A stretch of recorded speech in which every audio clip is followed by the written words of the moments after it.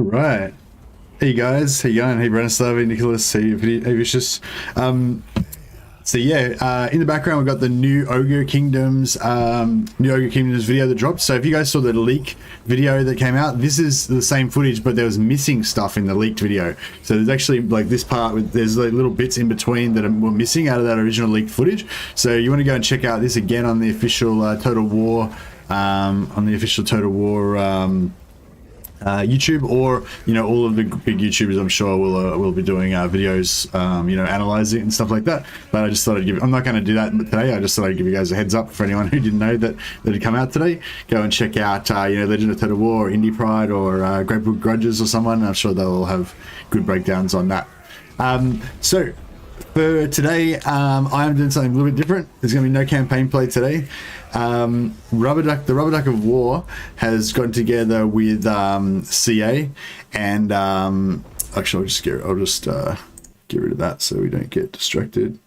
The Rubber Duck of War has gotten together with Creative Assembly and arranged a special tournament for newbies of Total War Warhammer multiplayer. I am one of those newbies. So I was lucky enough to get, I think one of the original coaches. So they got a bunch of like top multiplayer guys that you're probably familiar with to be the coaches. So it's going to be like Ultimate Fighter. If anyone's familiar with Ultimate Fighter, basically like a pro player is going to get like a noob, that'd be me, and they're going to train me up. Mercy the noob, that's right. And then at the end of the week, I got 4 days to train, and then at the end of the week, I'm going to go up against some other noobs that have been trained by some other people, and yeah, so it's gonna be crazy. So so Logic is going to be my coach. He's a great multiplayer player, and he's got a YouTube channel, relatively new YouTube channel, so not got that many subscribers yet, but he's been growing pretty fast. So thanks a lot, Chief. That's awesome, man. Oh no worries. Thanks for a generous of you, man. Much appreciated. Yeah, so Logic's got his YouTube channel. It's growing pretty fast. He does his Battle Mania tournament for high level players. He's also got something that you guys might be interested in assuming most of you guys are just purely campaign players like I am, or like I was until today. He's got a thing called Short Beards, which basically takes people who are totally new to multiplayer, and then you go into this kind of program, and Logic like matches. Well, maybe you can ask him about that in his chat. I'm gonna put a link up to Logic's stream. So if you've ever watched a co-op before, basically the idea is that you have one screen watching me, another screen watching Logic, and then you just mute one of them, and then you'll be able to see both views, but hear on the screen. So basically what's going to happen is we're going to have some battles. So during the battle, Logic will be doing commentary, so you can watch his stream to get the commentary. I don't think he's got it up yet, but I'll put a link to it once it gets going. How long has it been since the 1K sub special? I don't know. It's been a while, yeah. A few months. So yeah, I'm getting confused here, but yeah, so Logic, check out his channel. I'll put a link to his channel in a second. There's a link to his channel in the description down below, so maybe you can navigate to his stream by yourself, but once he gets the stream up and running, I'll put a link as well. So basically this it's for complete newbies. Full disclosure, I did have like 2 games of multiplayer against one of my mates in Warhammer 1 about 5 years ago, but neither of us really knew what we were doing, and so I don't know. I wanted to be honest though, so I checked with CA, and they said that means fuck all. That doesn't count as experience at all, and I'm still an absolute newbie. So there you go.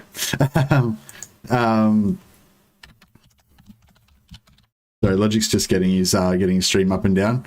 I want a training montage. I was actually thinking of doing a training montage, but I don't think I'm gonna have time, because I gotta work like straight after this training session today, a multiplayer training. I gotta go to work, and then it'll be sleep, and then more training, then work. Basically all I'm gonna do for the next 4 days is play multiplayer like every day nonstop, and just sleep and work until I become the ultimate multiplayer beast. Well, maybe hopefully I'll become slightly better than I am now. I know, that's what I want to do, the training montage song from Team America, exactly. I don't think I can do that though, otherwise I'll get copyright claimed, but that would be so good. It's like, everybody needs a montage, montage, bow. But yeah, I can't put any of that music in my video, otherwise I'll get in trouble. You know, focus on one race. We might talk a bit more about that with when Logic gets going. Hey, Dangerous Dave. About the strategy and stuff, but basically what we're gonna well, yeah, I'll see if Logic started up his stream yet. Yeah, okay, cool. Logic started up his stream now, so let me just make sure I've got it muted. Yeah, so this is Logic's stream. So everyone, if you've got two screens available and you want to use them both for this, then yeah, pop that other link there in the description. Pop that up and have that on your second screen, so then you can listen to Logic at the same time. And then, yeah, then you'll be able to hear Logic's commentary and stuff like that. But you might want to just leave his one muted for now. Otherwise, you know, you'll hear us double. But yeah, I don't know how you want to do it. You want to have basically one of them muted at a time and switch back and forth with the sound. But yeah, so basically I've had no multiplayer experience. I don't know anything about, like, I know how to play the game. Obviously I'm not like a total noob. Hopefully I've got like a few thousand hours of experience in multiplayer. I mean, in single player. I don't know how much of that translates to multiplayer, but you know, you gotta get in there and have a crack. So yeah, so I think Logic's got a player, this guy here, ODM Hanadins. I don't know who he is exactly, but I don't know any of the multiplayer names. But the fact that he's got ODM in front of his name, I kind of feel like that's not good. I don't feel like that bodes well for my my chances of victory. I don't have any multiplayer experiences coming across in the same tone as first time father. I don't know what that means. Oh no, not ODM. Is that bad? Yeah. How bad could it be? He's just a man like me. He can bleed, surely. Maybe. I don't know. It could be bad. Oh wait up. I think Logic's ready. Let me just unmute myself. Hey, oh no, he's gone away again. Hello, mate. There we go. Oh, hey, man. How you going? Yeah, I did a little intro, and yeah. So everyone, this is Logic. I was talking about before. He does. He's got a multiplayer. I already explained. You do multiplayer stuff. I don't know. You can tell us some more about yourself if you want. Yeah. How hard can this guy be? Yeah. So apparently, having ODM in front of your name is not a good sign. Some of the guys in my chat said. I mean, that can be challenging. Yeah, for sure. It's good to know that those guys know that. Yeah, I didn't actually say this, but yeah, so all of the coaches, so there's going to be a like pro MP player in charge of each new recruit. So in our group that we're going to be playing against first on the weekend is Rubber Duck of War, Dahvplays, Felkon, and Logic. And in the other group that we'll play the winner of that if we make it to the finals, which may not happen, it's CA Duck, Enticity, HW Sun, and Valkonos. And yeah, I was going to say, like, just some of those names, like Enticity and Felkon, like, I know those names. Like, I don't even follow multiplayer, and I know those names. So that's sort of, even just hearing those names kind of makes me a little bit scared. I don't know, that kind of, yeah. There's strong players with a great, like, wealth of knowledge. It's gonna be tough, but this is gonna be really enjoyable, I think. Oh, Rubber Duck said he's going to help me. He's going to give me cheats. All right. Yeah. He keeps saying on my stream, Mercy, don't listen to a word that Logic says. So, you know, there we go. He's trying to sabotage that. He's a rival. He's a rival coach. He recognizes. He's at 6, so we're gonna go invade him later. Oh, okay, nice. All right. So So should we just jump into it? Do I need to know anything before I? It sounds to me like you're ready. I'm ready. All right. How much? What do I? So this is how much money I've got. 10,000. Oh no. Did you have any like questions or anything you wanted to ask me first or something? All right. Yeah. So obviously you've never played before. So if I had some questions, for example, how would you work out your percentage chance to hit if you have a certain unit against another unit? If you had like a percentage chance to hit that unit, how would you work that out? Like, if you could have a successful hit, how would you work that out? What do you mean? Like, if you had, if you had like, another unit, say infantry. Okay, like melee attack versus melee defense, you mean? Yeah, how would that work? Would you know? I think it's like 40 base chance. Yeah, I think it's like 40 base chance, and then you add your melee attack and you remove their melee defense. Is that right? Pretty close, not quite, but pretty close. Okay, pretty close. All right, yeah, I got the gist of it. Yeah. All right, so obviously when we have interactions with charge bonus, if you get charge as a unit and you say you hit another infantry unit or you hit another cavalry unit, how does charge work? How does charge change your unit, and how does it affect the stats?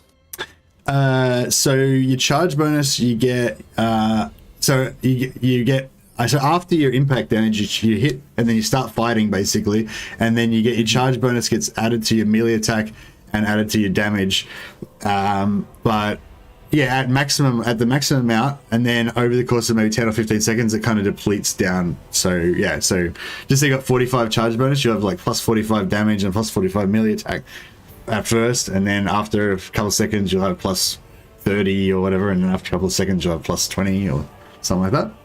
Yeah, I mean, it seems like you have a good understanding of the game. Yeah, so I got this. I don't need to know anything else, basically. I'm ready to win multiplayer.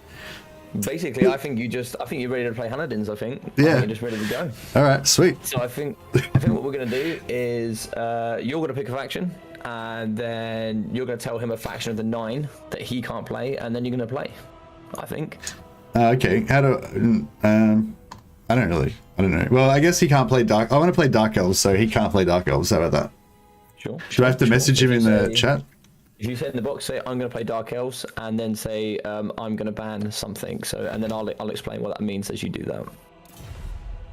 So basically, in the multiplayer scene, for those that don't know, we have what's called picks and bans, which is where you as the player, you pick a faction, and then you ban a faction for your opponent so they can't use it. So if there was a hard counter against Dark Elves, which is what most of them would like to use, then you can ban anything. I'm going to play Dark Elves, and I'm going to ban Dark Elves for you. Okay. Does that work? Yeah. Go your best faction. 1 second. Just need to make sure Hanadin knows the 9 factions to play, and then I think we're all good. Oh yeah, so do I have to like not use DLC? Is that? Yes, but for this particular one game here, we'll just leave it open for the first game, and then we'll go into that for the next bit. Cool, because yeah, I'm not sure which. Hand on wood, says Nicholas. I don't know what that means. Cry havoc and less loose. Oh yeah, so I forgot to. The thing I forgot to say at the start was I know this is not single player, guys, and I know this is a single player channel. But if you guys wanted to like put aside your single player bias for one day and support me in this endeavor, I'd be much appreciated. Or if you don't have time to watch all the training, if you would come in on the weekend and watch me fight in the tournament at least, I'd really appreciate a bit of support. And sorry, and the other whole point of me doing this is that I think that even for people like myself that predominantly want to just play single player, I think having at least a tiny bit of experience in multiplayer just gives you more of an appreciation and a broader understanding of the game. And so that's basically what I'm trying to do here, is encourage all of you guys to at least go out and have like one game of multiplayer at some point, either maybe with a friend or something, and just see what it's like. And that's what I'm doing. Factions open, bring 50%. What's a 50% MU? Do I need to know what that means? Right, so no, yeah, he's kind of talking to me in the audience. So he's saying that he has a 50% matchup. So this is, in the community, we call this a 50-50, which is they're even on quality. So if we played 100 games, you would expect 2 players of a similar level. 50 times you'd win for Dark Elves, 50 times you'd win for the Empire. So it's anyone's game, is what you're saying. It's like the odds are basically. Is what he's saying. Anyone's game. Basically even. Even. All right, we got this. So bring whatever you like. Build any army you'd like, and out of your 12,400 gold. And then when you're ready, and whilst you're talking, I guess I'll sit and explain to the audience about all of this. Oh, so are we still talking to each other, or are we? Oh. Yeah. We got Nathan here as well from CA. He's telling Duck to not sabotage. I love it. Welcome, Nathan. Hey, Nathan. Oh god, two of the most respected ducks in the community in the same chat. Indeed. All the ducks here. We have all the ducks. What up, and congrats on getting in this logic. Thank you very much, Captain Morgan. I appreciate that, dude. Do D have hard counter? Yeah, hard counters to Dark Elves would be maybe greenskins, something like that. And for sure. Yeah, most factions have a hard counter. There's very few that do not. Wood Elves, greenskins, yeah, for sure. Oh wait, I'm actually one of these things. And yeah, Hydras are good. I don't know. Are they good? I don't know. I'm trying to think what's good in like multiplayer. I'm gonna put my screen blocker up and see what you're doing, so that my chat can't see. All right, but you're not going to give me any help yet. I'm just going to be on my own still. No, yeah, nothing at all. Yeah, I'm going to see what you're doing. Maybe I don't want so many of these. Oh, they're cheap though, so maybe I should keep them. Trying to think of what I need. Something like good. Like I've kind of got all this like.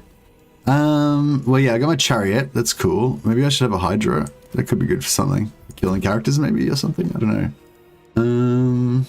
I can have heroes. Is it like? Oh, okay. I keep wanting to ask for advice, but no, I won't ask for any advice. No, I'm not going to give you any either. Wonder how much is if I put him on a horse? Wait, if I put him on a Pegasus? Okay, we're a bit over now.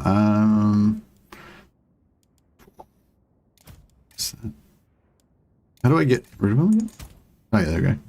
Okay, I got a little bit extra gold now. Maybe I can upgrade something. Hey, Ethan, how you doing, buddy? Yes, lizards are very good. I'd say lizardmen are in the top 2 in the game currently with beastmen. Yeah, for sure. Yeah, very strong. So for those that don't know, when we play here on the multiplayer scene, you get 12,400 gold, which you can spend on however you like. That can go on. You have to always bring a lord. You can bring heroes, casters. Pretty much anything, cavalry, artillery, infantry, and you just got to make an army at 12,400 gold. You've got your factions, and therefore there's your limitations, and you just try and go as hard against each other as you possibly can. And here at the moment, ooh.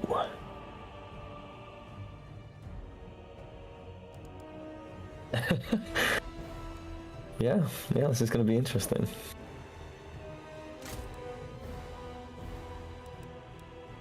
Actually, no, I can't afford that. Okay, that'll do. Whatever. All right, I think I'm ready. I don't know. Oh, like let's just rip it off like a band-aid. We'll just get it over and done with. Might want a cav unit. I've got this chariot. That was going to be my kind of cav. Plus, I've got Marathi and also this dude on Pegasuses. So they're going to be kind of my, well, not really cav, but they're going to be like my anti-cav, I guess. This is my plan. That's my plan. So my plan is I'm going to have some frontline sheep guys. I'm going to have lots of archers. Plus I'm going to have a little invisible stealth archer. And then, I don't know. I didn't really have a plan for the Hydra. I just figured I need something that's like big and scary. And then I'm going to have these 3 guys, the chariot and Marathi and this guy, for like, in case they try and flank me, I can just like pin them down with those guys maybe. And also Marathi can fly around and blow shit up with spells, I guess. That's kind of my plan. Nice. It looks like a good plan. I'm ready to see how that's going to work. All right. Should I just start battling now? Yeah, whenever you're ready, you'll start. It will load you. It will start you up. It will give you the tick. Hanadin has said he's ready. So once you've yeah. What I'll do during the game, Messi, I'll mute myself and I'll cast from my side what I see, and then after the game, I'll unmute you and we'll get going. So. Oh, so do I need to mute you as well, or you're going to mute yourself? Yeah. So. Yeah, if we mute each other, and then we'll unmute after the battle. Cool. All right, guys, here we go. Multiplayer. This is my first game of multiplayer. I'm actually pretty scared. I don't know why I'm scared. It's not like I'm gonna get physically harmed. Why can't I see anything? Oh, here we go. Okay. Fuck, there's no forest or anything. Okay, cool. Dread spears. Dark shards. I know that I've seen in multiplayer they always spread out their shit really wide, so I'm guessing that's what you're supposed to do, spread out your shit really wide. I don't know. Corsair handbows. I was thinking of hiding my Corsairs like in some trees or something, but there is no trees, so I guess that plan's fucked. Chariots. Excuse my French. Master Druki. I don't know. Something like that, I guess. Eager for battle. Maybe spread these guys out a bit more so they can't flank me. Dread spears. Dealers in death. I don't know if maybe I need more space between the front line or... But how are these... I don't know. I don't know. Chariots. We are ready. Mother of vengeance. I don't know. I guess that's fine. Basic line with one strong flank. Oh yeah, that sounds good. Alright, fuck it. Let's put this over here then. Marathi. Battle ready.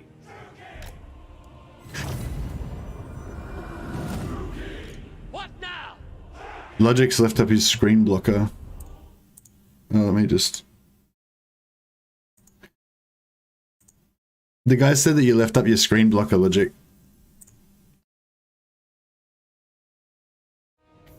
I'm a left side guy. I should probably get a bit closer, shouldn't I?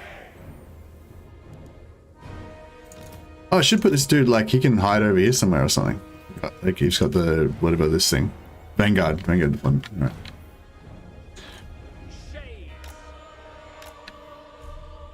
Oh man, this is gonna be scary. Battle with cannons in 20 seconds. Oh shit. Master Druki.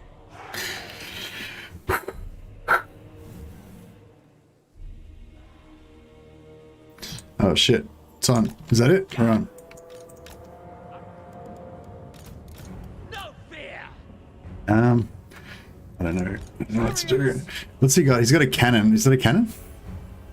It's what is it? Hammer of Witches. That's a cannon, isn't it? Okay. Shit. Moving. Quick. Can we just like fly into the middle and kill his wizard? Is that a thing?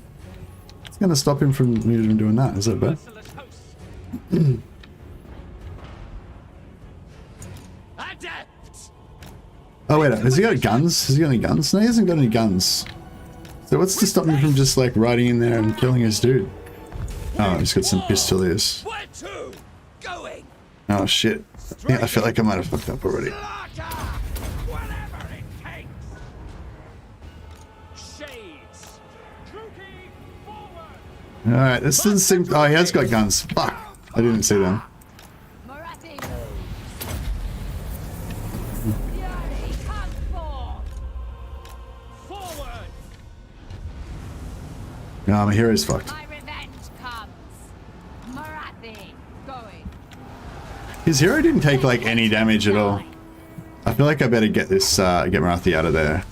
Come with But me. why do my charges keep missing all the time? I move. Oh fuck, I forgot to protect those cavalry. Pull back. Agreed. Forward. Dread spears. Going. To destroy. Oh, I forgot to get my archers to shoot. Shit. Suffering for Oh man, this isn't going super good.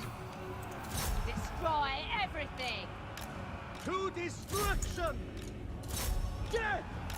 Advance. Oh wait up, fuck, what am I doing? I need to protect my shit. Corsair handbows. Dark shards at once.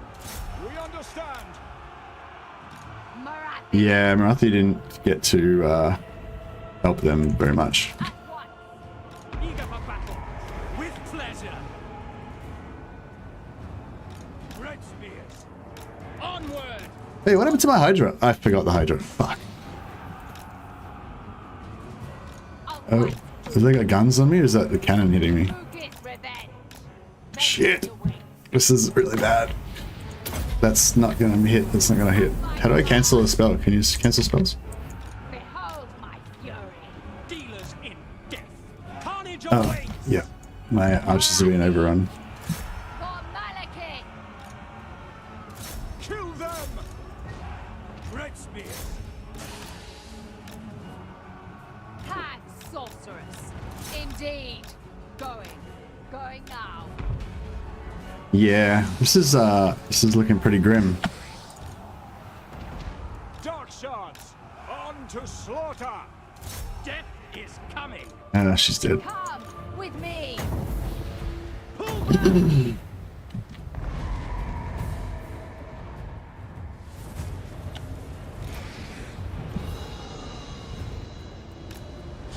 Well, I think it's done. I think it's done. What happened to the chariot? Oh, I forgot the chariot as well. Shit.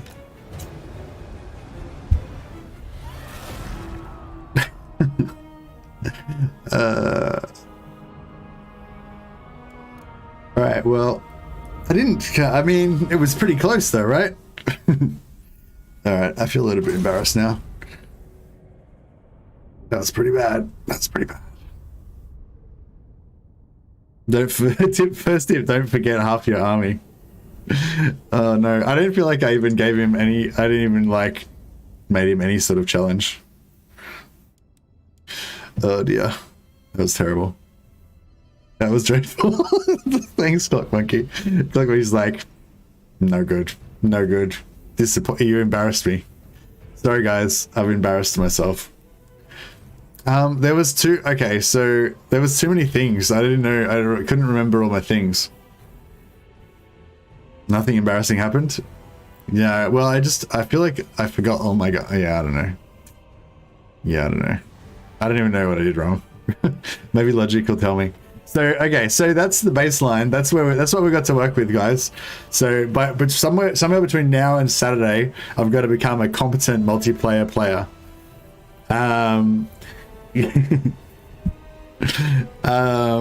Reminds me of my first multiplayer. You'll get better. Yeah, I got no idea what I'm doing, obviously, as you can see. So yeah, so that guys, that is the skill level that we're starting off with.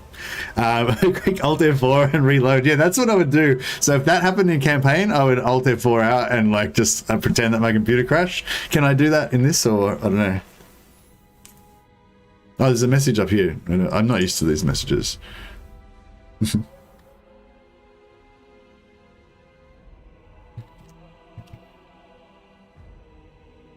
Sorry, didn't put up much of a fight.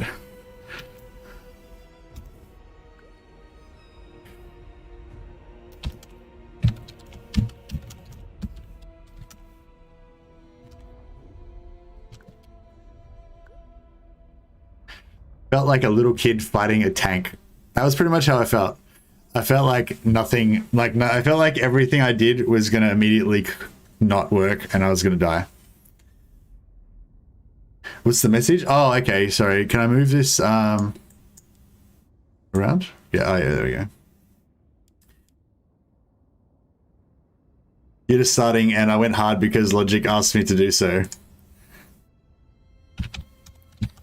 No, you did great.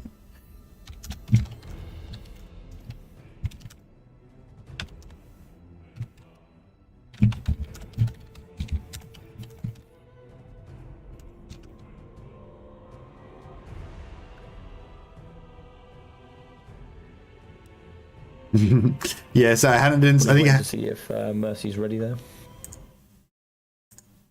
Hey Logic, how you going, man? Hey buddy, how did it go? How did you find it? I didn't win. I came second. I came second though, so that was pretty good. How did you find your first multiplayer experience against Hannon's? Yeah, I think I got smashed. I think Hannon's feels bad now. He feels like it felt like I couldn't do anything. It felt like I said to Hannon's, I felt like a little kid trying to fight a tank. Like it felt like nothing I did was gonna work, and he was just invincible. Like, you know, and also like I forgot half my units. Like I didn't even have. Yeah. Like my game plan was to use my dark shards basically to do the damage, but like I forgot to move them into range, and like, I thought that I'd be able to snipe his Bright Wizard, but like, well, one, I didn't realize that he had handguns right next to the Bright Wizard, and then and also my guy just didn't do any damage to the Bright Wizard. I don't know why. Like, I tried charging him with 2 different units, and it didn't, like, neither of them like really hit or anything. Anyway, so yeah, basically nothing I did worked, and everything was bad. That's not a problem. That's not a problem. I think that yeah, Hanadin's had a great defensive style where I don't know if you noticed, but he had his cannon shooting at your chariots. Oh.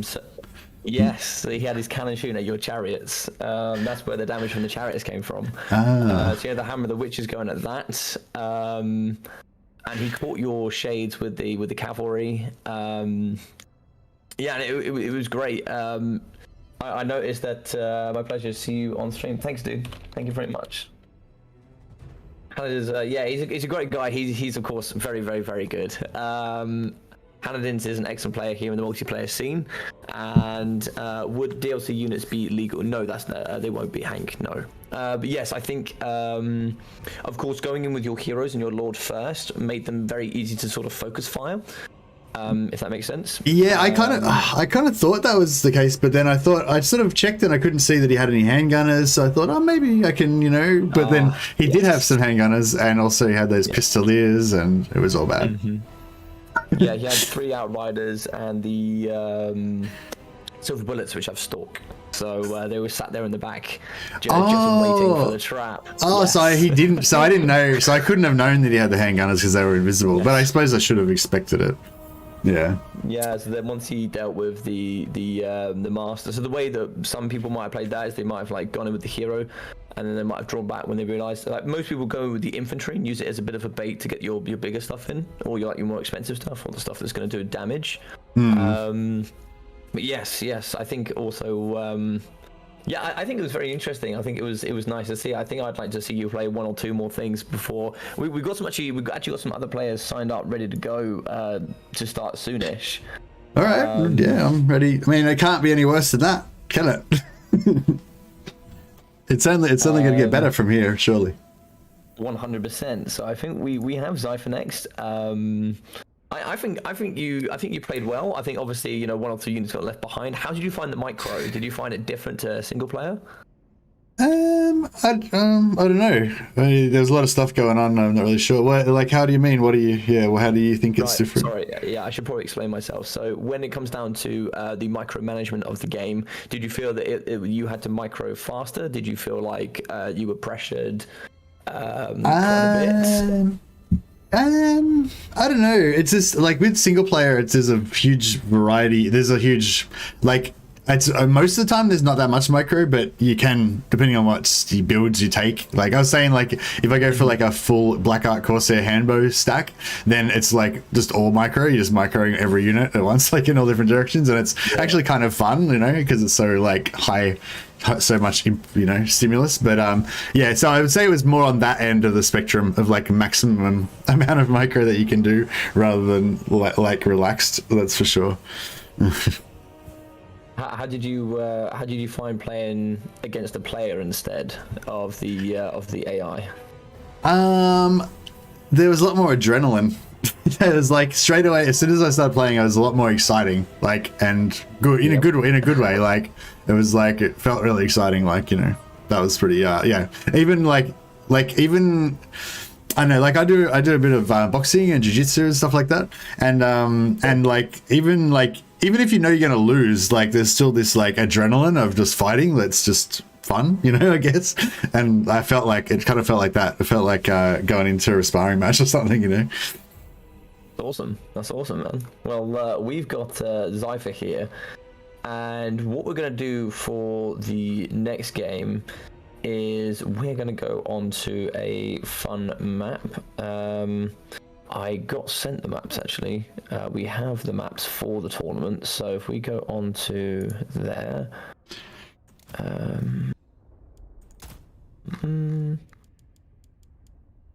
Okay, we'll play one of the maps from the tournament then. Cool. Lovely stuff. So there we go. So we're going to be Karak Angor is one of the when we go to our 8 teams, this will be one of the 3 maps that we use here in the semi-final. Oh, in the first day, sorry. All right, so we have Zypher here. So the way this will run is what I'll do, Messi, I'll let you pick a faction you'd like to play out of any of the 9. You can play whoever you like for the next couple of ones, and then I'll try and build in some pointers to improve. We'll play with the unit caps because that's the way we'll play in the actual game, and we'll try and play without any of the units that we are going to use for the tournament. Does that sound good? Without the unit, you mean the same as we're going to play in the tournaments with the same ones removed? Yes. Yeah, cool. Okay, well, I was thinking maybe I'll just go to Dark Elves again since I kind of had a bit of a plan going on. So here's a free bit of information. If you play Dark Elves, you don't have to ban Dark Elves because they're not going to be Dark Elves because they can't mirror match you. Okay then. Well, who should I ban? I don't know who to ban. Well, he's already chosen Beastman anyway, so should I ban Beastman? So I'm like, well, he likes Beastman obviously, so I'll ban that. So then he won't know what to do. So Beastman isn't one of the factions you can play. Okay, so I don't need to ban them.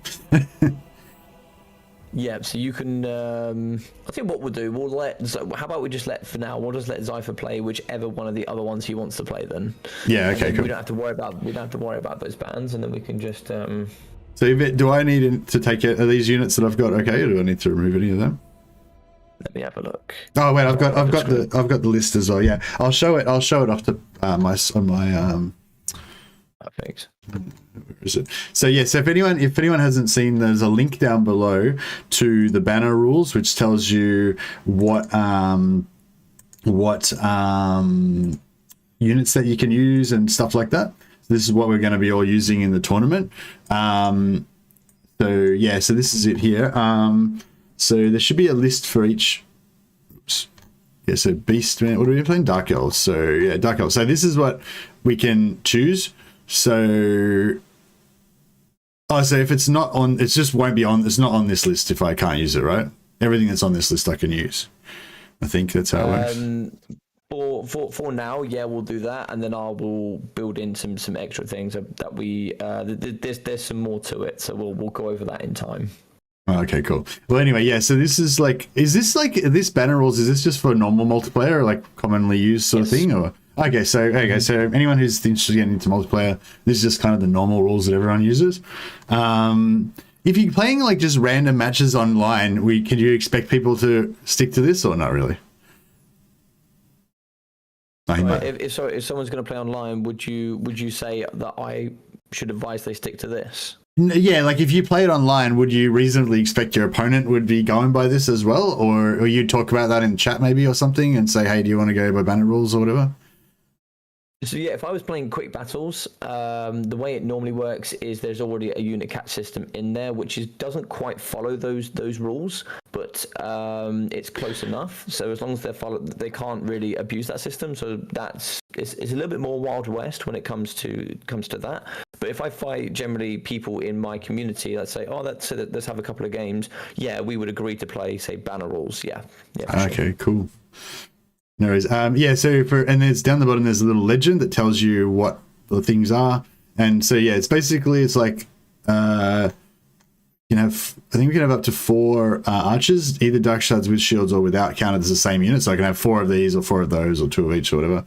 You can have maximum of 5 infantry, or if they're in the box, that means you can have up to 8 combined. So I could have like 5 spears or 5 swords, or I could have 4 of each or 3 of one and 5 of the other or whatever. Same with these guys. And then there's some other rules with single entities and stuff, but I forget. Yeah. So yeah, you can see there's just a bunch of units, and the legend should help you work out which everything is. Like, for example, there's manticore mounts and what they mean, how many of those things you can bring, and all those kind of things, yeah. Did you want to give me... So I took out the Hydra because I kind of felt like even if I hadn't forgotten it, it would have been really slow and they would have just shot the shit out of it. So I took out the Hydra. I put in 2 units. I put in 3 units of Black Ark Corsairs, so I could try and do my kiting-y thing. Okay. I don't know. What do you want to give me any tips, or do you want to just go with that? Yeah. Go with whatever. I can give you one tip. Okay. You've got a lot of range, and you've got not too much to protect it. Yeah, true. Is my one advice for you. Maybe I should. You've got 4 units of infantry melee, and you've got. Although the Black Hawk Corsairs can kite and kind of protect themselves, they've got kind of no fast elements around them that can at least protect them. I don't know if I like any of the Dark Elf fast stuff though, apart from the chariots. Should I just get another chariot maybe? Get rid of a couple of archers and get another chariot? Will that work? Have 2 chariots? Yeah. So my thing would be, what happens if Zypher came with some cavalry? How would you protect yourself against cavalry? Yeah, well, so I was thinking, what I meant to do last time was, instead of sending Marathi and the hero in to try and snipe, I was actually going to use them as the counter cavalry. So I'll basically try and pin the cavalry with Marathi and this guy, and then just shoot the crap out of them with my archers, which I just got rid of. But yeah, does that sort of work or not really? So the way it would work in single player is the computer, once you've engaged in melee, the computer will stay with that unit and will fight with you until it draws itself away. Here on the multiplayer, if you have a unit of cavalry that fights a single entity, if you just click past that single entity, then ignore it and just pass straight through it. Okay. Would the chariots be able to stop cavalry, or do you actually need cavalry to stop cavalry? Cavalry could be, so for example, the Cold One chariots could be a good counter, like they could shoot and kill a lot of the cavalry. You could certainly give it a go. I'm not going to tell you what to bring, but I would say as long as you've got something that can deal with cavalry, or can at least stop cavalry from shutting down all your range, that would be something I would heavily advise. Alright, I'll try this, I guess. Or maybe I should get rid, I don't know. Maybe I should. Yeah, so we've got a link there to Mercy's channel for you guys that haven't seen Mercy before. You guys can go check him out there, and there's a link above from Muckluck, the amazing admin. He's just dropped that in for you guys. So you can join up there and go watch from his POV as well. Nice one. Yeah, I'll put another link. I put it up already, but there's another link to Rubberduck. Not Rubberduck, sorry, Logic's channel. He's Rubberduck's not on our side. He keeps pretending. He comes in here, tries to give me advice and pretend he's my friend, but he's secretly trying to ruin us. 100%. He's trying to get in between. All right, cool. Yeah, all right. Well, whatever. That's good enough. Your opponent has picked dwarfs. Okay. Maybe actually, if he's gonna go dwarfs, I should more cav is good against dwarves, right? Because they can't do anything against cav really. And I don't want to be getting to a shooting war, because that'll be bad. I need some armor piercing because they're all armor piercing. They're all armored. Crap. All right, this is totally different now, isn't it? Should I just get rid of my infantry? I don't even need defensive infantry against dwarves, really, do I? What are they? I don't know. Maybe. And the kiting thing. Go on. Well, the kiting thing might work because they're slow.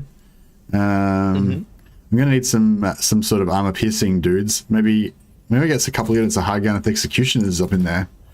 No, they're expensive. So there's nothing cheap that does AP, is there? No, not really. Not from the Dark Elves, no. Apart from range, no, not really. Yeah, so maybe I should get some more. Yeah, no, we need them dark shards. We need as many dark shards as possible. Dark shards are good. Oh, maybe we need to shield the dark shards because they're going to be shooting back at us. That could be. Maybe that'll be good. They do have silver shields, which are pretty strong. Yeah. Fuck. So we gotta get behind them and shoot them in the back, kind of thing, and yeah. Fuck, I don't know. It's overwhelming. I don't know what to do. It's a lot to think about when it comes to multiplayer. My way of envisioning how I approach a matchup is, I think, what does my opponent have? What are their weaknesses? What are their strengths? So the strengths for the Dowie is they've got a lot of armor. They've got great leadership, and invariably they've got pretty decent stats for the most part. They do struggle with mobility. They have big mobility problems. They do have gyrocopters, of course. So they have slayers as well, which are faster than I think most people think. And also things like, for example, mines or blasting charges, which is really good at dealing with lightly armored chaff. Yeah. So as long as you've got something to kind of deal with the infantry. For example, do you want to kite them? Do you want to put the pressure on them? For example, if they bring a cannon, what are you going to do? If they bring a cannon, are you going to be able to kite against a cannon? Yeah.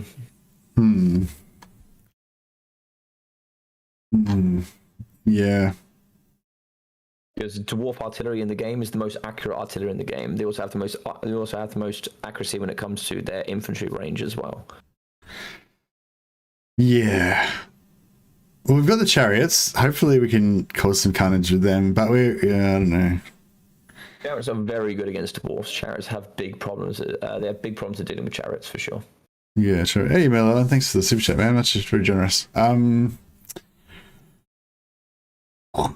I don't know. Maybe I'll just what's 500 gold? Maybe I should just get another unit of cav, chuck another unit of this crappy dark riders in there. Maybe they'll do something. I don't know. I feel like there's not like me just staring at the screen isn't going to get me any closer to victory. I'd like to leave as much to you as possible. If you ever want some advice, just ask, and I'll give you what I can. But I also want you to learn from also making mistakes, because from my personal thing from teaching others, I feel like making mistakes is one of the best ways to learn. Yeah. Learning, for example, I tried this didn't work, this is why it didn't work. Instead of me just going, this is the army you should use, and you don't know why, instead of giving you a false ideology of, you just go, oh, this army works, so I'll keep using that. Yeah, this yeah. army might not work against all players. Oh yeah, so one thing I was going to say as well, so I've got these 2 flying heroes, right? He's not going to have anything that can deal with that, right? Well, that can, he's not going to have anything similar to that. The only thing he might have is gyrocopters, which my heroes were going to smash if they try and fight melee or whatever. So, so maybe, I don't know, maybe I want to do some stuff with my heroes early on before the kind of battle lines are joined and stuff. But there's all those rules you get about attacking and everything. So can I, if I'm how can I fly? So can I fly up and try and drop a pit of shades on his cannon or whatever, and that doesn't count as attacking? But if I'm kind of moving my army towards him at the same time, that's fine, or whatever. That's fine. Yeah. So as long as there's the beginning stage of the match. So as you're pushing forward towards his army, as long as you're making progression towards his army with the intent to shoot or the intent to fight in melee, that counts as fine as meeting the attacking rule. And you can certainly, within that stage, you can certainly move forward and use magic. But if you only use magic in the beginning stage and you show no intent to attack with the rest of your army, that wouldn't be fulfilling the attacking rule. Yeah. Okay. So both of us should be moving towards each other at the start, basically, yeah? Yes. That's correct, yeah. Okay. But if you got a cannon, you can You could think about also artillery, because I haven't heard you speak about artillery yet. Does my artillery outrange his cannons? They do not, but bolt throwers are very accurate for sure, and they're very good at sniping out other artillery. And he doesn't have any cavalry, although he does have slayers and possibly have. So, for example, if he doesn't bring any artillery and you've got artillery, what's he going to have to do? Yeah, okay. He's going to have to come to you, which is not good for the dwarfs. Well, I could get rid of one of my units of Black Ark Corsairs. Yeah, it's just food for thought there. Just also as well, for Marathi, one more. The last hint I'll give as well as Pit of Shades is great, but also when you've got spells like Soul Stealer that can also heal Marathi as well as do damage to your opponents, I think that's very optimal. Do you reckon, instead of Soul Stealer, you reckon, or just as well as? I would say they're both very expensive spells. So, unlike with campaign, getting Winds of Magic is very tough. I think you get 60 Winds of Magic per match. So, for example, if you use a Soul Steal, I think it's 18 Winds of Magic. I can't quite see. Yeah, I did take. It's 18. Yeah, I did take. Arcane Conduit, but greater Arcane Conduit. So that's not even okay. Greater Arcane Conduit is just the same but passive. Oh yeah, so that was the other thing I was going to ask. I took all the melees. I took Marathi's melee stuff, like -10 melee attack, aura, and also her item that gives -10 melee attack and stuff. But then I didn't actually use her to augment any melee attacks, and I just got her killed. But Yeah, is that like, would that be still good to take, you think? Didn't Yeah, seem... so generally with your caster with Marathi, I was very impressed with what you took. So Enchanting Beauty alongside Heart Render and the Dark Sword gives -20 melee attack and -10 melee defense. So the Enchanting Beauty is constant, so you don't need to be engaged in melee. So she always gives -10 melee attack in a 40-meter radius around her. So if you let your infantry go in and then you fight alongside your infantry with her, everything in that area is going to get -20 melee attack and -10 melee defense, which is huge for some units. So it can really help you win the front line just as a passive. Soul Stealer can be great because it keeps her healed, it keeps her healthy, and Spirit Leech is great because then you get more Soul Stealers. Oh, Hank's saying always take the Wand of Calradian, gives you 2 free Doom Bolts and is cheaper. Makes Soul Stealer cheaper. Okay, sounds good. Yeah, so the wand is really good. It's also a good targeting spell as well, so it actually has a track. Doesn't say anything about it reducing Soul Stealer cost. Maybe that's in campaign. I don't think it has anything to do with mana, but it's basically it doesn't cost any winds of magic. Yeah, okay. Costs 200. Oh, whatever. I've got some spare points. That's fine, I guess. It's you don't have to bring it, but I think it's strong. I think it is good. But I think a lot of things when it comes to multiplayer that you might not see so much in so a lot of things that I see when I play single player is I have a lot of items that I don't necessarily use during the match. In multiplayer, we try and really cut down as much as we possibly can to utilize everything optimally. So we try and bring as few spells as we need, as few items as we need. Like for example, if I don't need cavalry, I won't bring cavalry, depending on my game plan. Okay. All right. I think I'm ready. I think I'm ready. All right. Well, let's give it a go. Let's see how it goes, and then I'll cast it, and then we'll try and see if we can get some feedback and talk afterwards. All right. Sounds good. I'll meet you again. Yeah. Awesome. I'll see you on the other side. All right. See ya. Whew. All right, we're in. We're doing it, guys. I'm about to get flogged again. Taught you some Ice Power secret facts. Thanks, bro. Crush them. We will. Yeah, the Druki have far more inventive ways of causing pain than. I don't even know who. Oh, dwarfs. That's right. Shit. Oh god, I'm gonna get smashed.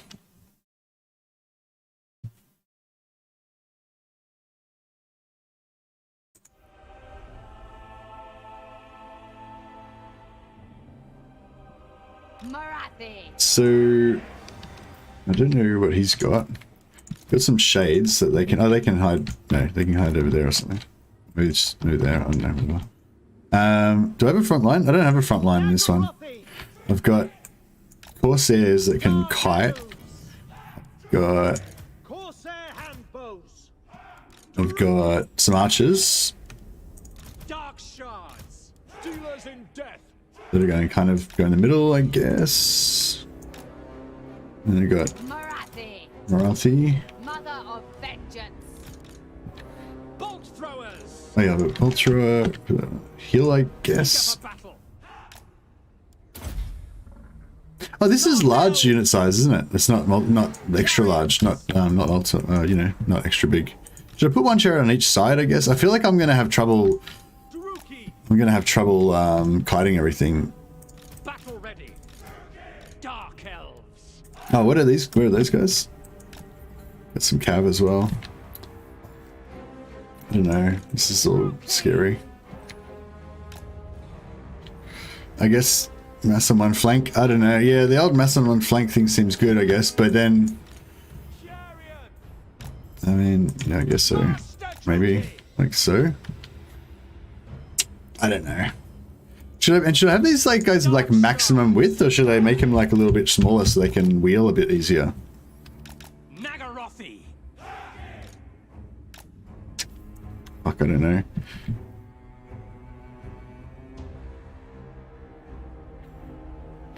I don't know. I don't know.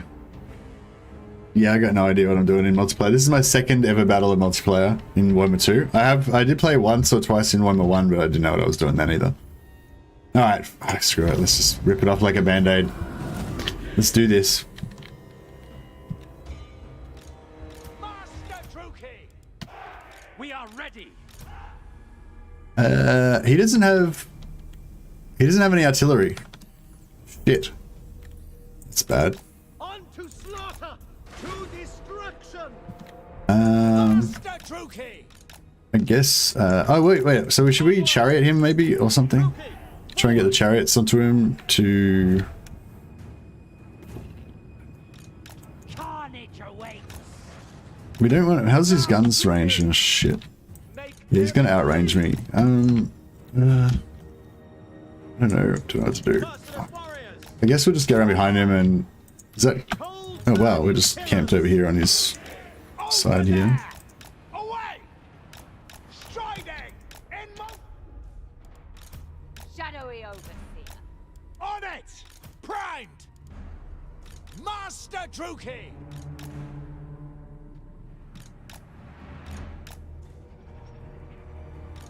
Druki, forward! I don't know what to do. Dark shards! To destruction! Advance! Like, should I be shooting those guys, or is it like not even worth shooting them, or I don't know. Marathi. I feel like we should do some like spells on something.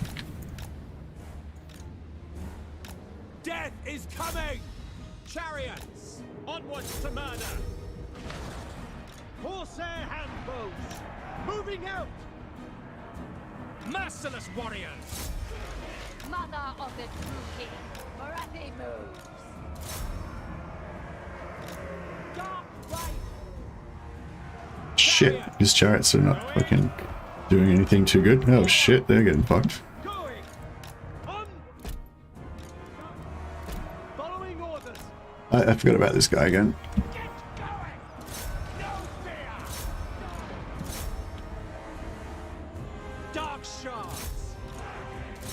No survivors! With pleasure! Oh shit, my chariots are getting dead. Forgot about him. To slaughter! No survivors! To Oh. destruction! Battle ready! Slaughter them! Dark shards! Oh, maybe we could kill his lord. Orders! That'd be pretty good, wouldn't it? Will flow! Advancing! I don't think that's. Oh shit, Marathi's fucked.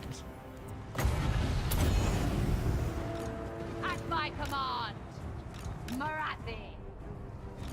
Battle ready! Nagarothi! Suffering for all! Advance, Druki!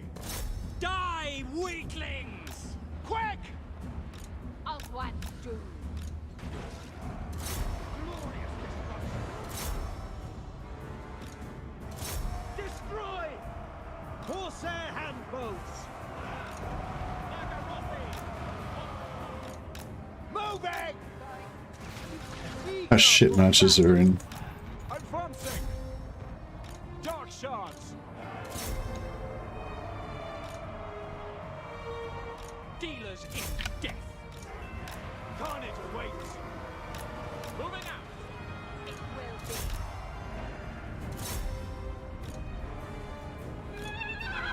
What if she can doombolt this guy again? Doesn't seem to hit that. Fuck, I don't know. Fury, come forth. Hands up.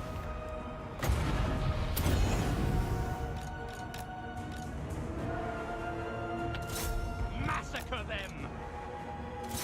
No mercy! Pull back! Murder awaits! To destruction! On the move. Fuck, Marathi's getting fucked. Ruthless! Making ground! Into position! Over there! Dark shards! Death! We are ready! Bloody murder! God damn it, these dwarves are tough.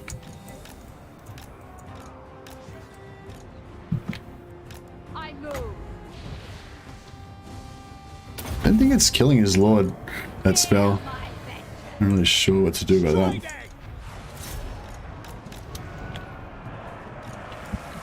So, Corsairs. Shit.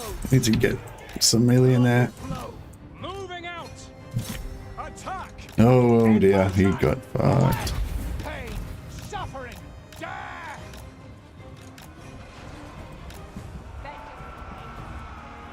Merciless warriors.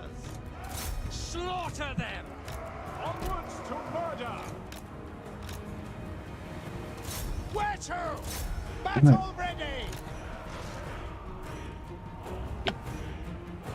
Withdraw. Blood will flow.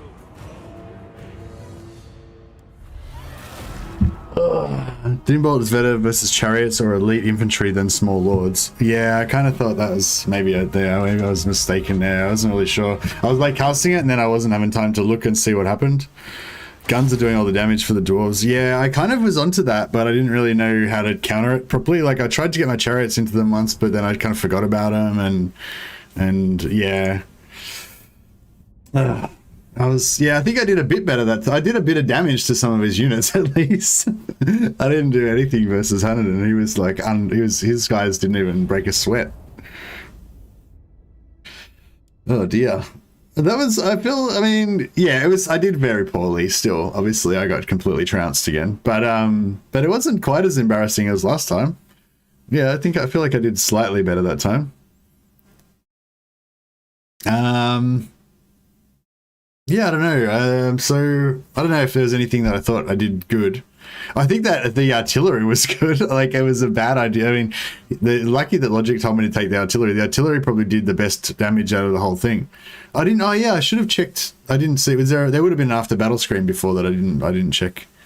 Playing against some very experienced players. Yeah, well, they've got to be more experienced than me. But although I'm getting more experienced every game, I've had 2 games now. So I'm getting pretty experienced. Oh yeah, I just finished the game. If anyone's might need to refresh or something, if you're not up to the same point as me. But yeah, is Logic still?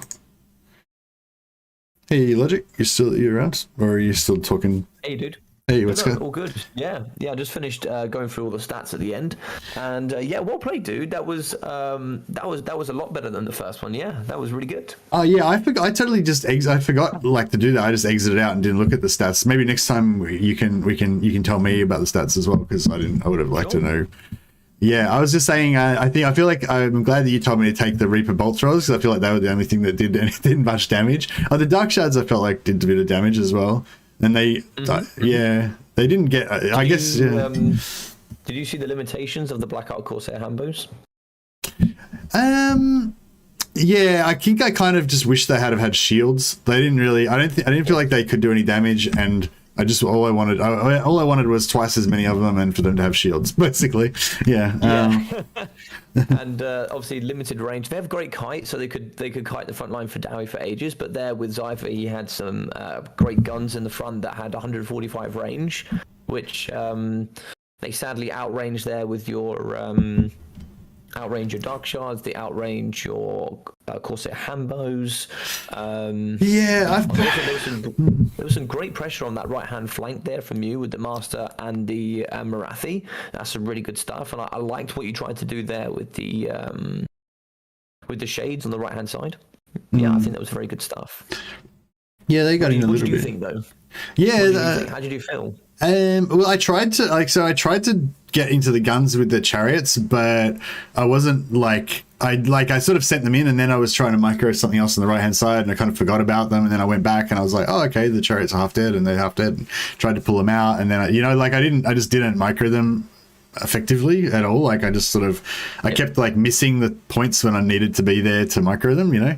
I mean, I managed to not get them eaten by the Slayers, but that was my main thing I was trying to do, is not get them killed by the Slayers. But that was about it. They didn't really do anything else apart from that anyway. Yeah. I think one of the biggest things we talk in the multiplayer scene is micro and micromanagement. It's the ability to make sure that all your units are moving and being optimal all at the same time. It's pretty much the thing that defines you being the best in the game, and those that are trying to be the best in the game. Thanks, Ivan, for the super chat, man. Much appreciated. Sorry, I should have just thought I said super chat. That's very generous, man. Thank you. No, that was all. I just wanted to call out. So that's kind of rude not to repeat. No, don't worry about talking over me. That's absolutely fine. Obviously, we got 2 chats going on here as well. But yeah, I think that. I think you played very well. How did you feel about the Wand of Carandon? I thought that was quite useful. You used that twice. Yeah, I did. I didn't see. I was just like casting it. I was trying to use it on their Lord to see if I could damage him, but I didn't actually get to see what happened because I kept having to move to something else to micro. But I was noticing his health didn't seem to be going down much, and somebody said in chat that it kind of misses trying to single target, single entity units. Did about 40% damage of his health with Wand of Carandon. Oh, so it was good to shoot him with that. It's very effective. Okay. Very effective. Awesome. And I was trying to get some shards onto him as well, but. So also, there's the one thing that I would say to you as well for the next game is a bit of target prioritization. So what would you say in that army what was the major threat for you that you had to deal with? The major thing I was trying to deal with was the guns, but I couldn't really get to them very good. And actually, that's a good point. I used because as his infantry started to close with me, I was targeting his closest infantry unit with my artillery because it seemed like the artillery was the only thing that was really taking stuff out. But that meant I never actually shot at his guns at all. So yeah, maybe I should have done that. Also, there's an element of having control of the battlefield. So I think the main threat was the Thunderers. So the Thunderers are extremely powerful, some of the most cost-efficient range in the game. They have great armor, good shields, great armor piercing. They're very good in multiplayer and in single player. I think if you maybe used a couple of ones there as well, maybe used a Wand of Carandon on one on each of those and slowly focus them down with cycling with chariots. And the difficulty is, I think what might have been nice is maybe a couple of extra of the bolt throwers. I think that might have been really nice. Yeah, the bolt throwers did good damage, for sure. If you'd had like 3 bolt throwers and you put 3 bolt throwers, one on each of the range tools, and then used the Wand of Carandon on the other ones, I think you could have taken out those. Those Thunderers quite nicely. Yeah. And then you would have had battlefield control because you would have been faster with your mobility. Yeah. For sure. So maybe just whenever you're facing dwarves, like artillery is kind of a better option in a way because they're unlikely to be able to totally overwhelm you with flanking. It can be, and this is the great thing about multiplayer. In some scenarios, it can be, but with a different build, it might not necessarily be. So, for example, if they brought artillery, it could be a different match. Yeah. And that is what is so fun about multiplayer, is the ability to come with an army together with a strategy to try and beat your opponent. Yeah. And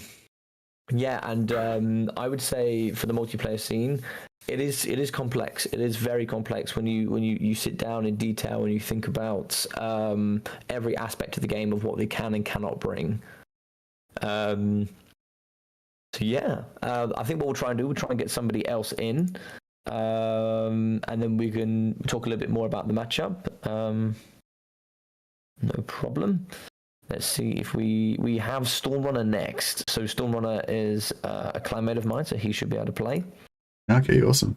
I was thinking I might just stick with Dark Elves for today, if that's all right, and just try and learn some of the. I did think that actually trying to learn any more than one faction today would be tough. Would be tough.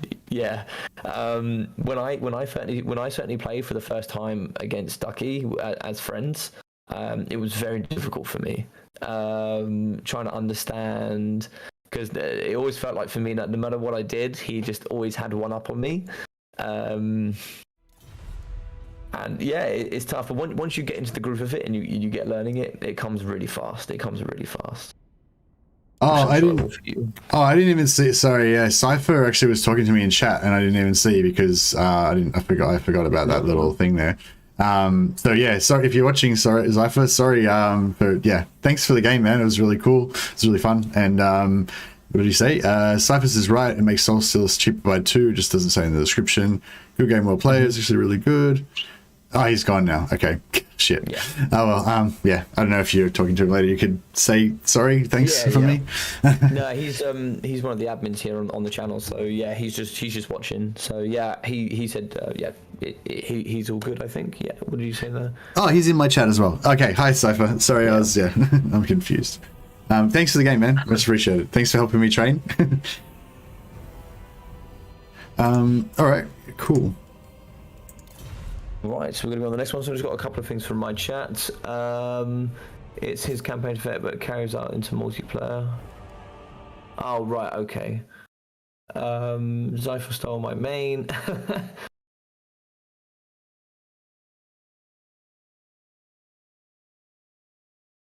Yeah, no, I think that... right, so I think we should just have Storm here. Let me just send him a message. Even says tips for new players in multiplayer, learning which skirmish heavy builds factions and which is better at playstyle, Wood Elves or Druchii. Oh, I don't know. You might have to ask those questions in Logic's chat, guys. So yeah, if anyone hasn't already checked out Logic's channel, I've just put a link here to the stream. So Logic's gonna be, like, obviously if you're listening to my chat, you'll hear Logic giving me advice between the battles. But if you want to get like actual like knowledge about multiplayer, you're better off going into Logic's chat and probably asking in there. Also, there's probably some more experienced multiplayer people in there that might be able to help in chat as well. Yeah, obviously I don't know anything, so there's no point asking me any questions. But thanks a lot for the super chat, man. Very generous of you. But yeah, so so for skirmish heavy builds, which is better, Wood Elves or Dark Elves? What do you reckon, Logic? In previous past, it certainly used to be king with the Dark Elves, but as of the most recent history, as of now, Wood Elves is by far the best kiting faction in the game, by far. There you go. Yeah. They're actually the only faction in the game as well, due to their ability of mobility. They're the only true faction, I think, in the game that has an unlimited skill roofing. So essentially, the better you get at the game, the better you will get with Wood Elves because they just dominate on mobility. Yeah. Well, I don't know if I should I should worry. Maybe I should stay away from them for now. Luckily, we don't have to play against Wood Elves in this tournament. Oh yeah, so did you have any tips for me? Yes. So do we know, or should I wait till, I'll wait till he decides what he's going to pick, yeah? Thanks, everyone.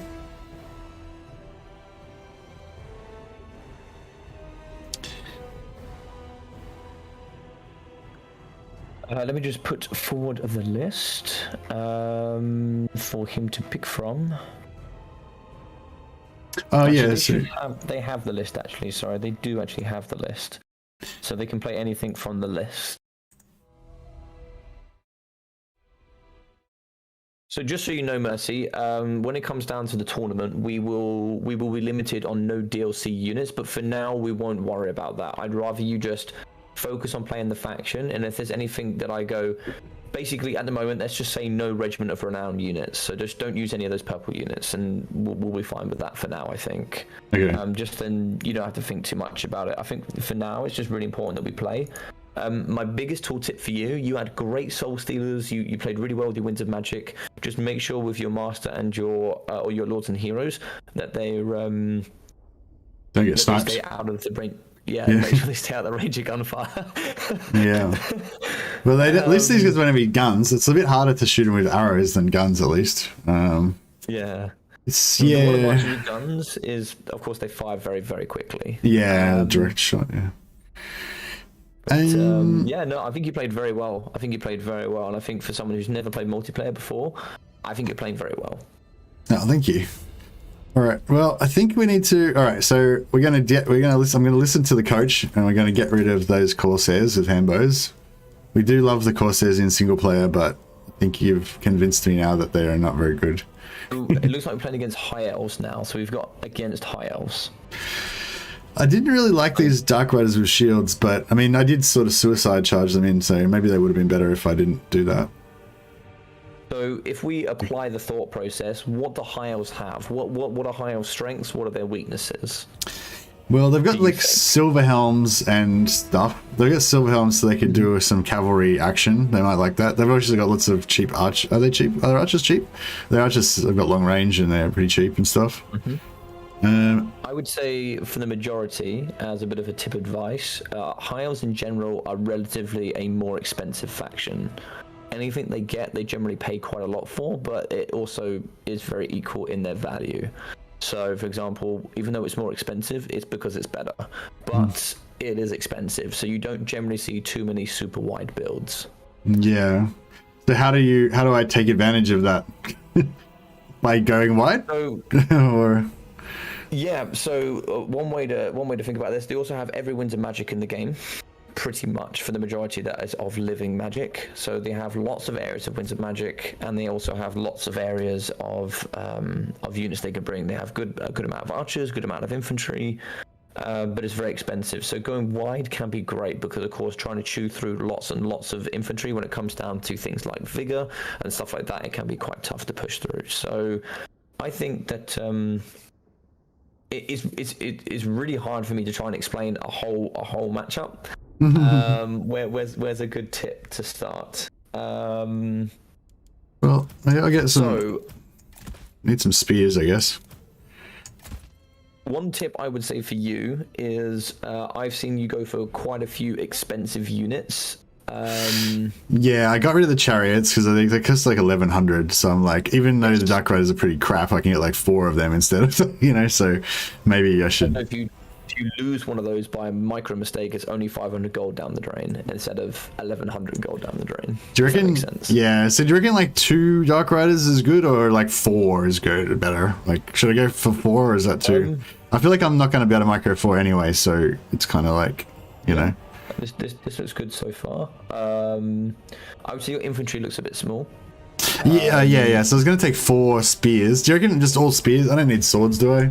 The spears are just there to stop their cavalry from running through my archers, basically. That's kind of my plan. Their archers outrange you, so you know. Yeah, true. So maybe we're going to get rid of all this and just go like all bleak swords and just bum rush their whole thing.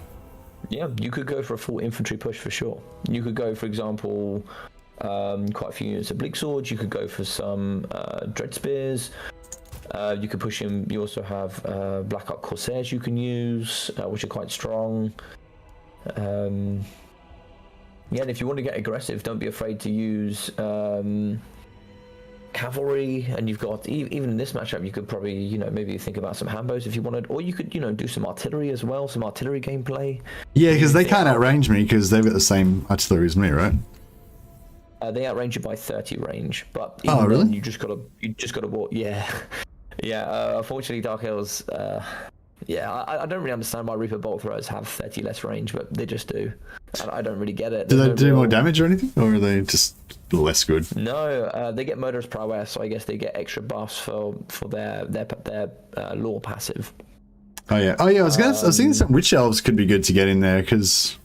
I don't know. So one advantage with witch elves is if you attack something like a caster, they rampage, so they can't use any of their spells.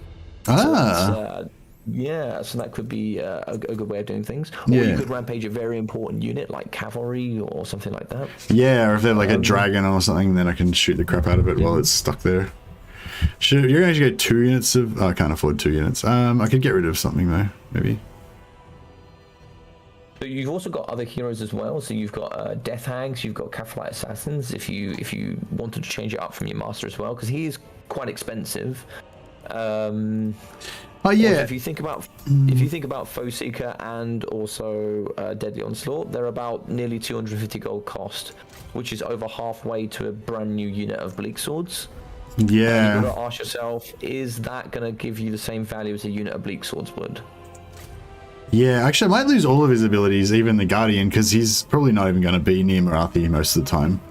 And that gives me another unit. Cool, that's a good call. I was thinking I'm just going to stick with Marathi. Like, there's no real reason to go to any other lords here. Marathi's, if I just stick with Marathi. I think Marathi's good. I think that Malekith is also great. They're going to be 2 of the lords that you will have as options for... Okay. Actually, I don't know if you can. I think Marathi is actually DLC, but we won't worry about that for now. For example, in your last matchup, actually, someone like Loki Felhart is a really good. He's a really good lord to bring against the Dawi. He's an excellent duelist. He can beat up most of their legendary lords. He's pretty cheap as well, and you can just put him on foot, and he does very well. Okay. And because he's like got his buff or whatever, it'd be hard for them to kind of snipe him or whatever. Yeah, 100%. He's got his dreaded duelist, which is very, very strong. Oh, and we can use him. You said. Yes, we can. Yeah, he's FLC. Okay, cool. But we'll stick with Marathi for this one, you reckon? Yeah, I think so. Okay, so we're going to go for like an ultra wide kind of just bum rush them with all my infantry strat. This army already looks way more multiplayer, by the way. Okay, cool. Yeah, way more multiplayer. That was a good tip about the abilities, because I was actually thinking about the abilities that on the master and thinking that I don't use them. So, but I forgot and didn't think to get rid of them. So that was a really good tip. So I've got 4 units of dark shards with shields. That's the maximum I can have with them, isn't it? Yeah. You can invariably bring 5 if you want to. Can you I? can have up to 5 of them. Oh, I thought it was 4. You can have 5 if you like. I think that's maximum 5. Yeah, sorry, maximum 5. Yeah. Okay, yeah. Well, maybe I should go 5 then, because they're pretty good. Yeah. What can They are pretty good. I don't know where I can save 100 gold though. How much money have you got left? I got 535, and they're 650 for the dark shards of shields. I could get rid of one of. I could get rid of Marathi's. I think I took an extra spell on her or something. Here we go with her.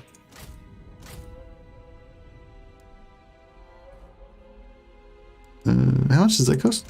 It's pretty cheap. No, like, get rid of that. Actually, we'll put that back on.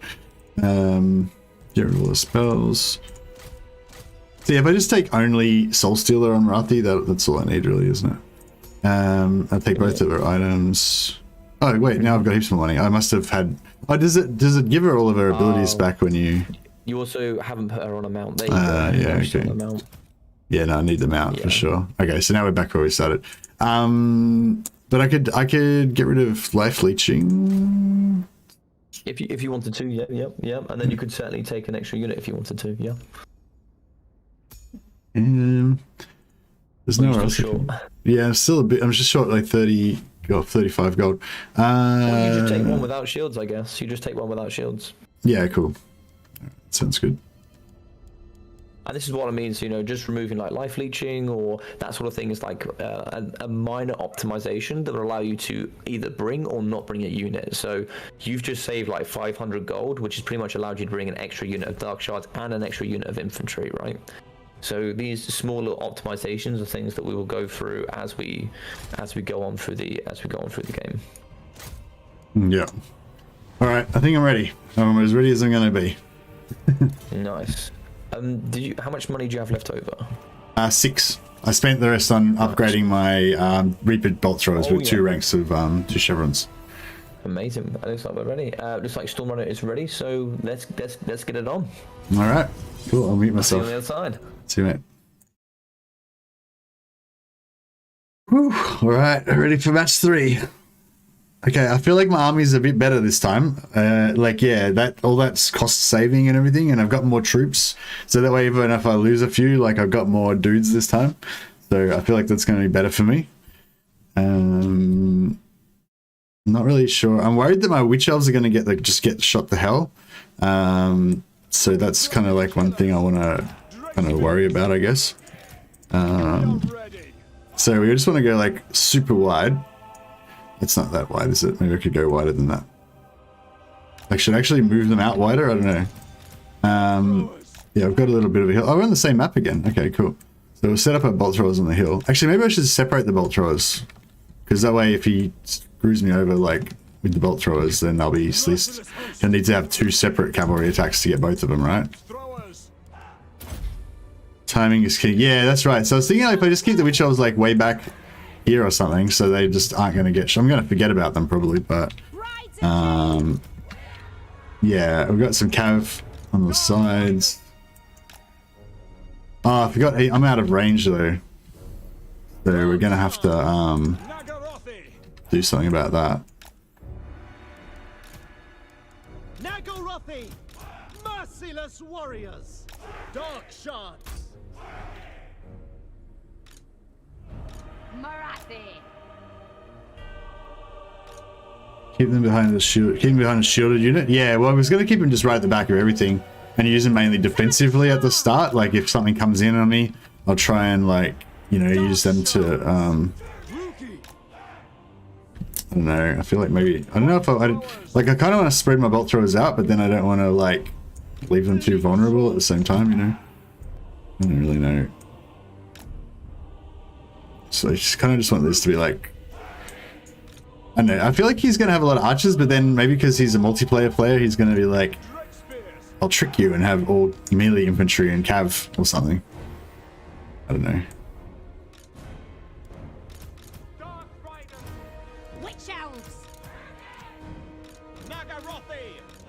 Alright, I think that's about as ready as I'm ever gonna get. Do spread shots? Yeah, spread shots in the bolt thrower is not that great. What do you mean? But I'm gonna be shooting at infantry. Give some infantry back to defend the artillery. Yeah. Yeah, true. I'll try and like leave these guys here, I guess. And these guys. I kind of want these. I want the bleak swords at the sides to kind of, but then I sort of want them in the middle at the same time. I don't know. I don't know what I'm saying. Alright, cool, whatever. We got it. We got this. Not really, but, sort of. We sort of got this. Archers are too close to the front line. Oh, I was going to move them forward. But just because he outranges me, so I figured it's better to, like, charge them forward. Like, start off out of range and then charge into range, Yeah, I'm going to move everything forward, I thought, afterwards. Because I'm going to have to move towards him, right? It's because the attack rules or whatever. Yeah, anyway, so my plan is I'm going to move everything forward, except for the artillery, basically.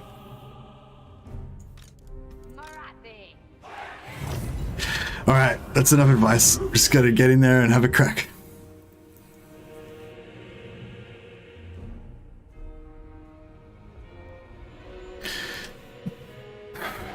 Oh, shit. Alright, so I'll just do my little move-in thing. Yes. Fuck, he's got 2 dragons. That seems like a lot of dragons. White lions. Shit, it's all over. Okay, yeah, I gotta actually shoot at something with the artillery. Maybe... Should I shoot at the dragons, or is it gonna be not... Is that not gonna work? Shit, I'm moving my artillery. Alright, so we need... Shit. I don't know what to do. Like, can Marathi and that beat the dragons in combat? Like, can I just go in and, like, kill the dragons? Or are they super tough? Are they gonna... I don't even know. Try the dragons? Yeah, I don't know. Do you reckon dragons will... Fuck, I don't know what I'm doing here.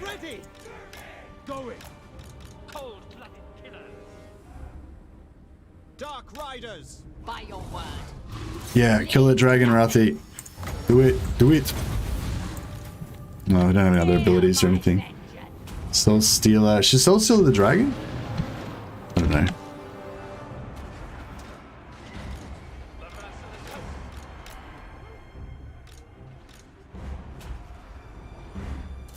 These guys are... shit, the dragon's kind of killing us.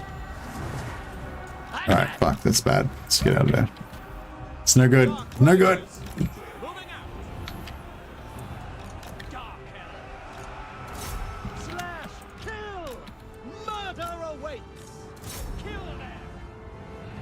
Oh shit, Marathi's fucked.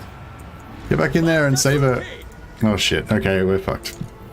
Okay, that Marathi versus 2 dragons strat that wasn't great. That wasn't my best move. Moving out. Destroy.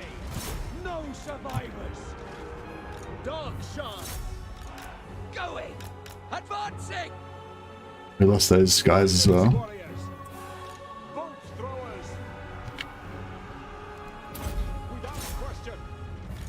I can shot like trying to single target, shoot their lord. It's probably not going to really happen, but Blood for pain. Withdraw. Murder awaits. probably not the most effective way of doing that. Bolt throwers. Yeah, it's not working. Okay, here comes the dragons.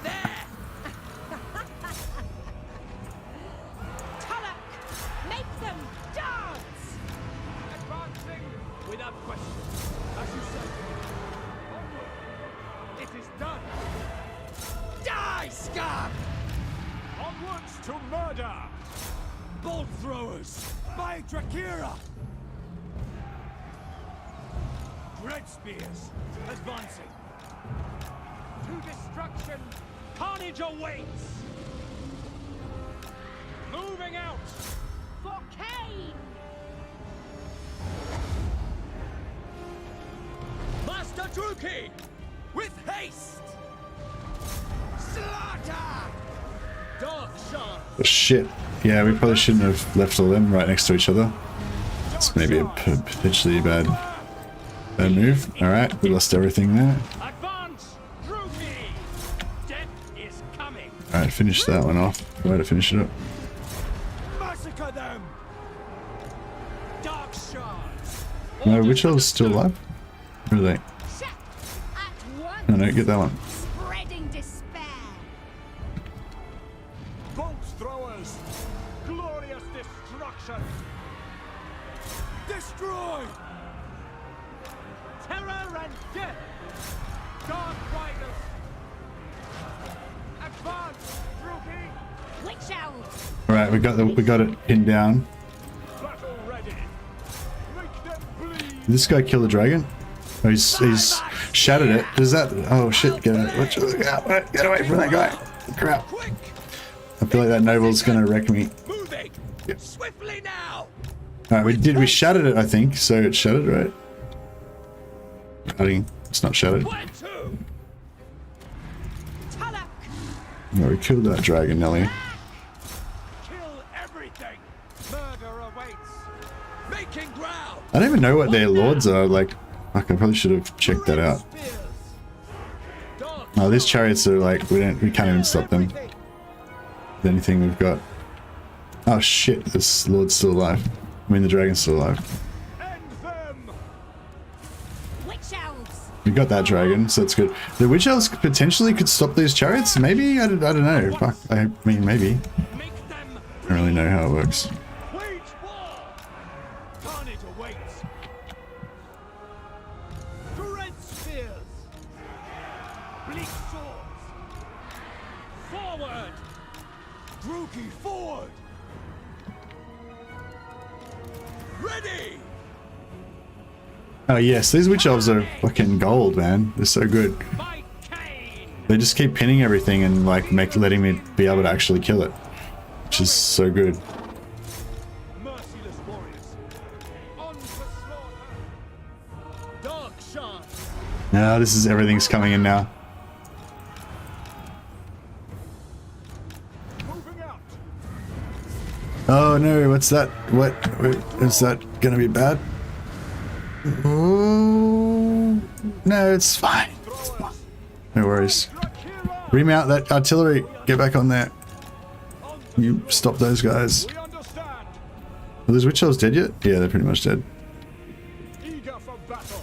We could shoot that dragon, like maybe that would... Dark shards! Their lords are still full health though, we can't really... We're not gonna stop them. Blood will flow! Battle ready! Kill them! Yeah, we got nothing that can kill their lords now. Everyone's dead. Dread spears! I mean, I've got this dude, but he's not really gonna... Oh, maybe you could run the dragon off the field. Eager for battle! No mercy! Bolt throwers! By your command, cold-blooded killers! Druki, forward! Onwards to murder! Oh shit, those chariots are a fucking nightmare. Araya for Cain! What can we shoot at? I don't even know if it's worth trying to shoot their lords or what. I guess they're probably not very, Kill! Dark riders! I guess we're not going to be very accurate on them. Bleak sword! Alright, we can kill the chariots, but I Proceed! don't know if that's going to help us a huge amount. Quick! Which elves are done. Bolt throwers! At once! Following orders! Dark elves! Bolt throwers! Oh, these both are both on horses. Yeah, we got no chance of stopping them. I think at this point we're screwed. Like, that's it. I'm done now. I can't really do anything else. I can't stop those two lords. They're just gonna keep, you know, doing whatever they want to do to me.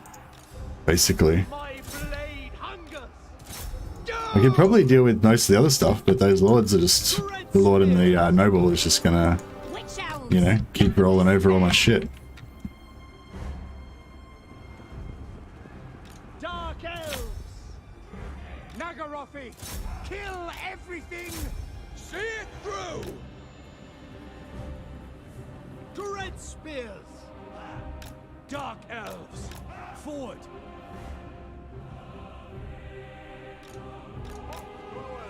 These bolt throwers keep rallying. They get routed off the bolt thrower. Then I put them back on. Then they get routed again. Then I put them back on again. Kill all the other stuff. Yeah, I mean I'm trying, bro, but fuck. Routing. Yeah, keep killing that shit. Dread spears. Merciless warriors. Dark riders. Terror and death. Battle ready. Terror and See, all we've got is these like basic ass spears. They're not really gonna. I don't think they're gonna take out the noble. Alpha strong. Yes, they are strong. We need to just get everything basically and just attack this with it. We need everyone. Alright, we ran the chariots. We got rid of the chariots finally. Jesus. Oh yeah, we're back on the artillery. Right. Kill this. I don't know, should I shoot into my own guys? Fuck it, let's do it. We got this. Get a good charge. Oh, he's healing himself. Fuck, that's cheating. Goddamn elves. advancing. Battle ready. Battle calls.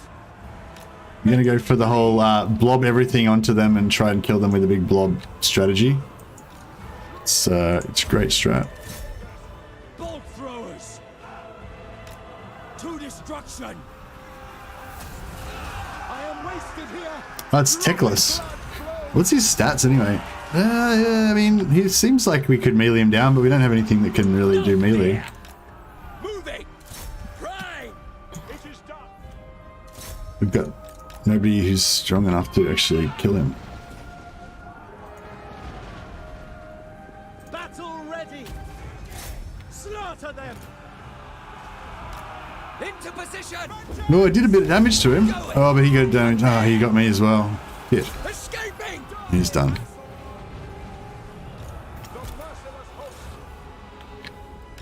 Onwards to murder. I don't know if I should try and shoot these guys with my single target or artillery, or if it's just going to do more damage to me. Advance, True King. He's going to get some magic. Oh shit, what do we got over here? Get back in there. Merciless warriors. Get back in there. Kill them. Destroy. They're only elves. The world is better with their deaths. Yeah, that's right. I mean, it's good either way, isn't it? Like if we die or they die, it's still elves dying, so it's all good. Bolt throwers.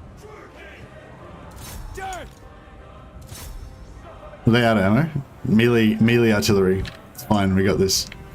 Yeah, I think that's us done. Nagarothi. At once. Kill Tickless is so nearly dead, but carnage away. even if we kill him like that other that Bleak sword. Hack. Cut. Slash. Kill. oh, he routed, but the noble's not going to rout though, is he? Well, let's get these melee artillery guys in there. Shoot that. Bleak Oh, everything's going to shatter. Oh, we got Tickless routed. Just kill him. If we can drop Tickless, at least we can win some honor. Even if we lose the battle, if we kill Tickless, I'm going to call it a moral victory, right? Okay, Tickless dead. Moral victory. Basically, we won. It's my oh shit, that artillery's. He's onto it. He knows that artillery can damage him. Brace for impact. Alright, cinematic mode. The final battle. I'm pretty much sure there's like nothing else. Oh shit, was that? Oh shit, I just shot into my hand. What? Victory! Victory! Shooting artillery into my own dudes. That was what won it for me. Genius. That was fun. That was pretty cool. That was tight. That was close. We did it, boys. We did it. Thanks, guys. It was all your moral support. I actually got quite a few good tips from people that time around. That was good. Jeez. Whew. What a rush. The rush of victory, guys. Glory. We've won glory. So am I supposed to look at this part, or is that... Can I look at it again later on, or... Oh, I missed it again. Oh shit! I can't. I didn't realize I was supposed to like leave that part on. Let's see if we can talk to. Hey, Logic, can you tell us about the stuff? Hey, dude. How you doing? Yeah, good. I accidentally exited the post battle screen. Dude. I know. No worries. Victory. That was so tight. I didn't think that his noble was going to break, and I thought he was just going to kill everyone. So yeah, you got negative. You rear charged him, so that's negative 14 leadership, negative 10 from the artillery shot to the face, and then he was losing in combat, so he got negative 4. So he was just like a bucket loads of negative leadership, and just kicked up army losses when he broke, so he lost. That was so cool. I feel like that wide, like having lots of stuff everywhere worked a lot better for me than having a bigger army was better. Generally, I generally mean this. You would have actually won a lot earlier with 1 or 2 extra little things that weren't mistakes, but are sort of like extra bits of game knowledge. If you had, for example, if you did it towards the end really well, but if you'd use your master to chase off the Sun Dragon a little bit earlier, it wouldn't have got that regrowth. Yeah, and then you would have that regrowth would have had to be used somewhere else. But yeah, man, well played, really well played. Thanks, so man. How did it feel? Felt good. To win? It felt good. Feels good. I didn't say. Oh yeah, I've got to read the chat. I've got to be a good opponent. GG. Oh, thanks. Well played. The other thing as well. Even though you were actually winning the dragon fight, I don't know. Here's a question: Why did you pull out your master from the dragon fight? You mean right at the start when it was Marathi and the master on the dragon? Yeah. Well, I felt like I don't know. I just saw the health they were down to like 60% on Marathi and the master or something, and I was just like, that seemed a bit like, because Marathi's my lord, so if she goes down, then like Marathi did end up going down before I got to use all of her spells, and I didn't get to like buff of all of her, Yeah, basically that was it. But she ended up getting stuck, so it would have been better if if I wanted, I like, as I pulled her out, like she ended up getting stuck and the master got away, which I would have rather if the master got stuck and she got away, if you know what I mean. But yeah, well, let's go through the units. So Marathi got 900 damage value. So yeah, pretty good stuff from her. She didn't get any kills, but of course she did quite a lot of damage there up against that Sun Dragon. The Master got 1,500 damage value. So being he cost 1,250, he paid for himself and some, which is what you would expect and hope for. Nice. Your Bleak Swords performed very well, 450 there, so they paid for themselves, 540 as well. Dread Spears at 750, 380, 280, and 1,500 for one unit of Dread Spears. Wow. So one of them tripled their value. That's pretty good. Your Witch Elves were so good. They were like the stars of the show. They executed. Yeah. They basically the key to killing like heaps of like one or two of the dragons and like the chariots and like just everything was getting killed by the Witch Elves. That's so cool because like in the campaign, like they're kind of useless, and it's so good to be able to like, for them actually, because they're such a sexy, cool unit, and you want to like use 100%. Them, and but like you can't really use them, but it's great to see them actually be good. I think that's where multiplayer varies, right? You can certainly see all units here have a place for sure. Like for example, Spearmen are not very valuable from the High Elves in campaign, but they're used a fair amount here for the High Elves in multiplayer. For sure. Yeah, definitely. Your Dark Shards, 320, 600, 850, 470, and 200. They did some great damage there on the heavily armored White Lions. I really liked your cavalry play. You got 1,000 damage value on Dark Riders on your second unit, and you got 300 on your first. So overall, you paid really well for those. 2,000 damage value on your Reaper Bolt Thrower on the first one. Nice. And 1,000 on the second. So you got 3,000 damage value. So you over doubled both of your Bolt Throwers, and one of them actually gained gained an extra chevron. So in battle, that's how well you did with it. So we've got 171 kills, 2,000 damage value for Teclis. As soon as I saw that Bound Fiery Convocation with the net on your 4 units of archers. Yeah, that was the worst moment in the whole game. I was like, oh dear, that's not good.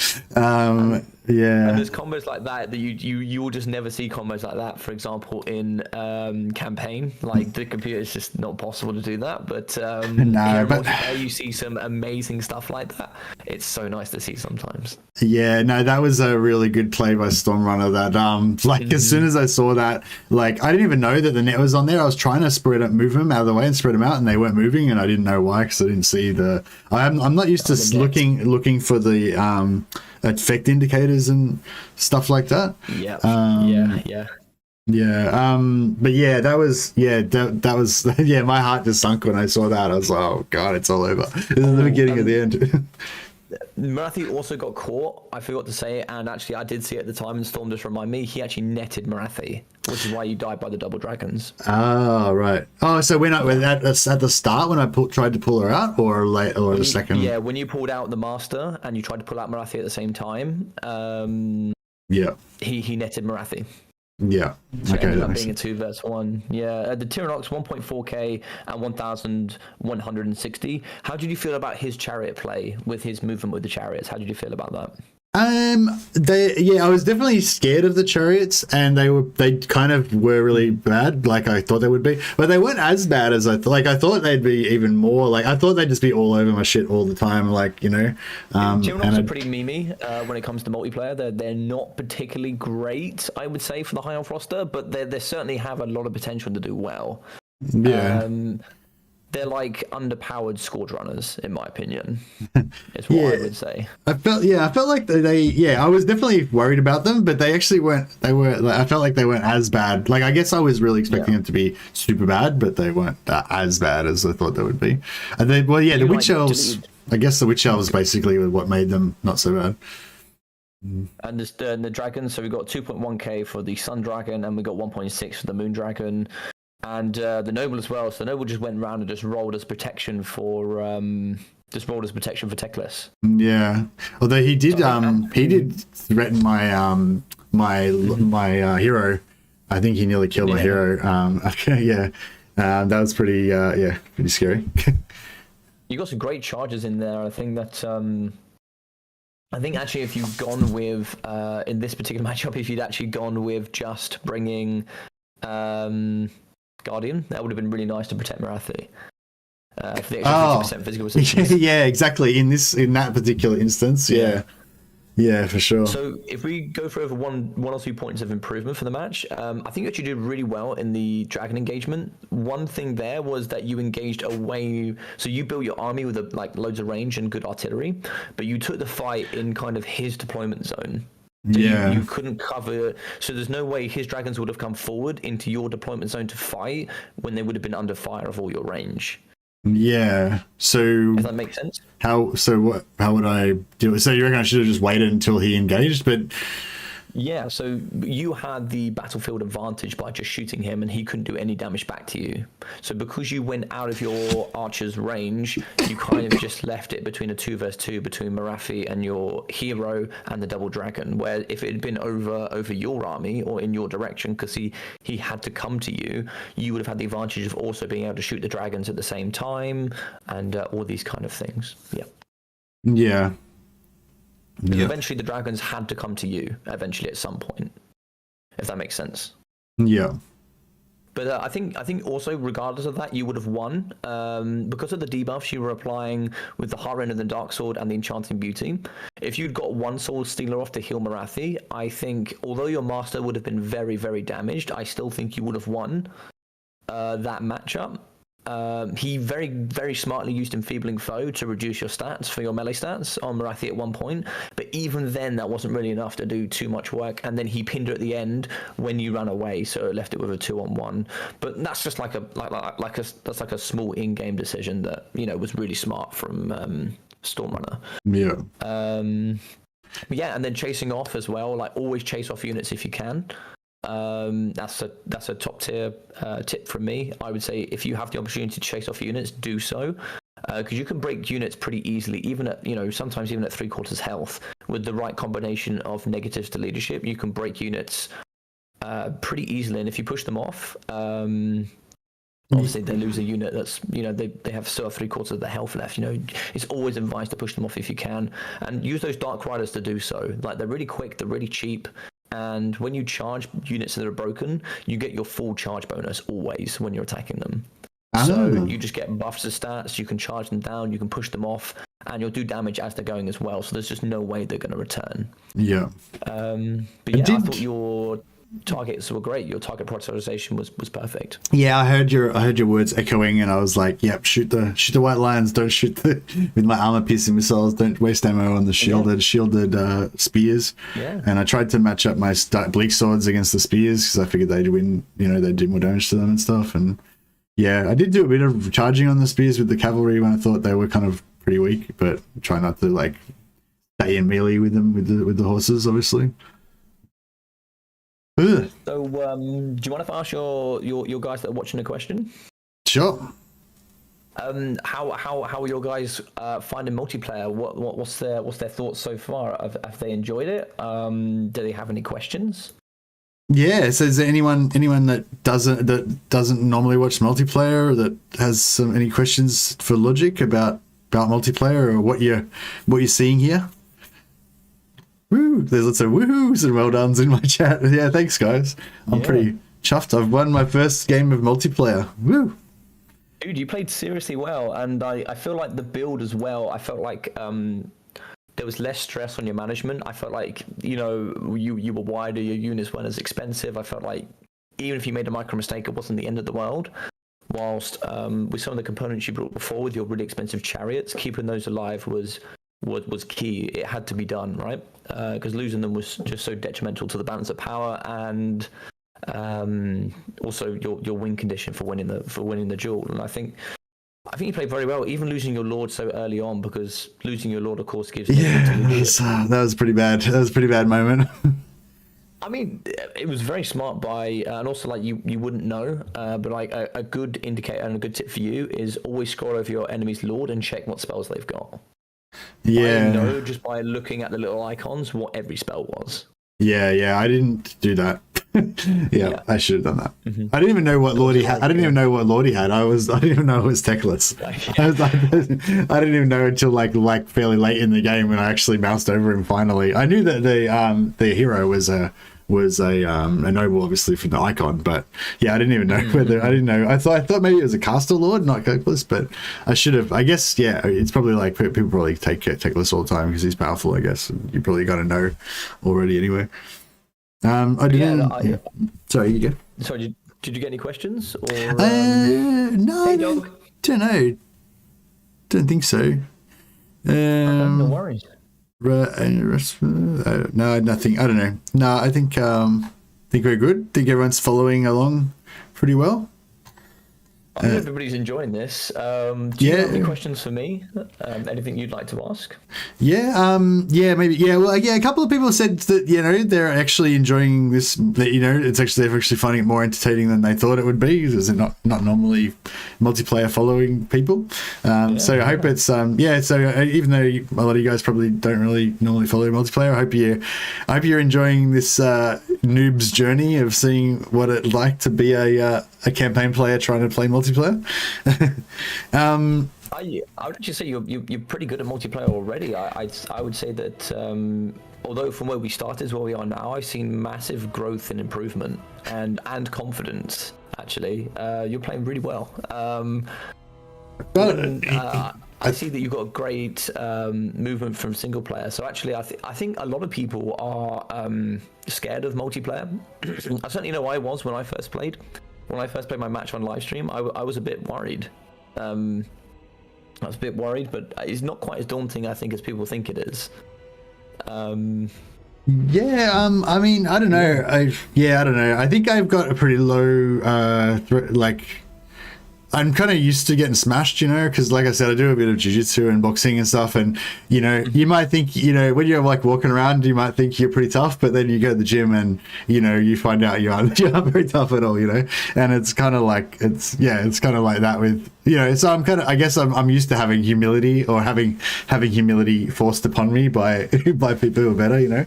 So I don't like mind getting, basically I don't mind getting publicly smashed because I'm used to that, you know. That's great, yeah. I just like the it's just, it's like I said, it sort of feels like sparring, you know. It's exciting, you know. It's fun. You're like having a fight with somebody, and you know, but in a good way, not like there's no bad blood or anything, you know. It's just a fun, yeah, kind of like sparring, I guess, like sparring with your mate or something.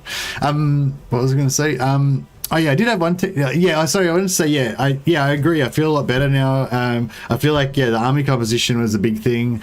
Also, those little tips that you gave me just to give me something to think about. Like, because in the first match, I didn't even know what I should think about. You know, like what am I thinking about? You know, whereas after you give me those comments of like, you know, this is a good priority, that's not good. Don't, you know. Then now that means I've got some things, like I've got some like rules to apply to the situation. Like, okay, what's this situation? Does the, you know, don't, you know, prioritize stronger attacking units apply to the situation? Yes, it does. There's some strong attacking units, I'll attack them, you know. So it's cool to actually have some, you know, some things to apply or whatever. And I was gonna say, just with this army composition, so obviously I feel like the witch elves were really the star of the, well, the witch elves and the ballast and the rope bolt throwers, I guess, were the star of the show. Oh, I know, there was a few good things, but the witch elves were really the thing that stood out. So it's like, you know, I guess my question is, should I take more witch elves? But I feel like one was kind of exactly the right amount, you know, like they were where they needed to be all the time, and they did it. They did what they needed to do. What I would think about is this. So if we know that high elves have lots of archers, right? They have lots of abilities to take archers. What is the one weakness that witch elves have that is pretty strong? That they get the shit shot out of them. They have no armor. Yeah, it's the big weakness. So it's a risk against a reward, and the thing is taking one witch elf paid dividends, right? It had that one opportunity. So sometimes one or two can be really nice, but if you just take a bucket load, sometimes it can be a big problem. Because of course, if he just goes with a bit of a kite army, say this, if we come with shadow warriors, for example, that are a great kiting tool. Which are like Black Hawk Corsairs on steroids, in my opinion. They can dumpster builds like that. Yeah, that sounds. Yeah, so I think you had, and the one nice thing about your army is it had a bit of everything. It had everything and all the tools you needed to do really, really well. So you had front line that you could use to protect. You had witch elves in case you needed to rampage something. You had dark shards to shoot all that elite heavily armored stuff. Dark riders that you can now use to chase some stuff off in the late game. So use them as a bit of a threat blocker. So you can use them to block up chariots. You can use them to block up other elite cavalry. You can use them to block up, for example, lords or pin-in lords or heroes or any expensive units. You can use them like that, and then in the late game, just chase off all those broken units. Yeah, for sure. Yep. I did have a question actually from the chat. Somebody said, ask Logic about the Shortbeards League. I highly recommend it. So Logic's got a Shortbeards League where he takes brand new players like most of us who don't know anything about multiplayer, and if you want to learn, and Logic's got like a program that will get you trained up to be good at multiplayer, basically. Is that the gist of it? So it's sort of like that. So the way what happens is you come and play against me and my admin team, and we, depending on we have a best of 3 together.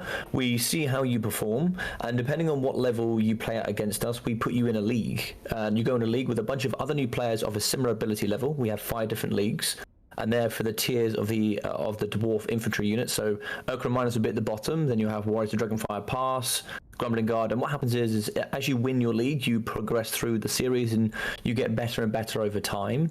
And then once you win the top, you then get progressed out of the league and you go play with the wider community, and you only play against other newer players of your ability level.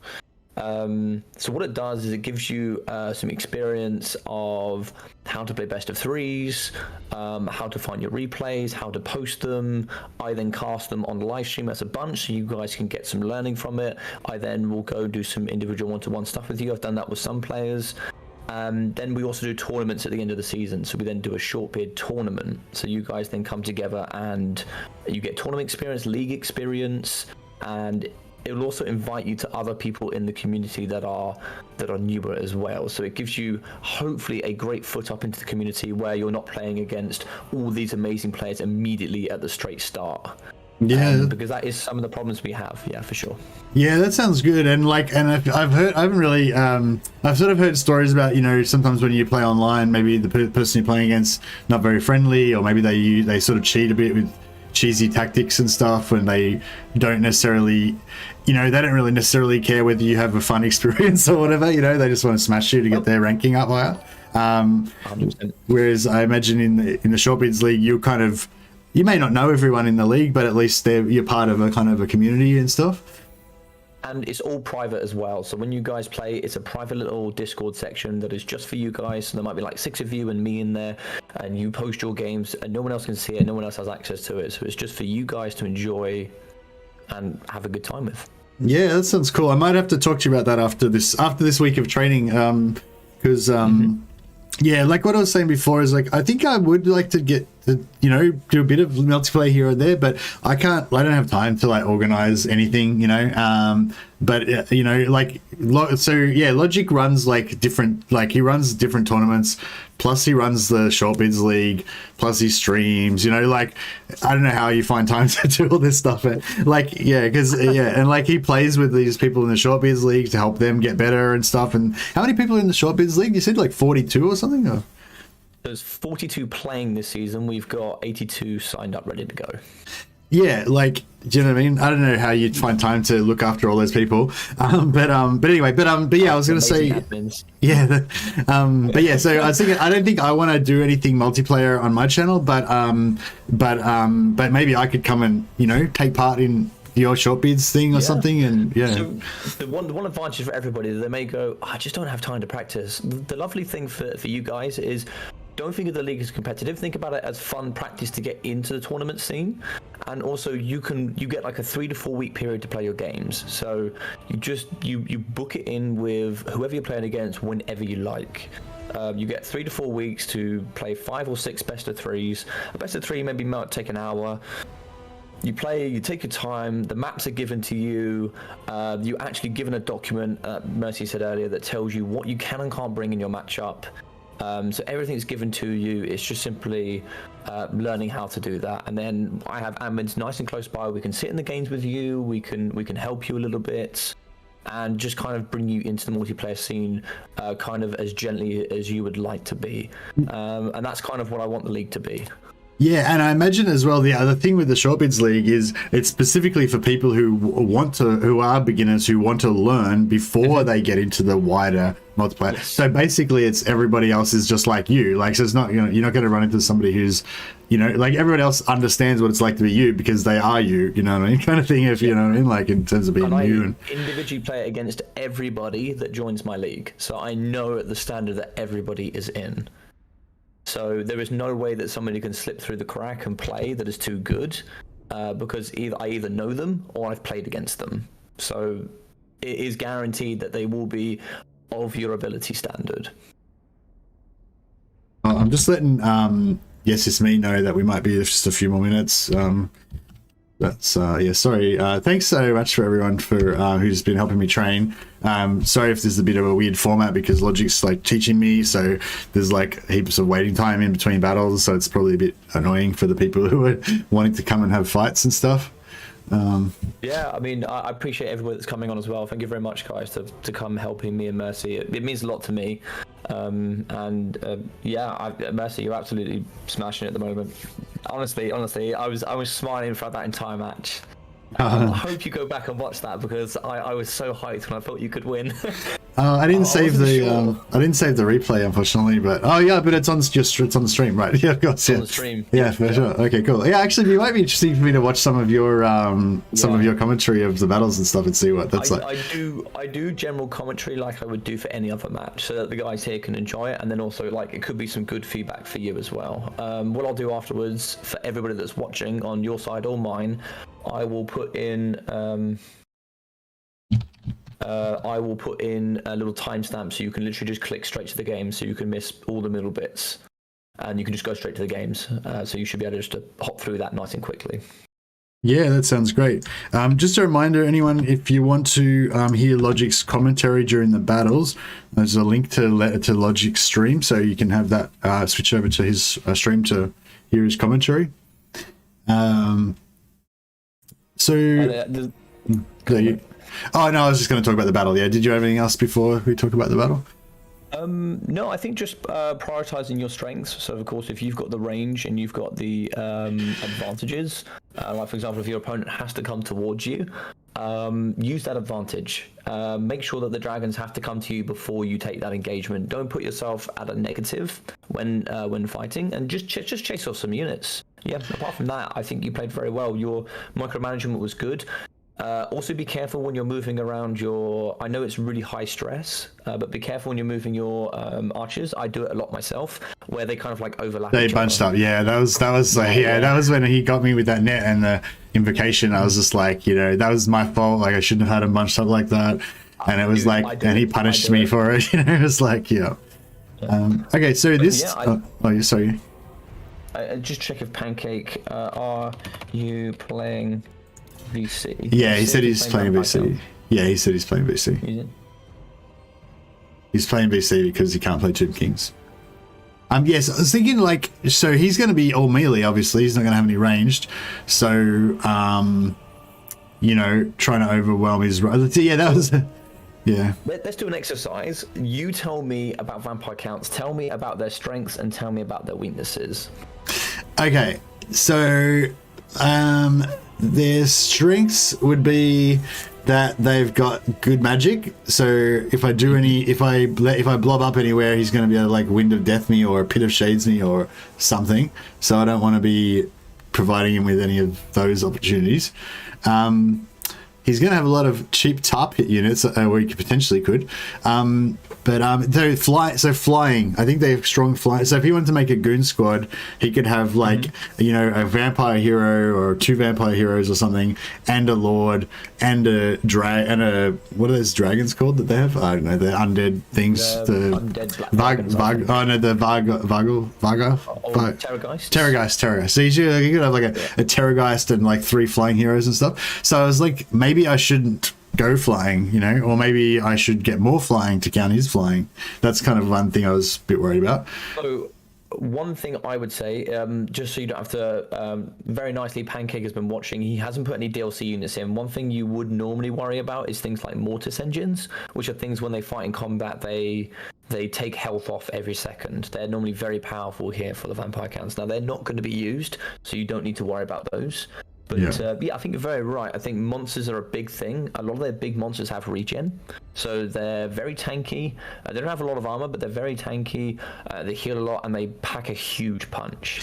That's the thing. I was thinking they're not going to have as much armor as the dwarves, or especially. I don't know. I suppose you could go all what do you call it? We also have 2 extra excellent elements about them. There's 2 other things that make them very good. One is they got really good cavalry. Things like Blood Knights and Black Knights with lances are very, very strong. And the last thing is also they're unbreakable, if you think about it. Because they crumble, they're very, very difficult to deal with. They'll fight at full capacity all the way up until they die. Which can be very tough. So what would you like to bring? I just got a subscriber. Thank you very much, David. I really appreciate that, buddy. Thank you, mate. Nice one. Yeah, if anyone hasn't already subscribed to Logic, you might want to check him out. We're gonna be training for the next week solidly. So there's gonna be streams and stuff on Logic's channel as well that you might find interesting if you want to follow my multiplayer journey, or if you want to get to. Same goes for this side, guys. I know you guys watch him play campaign on Twitch, and it is dreadful. So go watch Mercy and watch some decent campaign for Christ's sake. Yeah, we like to have a bit of fun, bit of cheesy exploits, a bit of roleplay and thematic armies and campaigns. Usually try to have a bit of a storyline going on. I really loved your campaign where you did the supply lines, where you limited how much you could recruit. With the 5,000 sub special, where it had the only 4, only I think it was could only have the same amount of archers as infantry or something like that. Yeah, it was like, is that the one you mean? The Empire one? You've done loads of them, and to be fair, actually my favourite was probably the Volkmar. No recruitment. Yeah, oh my god, that was so good. Yeah, yeah. If you guys haven't watched Mercy, amazing content, amazing guy. Just please make sure you go check him out, because, and also come follow both the journey on both our sides, because it's going to be like also interesting to see. Are you talking on your side of things, like what you're thinking about? Because that might also be good for me to watch, right? You mean in the during the battles? Yeah. Yeah, I've been trying to a little bit. I think I start talking and then I stop and start just brow furrow concentration probably halfway through. I love that. Yeah, I do the same. And then towards the end, and then pretty much from when that fiery convocation hit my archers, for the whole rest of the game, I was just saying shit over and over again, I'm pretty sure. That's so good. I love that. Oh god, yeah, because I do the same internally, so don't worry about it. I've got used to that internal voice, where you're just going, "Oh crap," over and over and over again. So what am I going to do with this army? I feel like I don't want these. Like, I feel like they're going to overrun me. You know, like somehow. I'm afraid of their cavalry, of their flying things, and everything getting into my artillery. There's one unit that could be really nice here that you talked about before that you really like quite a lot. Blackout Corsairs, because they don't have much armor. Maybe. They've got great kite. If you think about it, most of the infantry is pretty slow from the vampire counts. So most of the zombies are sort of 25 speed, not very quick. And most of their infantry is pretty lightly armored. They don't have much AP.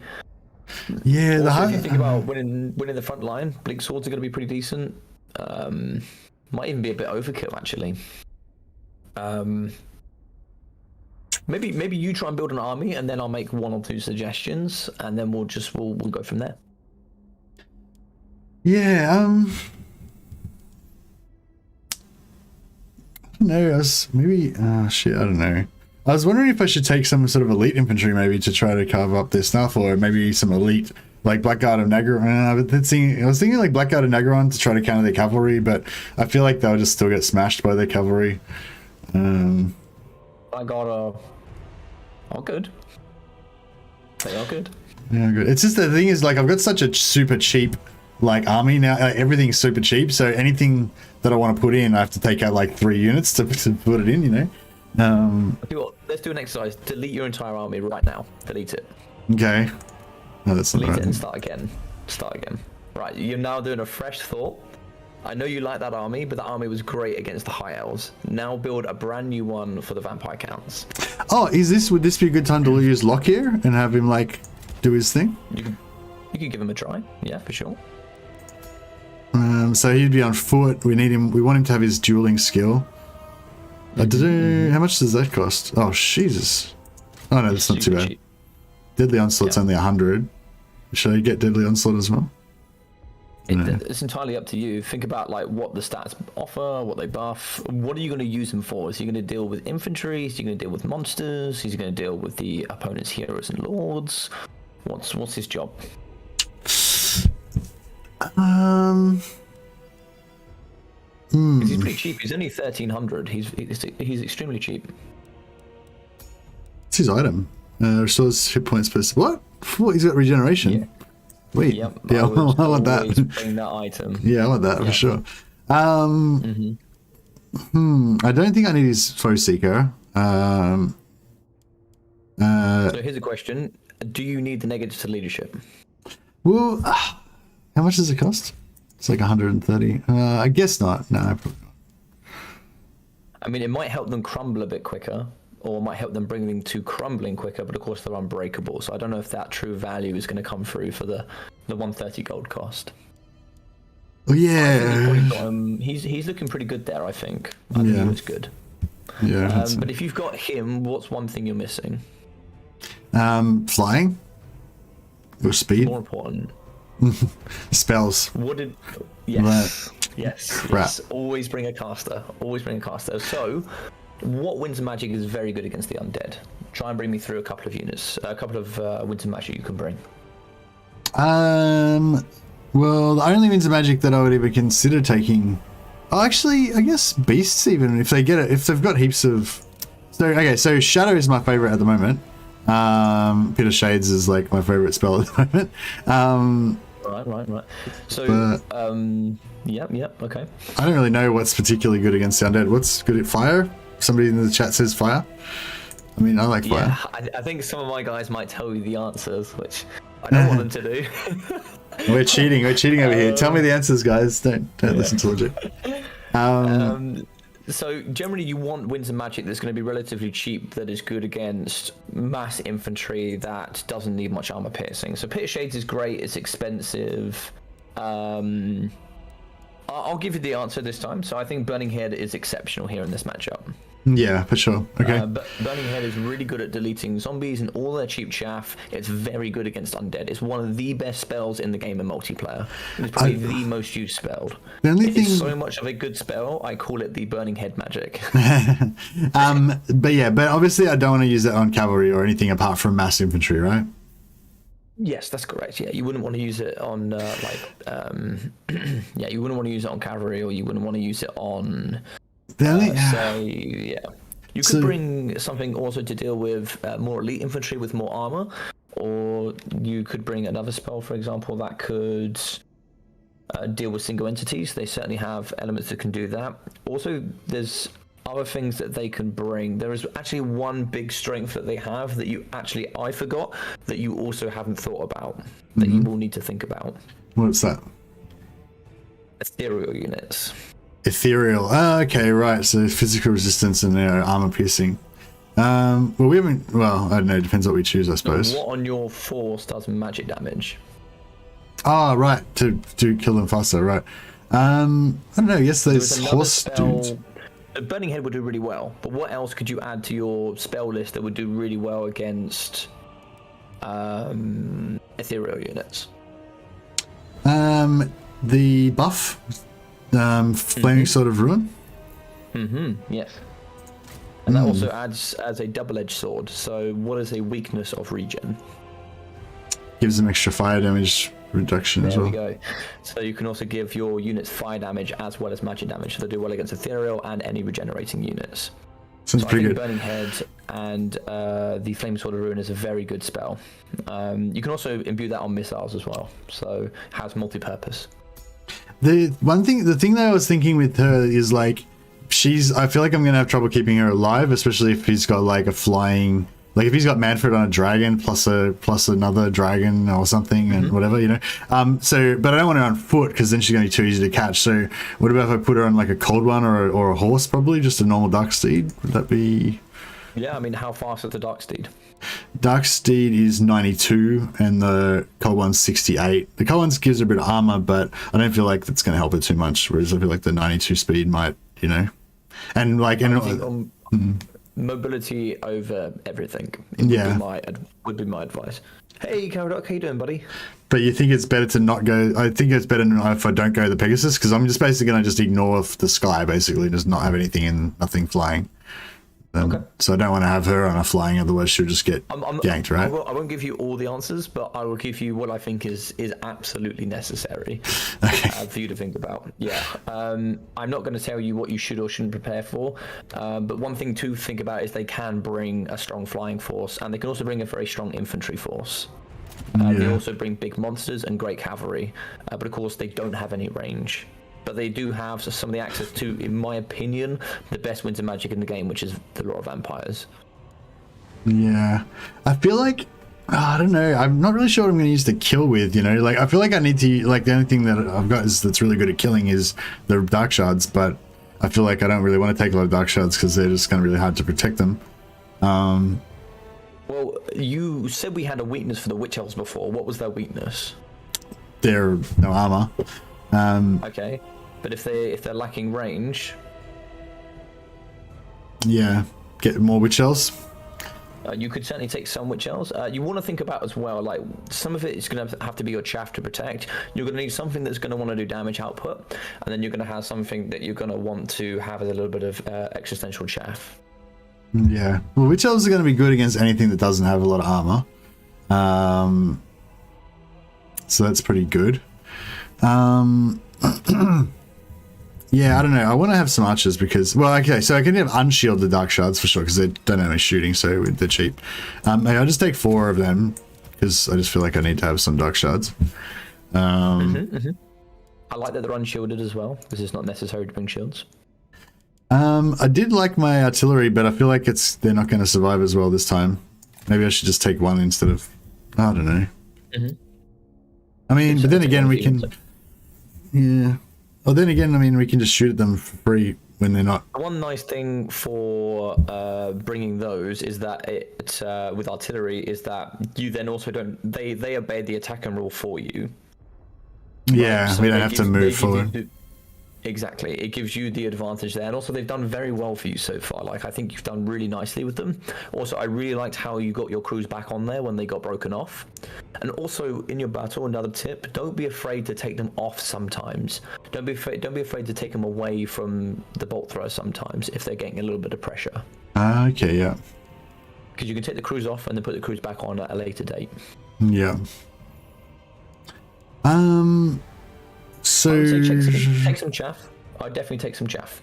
I'd definitely take some like cheaper infantry units for sure. Yeah, I definitely would. Yeah, for sure. Maybe we want, because like you said, they're gonna have good cavalry, so maybe we want 4 units of spears. We've still got heaps of cash left. Where did all the money go from? Oh, it's sort of like dropping Marathi in that. Yeah. Don't forget, you spent nearly 3k. You've spent 2k here. You've gained an extra 1,000 gold. Should I put on whatever you like?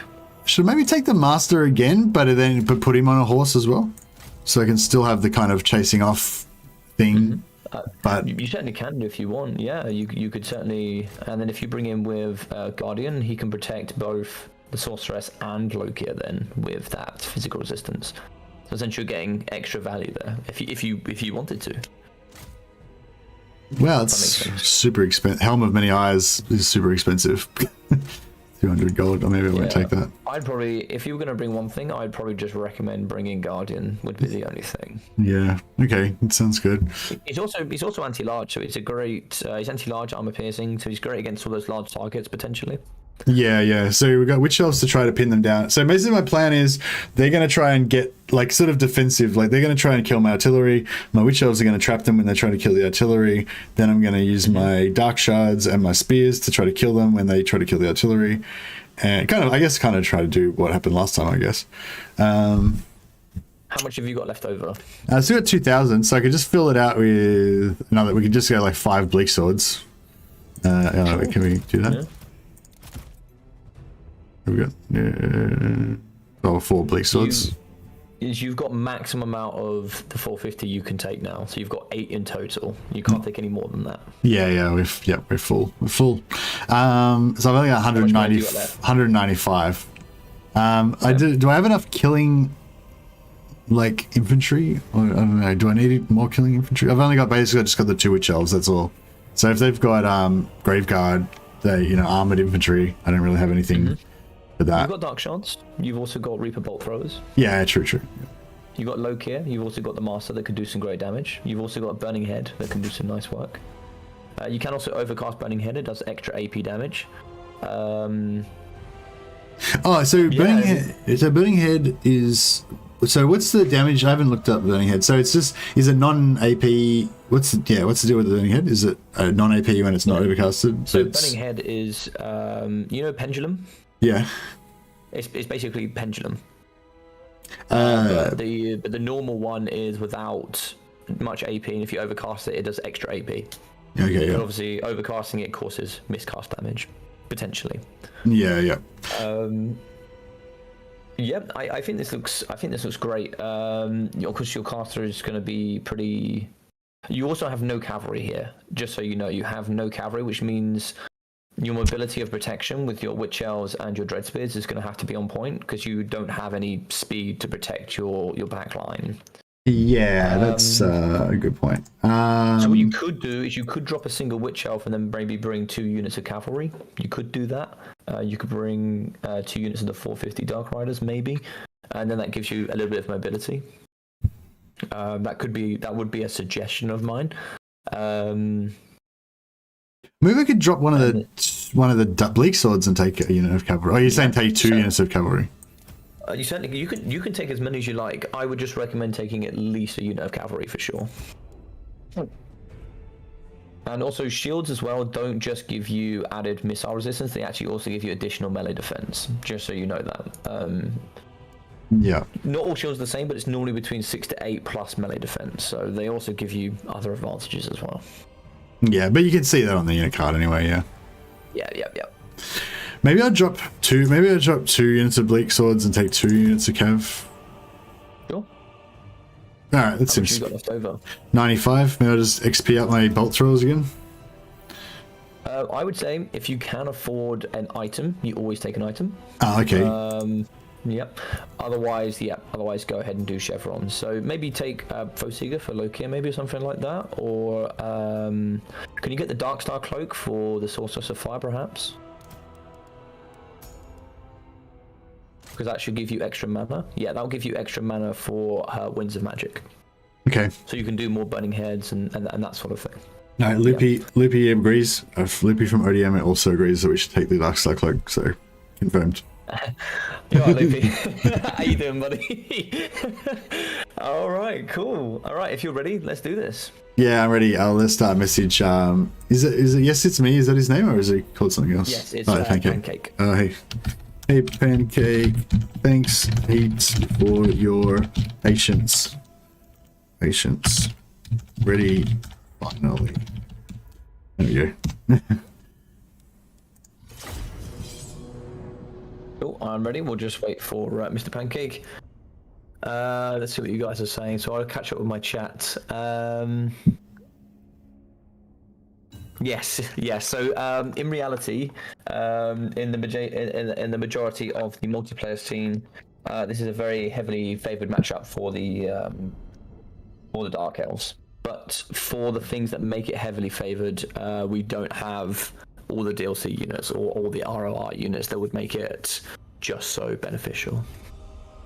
Did you want to do you want me to mute you down? Oh yeah, sorry dude. Yeah, let's do this. Good have fun, dude. Nice, thanks mate. All right, here we go. Match. What's this now? Match number 4. Match number 4, I think. It's a bit of a whirlwind. It's every time scary. I'm scared again. It's always scary.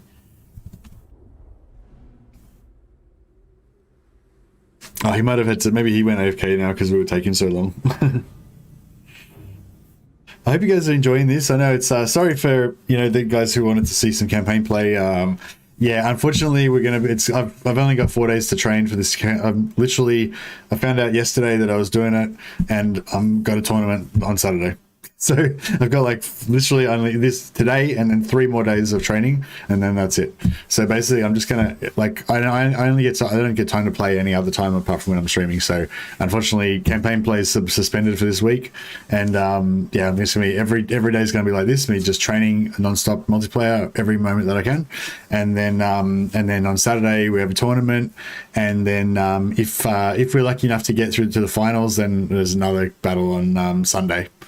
But yeah, are you using the Cav beta? The Cav beta is finished now down under. That's live now. So yeah, what was the Cav beta is the live game now. So yeah, we're all playing that. Yep. Okay, let's do it. Lokia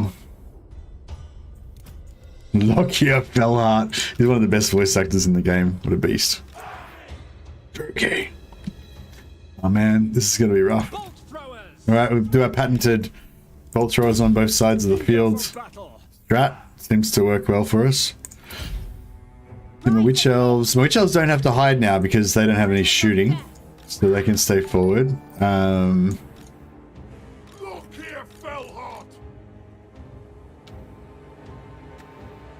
don't know what we're going to call him. Eager for battle. Dark shard. Yeah, we've got 4 dark shards. We'll put them in the middle like we did before. Hey, do we need to spread them out, or just spreading it out? I don't even know why I spread them out. Well, I just know multiplayer people always spread out their stuff. Is that? What is that? Why is that? Why do we do that? I don't know. I don't know. I'll just spread them out a bit less this time. Maybe someone can remind me or tell me why I'm spreading them out. at some point. It would remind me to ask Logic after the batch. The merciless host. I don't know. Is that good? It seems good, I guess. To avoid magic spells? Okay. Cool, thanks, Peter. Or maybe I should put these a bit more like... The merciless host. Yeah, because we don't need them to be like neck to neck, do we? Just want them to like block everything. Dark shards. I feel like we need some... Actually, maybe we need... Dread spear. Maybe I'll pull some back to the sides or something. Alright, okay. I've made him wait long enough. I better get in there. Servant of Hecate. I wonder if I should try and just like fire burning hit him like straight away, or nah, that'll be silly, wouldn't it? Actually, maybe we should use our cav as like anti-cav. We shouldn't really go away from our infantry. Yeah, maybe I should just keep my cav back and use them to kind of counter their cav, not actually send them out. Because if I send, yeah, because our cav are really weak, so if I send them out, they're just gonna die, I guess. My power is yours. Look here, I don't know. no mercy.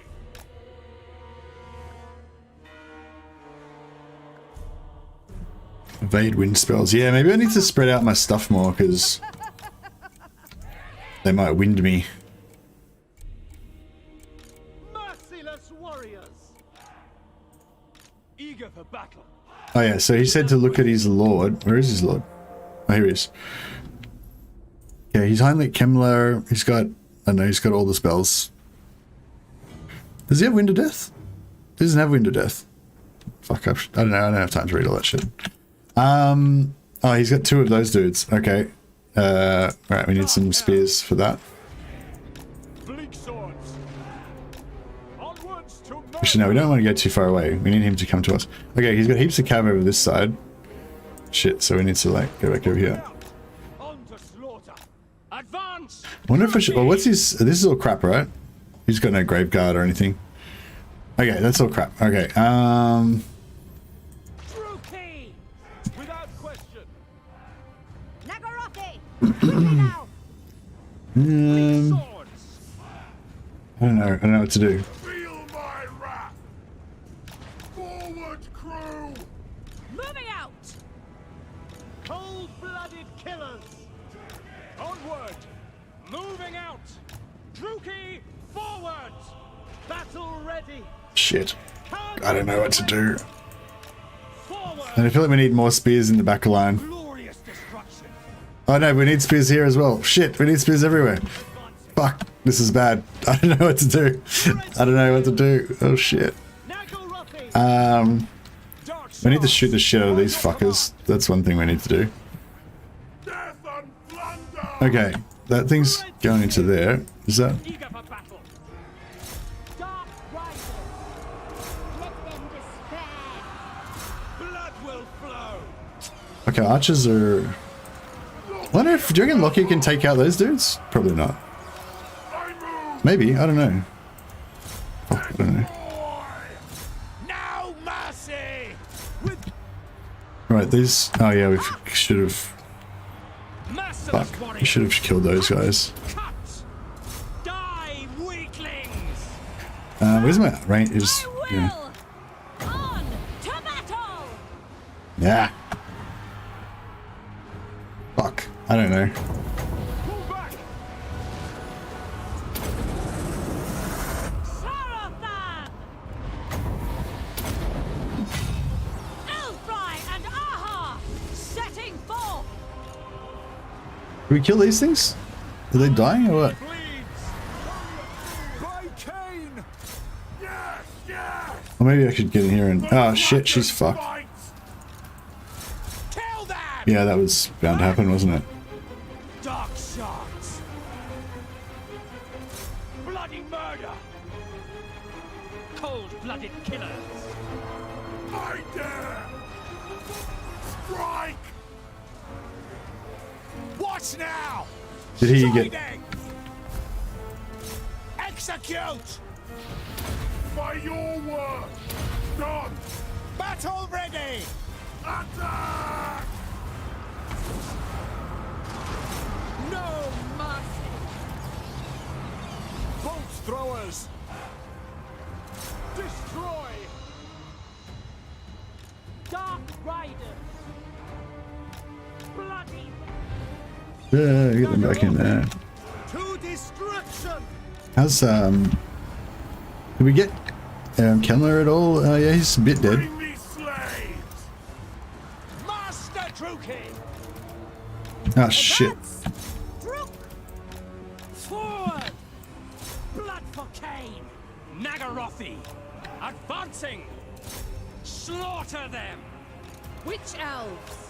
Moving out! Oh, those witch elves are dead. Dread spears! It is done! Murder awaits! Bolt throwers! Understood! On to slaughter! Dark shards! Look here, Felkon! Blood! Dark shards! Die, weaklings! Battle ready! To destruction! Blood will flow! Battle calls! Oh shit, look, he's getting fucked. Shit, I know, is that Krell that wrecked him, I guess, or something? Carnage No. awaits! Make haste! Yeah. Yeah. I think we're in trouble.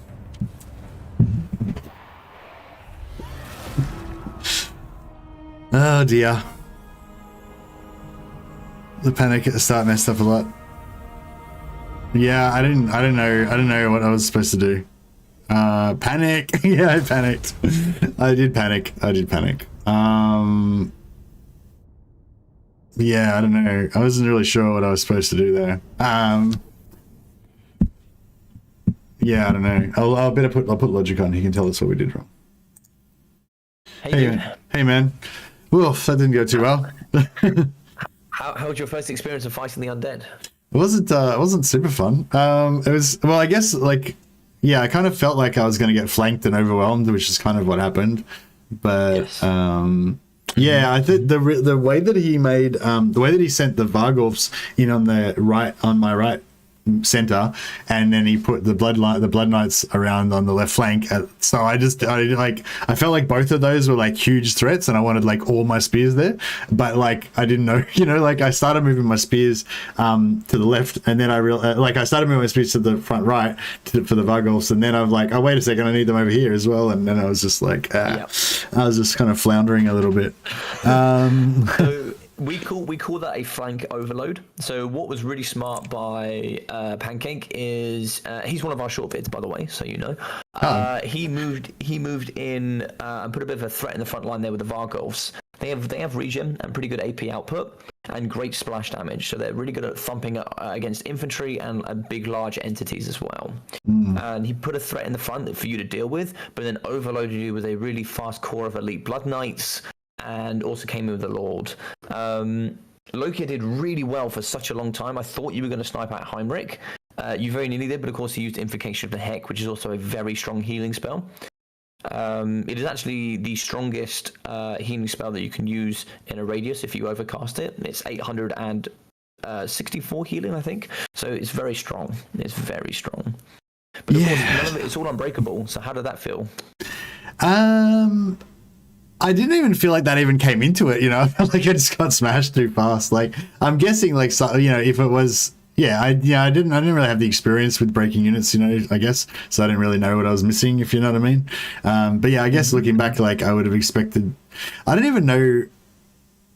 Yeah, well, the only thing I really killed was the one Vargulf, which, you did very well on that Vargulf, yeah. Yeah, which I assumed that I killed it with damage mainly. Like I had all my dark shards shooting it. You shot it pretty well, yeah. Yeah. So I mean, I guess it would have broken if it was not if it was not undead, but you know what I mean. Like it's not really like.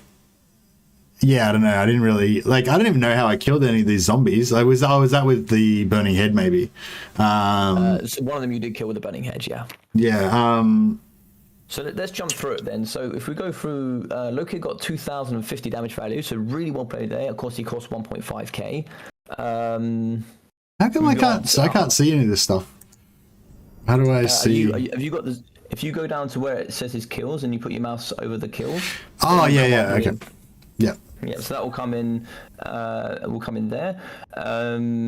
We got 150 for the Sorceress of Fire. Unfortunately, she got sniped, but that's okay. That's also what makes Marathi really strong. The fact that she can heal and has all those debuffs. It makes her actually more tanky than she seems. Yeah, that was the thing I was gonna say when we were setting up. Like, I didn't like maybe it'd be better off taking Marathi or I would advise it, but I wanted you to experience Lokia and see what it's like taking a caster on the side. Yeah. With what I was gonna ask, like, with that, like, what, like, was there anything that I could have done about that? Like, should I just have like tried to run her into some spears or something? Would that be the best way to keep her alive? So, one tip bit of advice: it is easier for you to run through your troops than it is for your opponent. Right, your troops will put up no resistance when you pull through your own units, and when your opponent comes through, you'll fight them and hold them off. So sometimes using your own units like infantry as blockades to prevent players from trying to progress onto your unit. So in actual fact, the only thing that could have caught your cast there on speed was the Felbats. Nothing else was fast enough. If you just pulled it through some infantry, then I think that would have been really good. And what was smart by Pancake is he was actually summoning units in and around your heroes and units, so you actually couldn't pull them away. So when he was fighting Lokia, he summoned a unit of zombies in behind. So what that does is it's basically a free meat sack that just kind of traps you in to force you to fight up against his really strong entities. Which kind of unfortunately got you killed there with Lokia. No, he did work initially pretty good. Once his buff wore off and he got that happened, he was like a bit. I was actually looking after the sorceress at the start. Like, I was checking on her to make sure she was safe for it, but then I got distracted, and then she was, was screwed, and there was nothing I could do about it really. So when I'm playing against some of the guys from like ODM or some of the other big clans, any small little mistake that you can make here in the multiplayer scene, they are so experienced that they just straight onto that. They're straight onto that. And they're straight onto that mistake you make, and that is the difference in multiplayer. Sometimes in single player you can make a mistake and the computer doesn't really do much about it, or sometimes you can go, if I do this, the computer's going to do that. Whereas here you've got to almost anticipate what the player wants to do, how it's going to do things, and just micromanaging everything everywhere can just become so overwhelming sometimes. It's crazy. Oh yeah, I was going to ask about clans and stuff, just in case other people that don't know anything about multiplayer might be interested as well. So, what's the deal with the ODM? Like, is it like are you only allowed to be an ODM if you're like super pro at the game? And so basically anyone who's got ODM in front of their name is going to be a killer, or is there going to be a range of players in there, or what? This is my advice. Come into the multiplayer scene first before you think about joining a clan. Work out all the clans, because there's a bunch of different clans. Some have more presence in specific areas of the world. So, for example, we have VM, which is very heavily Russian scene. We have ODM, which is very heavily French. I'm part of a clan called DBD, so that's me and a Rubber Duck of War have the Death Before Dishonor clan, and all these different clans have different values. And what you should try and do when you play in the scene, and let's say you come join the Shortbeards, get to learn what these clans are, what their values are, and who you'd like to be part of. Some are just a group of friends that play together.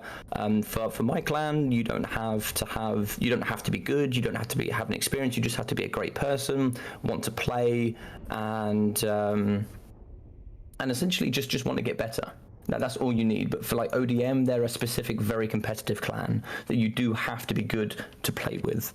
Okay, so if we see somebody from DVD, then they're probably going to be nice, and if we see someone from ODM, then they're probably going to kick ass. That's for the short version. Yeah, pretty much. Okay, good. That makes sense. Thanks for clearing that up. No, cool. One thing I was going to ask as well was, do you think that my army was like, okay, so yeah, I guess this was like a multiple part question. So my first question was, do you think that I could have won with this army, or that I had was there a problem with this army that I was probably always going to be at a disadvantage? If I talk about true optimization, this wasn't the most optimized it could have been, but it was still strong. It was definitely winnable. You could have won with this. You would have struggled to deal with the Blood Knights. Your immediate target should have been the Reaper Bolt Throwers on the Blood Knights. Your target prioritization should have been that unit's 1.7k a piece. I want to shoot that with my Bolt Thrower. Yeah, but I'm not sure how. Yeah, I'm not really familiar with. Like in campaign play, I don't really try and shoot at moving targets with artillery because it doesn't. It's not very efficient, damage per second. But yeah,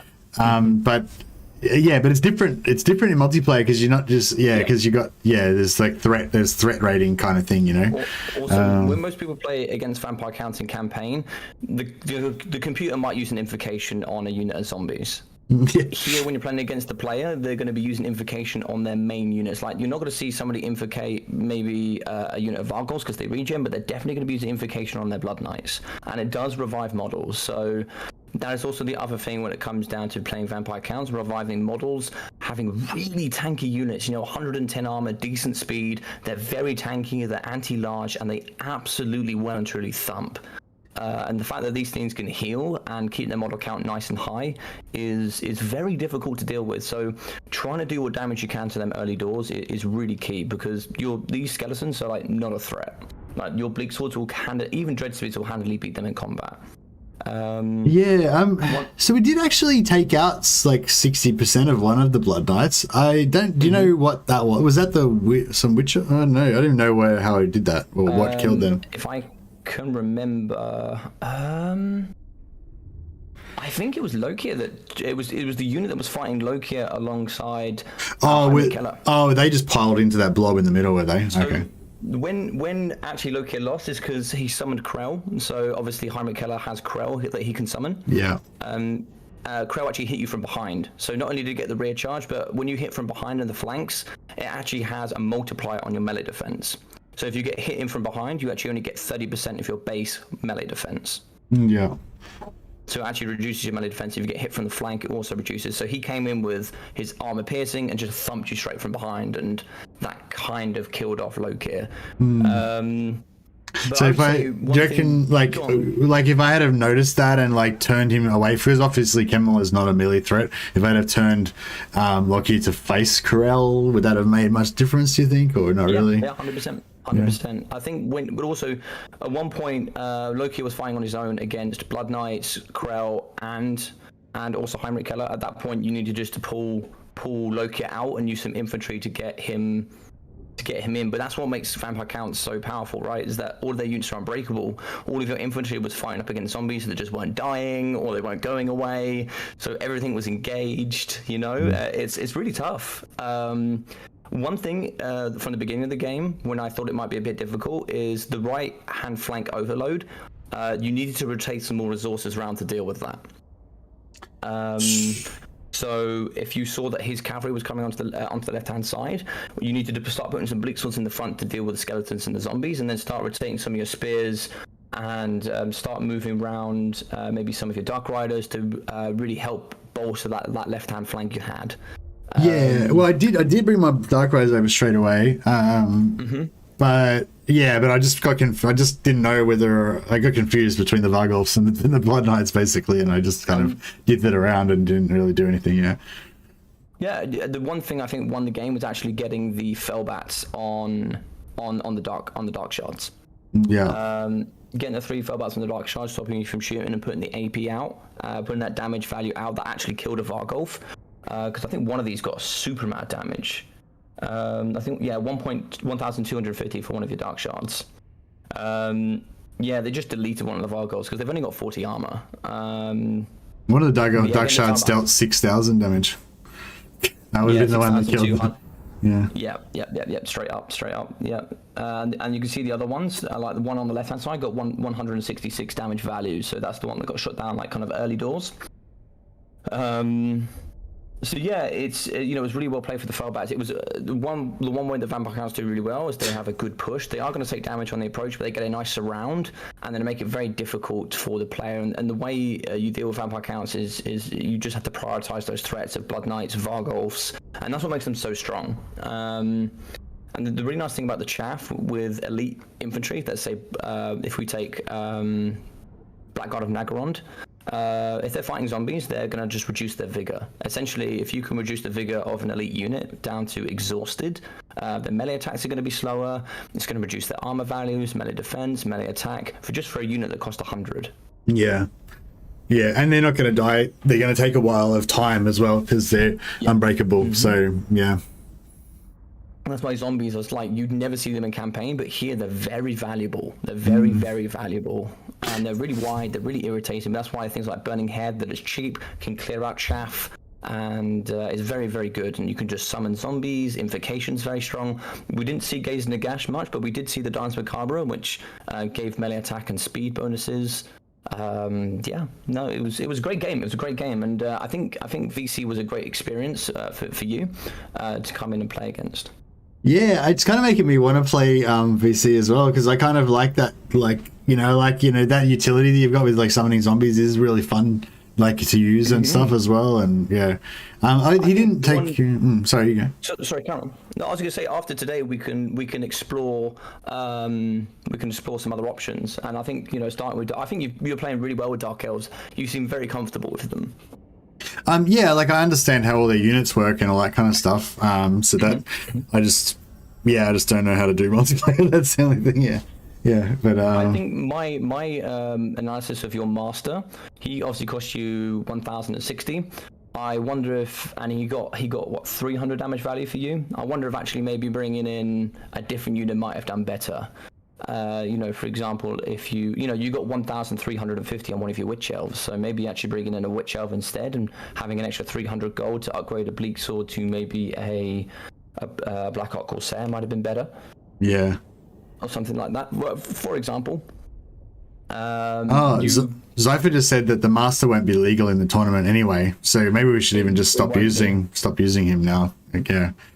If you'd like to, yeah. At the moment, today I wasn't too bothered. It was more tomorrow I was going to start limiting what you can actually use. Whilst today I just kind of wanted you to, as long as you're not using Regiment Renowns, I was just going to slowly take it away from you, and then we will slowly build up. Yeah. And you'll get an understanding of what you can and can't take. Well, I could take like a Death Hag on a horse or something instead. Can Death Hags get horses? Here's a nice little knowledge for you and people watching today. Obviously, Marathi has all those debuffs. So she has negative 20 melee attack, negative 10 melee defense, and negative 10% charge bonus from her 2 items. Yeah. You get the same for the Death Hag. She also has Chilled Wind, which gives negative 5 melee attack and negative speed. So if you actually partner her up with Marathi, you can get some huge debuffs in a 40-meter radius that can just completely nuke units and just make them useless. Zypher said the Death Hag's not legal either. Is it? It is not legal. It is not. It's part of Crone Hellebrand's DLC. Okay, so what have we got? Just assassins and we have sorceresses. Assassins, sorceresses. We have Marathi, Malekith, Lokia Felheart. But you can also use the Dreadlord with the sword and crossbow. The normal Dreadlord with the sword and shield. You can also even use, for example, casters. You can even use casters as your lord. So you could, for example, just if you want to go super cheap, you can make your lord your caster. Yeah, that could be good. A lot of players try and optimize doing that, and it works really well. Like for example, factions like High Elves. Yeah. But I think you had a great army, and I think Vampire Counts is a really tough one. If you play against a good Vampire Count player, it's really tough for new players to work out how to play against them. Yeah. Well, I definitely learnt a lot. Thanks to what was my opponent's name again? I forgot already. Sorry, Pancake. That's right. Thanks a lot, Pancake. You gave me some schooling there. Thank you very much. I've learned some lessons. All right. Yes. Should we have a look at the next? Gastral, I think Gastral. Gastral, yeah. So Gastral is part of Clan LS, who's a brand new clan here in the Warhammer community. A bunch of the guys here as well, some other content creators. We have Contende. We also have Murphalurf that have come from that side of things, so I thought I'd give them a shout out. But yeah, they brought a brand new clan here into the multiplayer scene, so he's going to be a new player that's also part of the Short Bid League. Awesome. Yeah, like I said, I mean, I'm not really, I won't get into too much about my plans after this week. All I really want to focus on is just learning as much as I can and fighting the tournament on the weekend, and that's all. But yeah, certainly I'm enjoying it so far, so I think I want to at least sporadically play some more multiplayer after this, so yeah, be cool.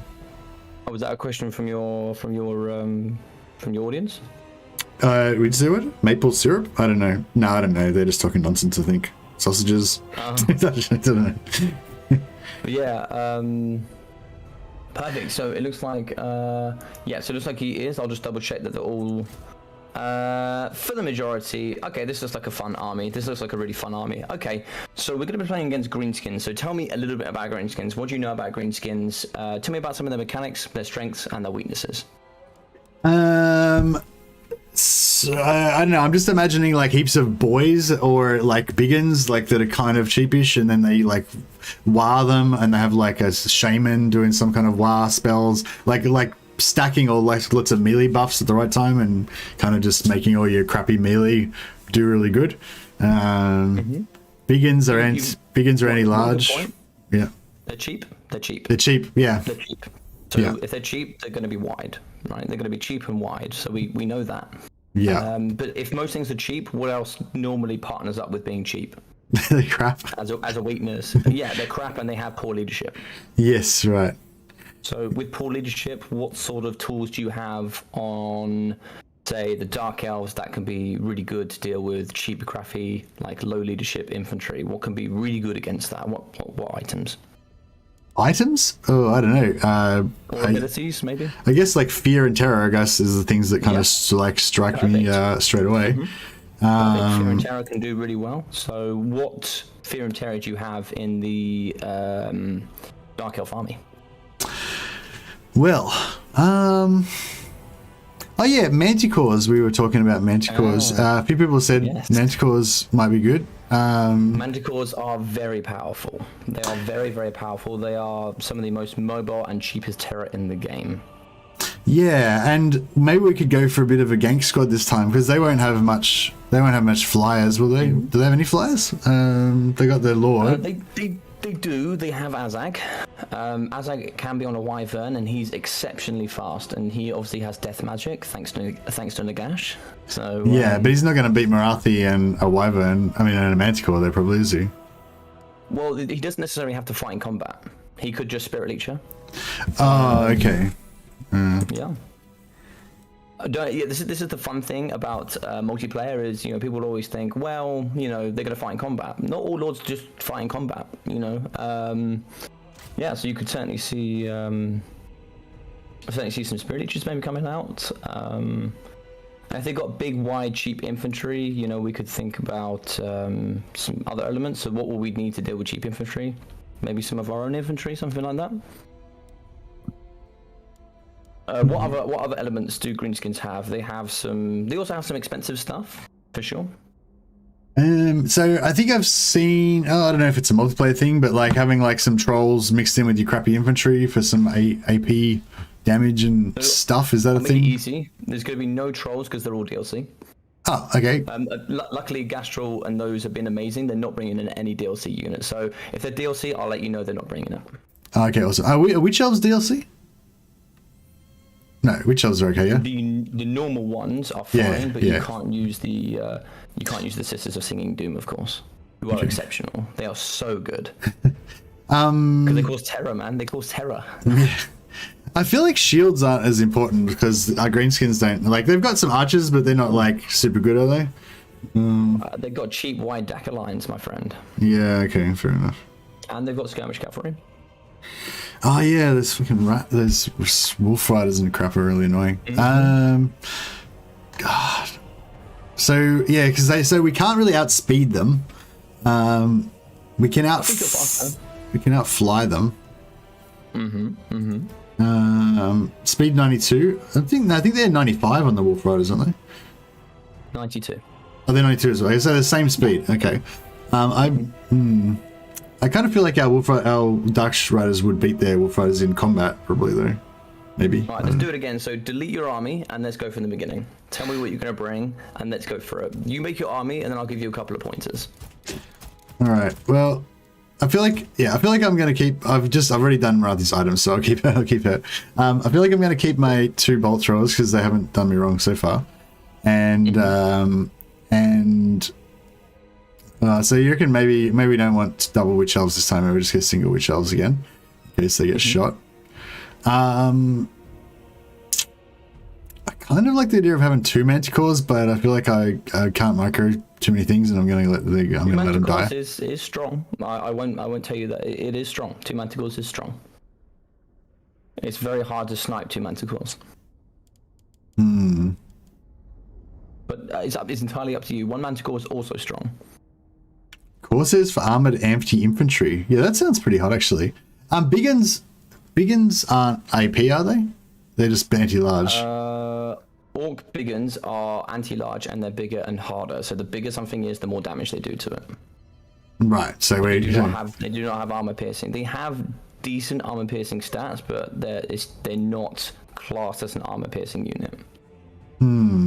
So yeah, if we go for like a tough front line of Black Ark Corsairs, certainly could do. They might be good. Most of their crappy infantry will struggle against those. They've got good armor. These are anti-infantry, so they are going to get those bonuses when they get that charge as well. Yeah, true. I don't feel like we need Hugganeth Executioners or anything that does anti-armor particularly, but I do want some heavily armored tools they have. Yeah, well, I want my Dark Shards again. I feel like the Unshielded, I mean, the shields are great and everything, but I feel like the Unshielded, like that 100 gold difference is... I can take 5 of them, can I? Yeah, I can take 5, can I? Yes, you can. I'm going to interject and give you a different thought process. There's a missile cavalry that you haven't thought about yet. I'm not saying you should or shouldn't bring it, but I'm saying they are also an option. Okay, so missile cavalry, what do we got here? We've got these. Oh, we got these Raven. No, we can't use any. You can't use any regiments around. You'll see. Yeah, but you can use the Dark Rider repeater crossbows. Dark Rider repeater crossbows, 650. They're not too expensive. You got how much ammo? They got they got a little bit of ammo. But they basically think about them as a combination between Dark Riders and Dark Shards. Yeah. So I'm kind of that sounds good. Let's just take them instead. We'll just lose the Dark Riders and take them instead, and then that way we can plink away at stuff, and then we can use them as Dark Riders as well. And at the end of the game, you can use them to chase off units because they've still got 92 speed. They're going to be quick. Yeah. They've also got a great range. So I'll give you a hint. Most of the range there from the Greenskins is around about 100. So if you're going with 115, you are going to have the range advantage. Yeah. But they do have artillery as well. So they do have artillery that can certainly be utilized. But if we take out... Oh yeah, shit. Black Ox have a lot of armor. They do have a lot of armor, and they have a lot of armor piercing. They punch. They be big boys. What do you think? Like Dread Spears versus Black Orcs can hold them for a while, or are they just going to run through them? They got great melee defense, but they can also go like really wide with goblins. They've also got fanatics. They've also got. Let's think about what else they bring. So they also got. They won't. Oh, can they take Savage Orcs? I think they can take Savage Orcs. So we've also got Savage Orcs as well. Orc Boys. Let's think about what else they can bring. They got Squigs. Artillery. And then some shamans and some heroes that they can take. All right, so I'll tell you what I've got. What I'm thinking about so far. So I've got. Oh shit, that doesn't work out. We're gonna lose some more money from somewhere. How much are you under? I'm over by 471. I guess we could. You could drop a Dark Shard, maybe. I think that would be good. Okay, so I've got Marathi plus 2 Ferromanticores. So if they do have any artillery, I'm thinking she can just go and hunt to seek that stuff and destroy their artillery, maybe. Or she can kill Azag if he wants to try and come close, or they can pick off stuff on the edges, whatever. Marathi, goon squad for Marathi, basically, with the 2 Manticores. Plus, we can split off the Manticores to use them for terror and recharging things and all that kind of stuff. So, yeah, I've got that going. If you remember the game between you and Storm, remember how he used the hero to protect Teclis? Yeah. You could use that same thought process for the Manticores and Marathi. Yeah. Use them as bodyguards to go. Use your soul stealers to heal her. Use the Heart and the Dark Sword as like debuffs, and then get in there with the terror and the damage from the manticores just to rat off all that cheap, crappy infantry. Yeah. Use them as a bit of a snipe squad if you like. Sounds pretty good. And then I've got this sort of hardcore infantry of the 3 units of Black Ark Corsairs, but then I've just got 4 units of spears just to not do any damage, but just to, you know, be a wider front line and hold up some stuff while basically they're not to kill anything, they're just to stop everything from getting overrun while everything else kills stuff, I guess. That's kind of the plan. Got only 1 unit of Witch Elves, again, just in case I need to pin something down, basically. But they could also, you know, I don't know. Do you think that's... And then, if you've got enough left over, I'd just take Marathi's passive. Give her extra mana, so we get more Soul Stealers. No, 10 short. No, 10 short, okay. Yeah, maybe just chevron some units. Should I chevron the Manticores, or are they gonna... maybe I should chevron the... maybe I should chevron the Corsairs? Yeah, can do. Yeah, for sure. Is it better to put like 1 chevron on multiple units, or all of the chevrons on 1 unit, or? It is always statistically better to put as many chevrons on as you can, and then put them all on the same unit if you can. Okay, sounds good. Yeah.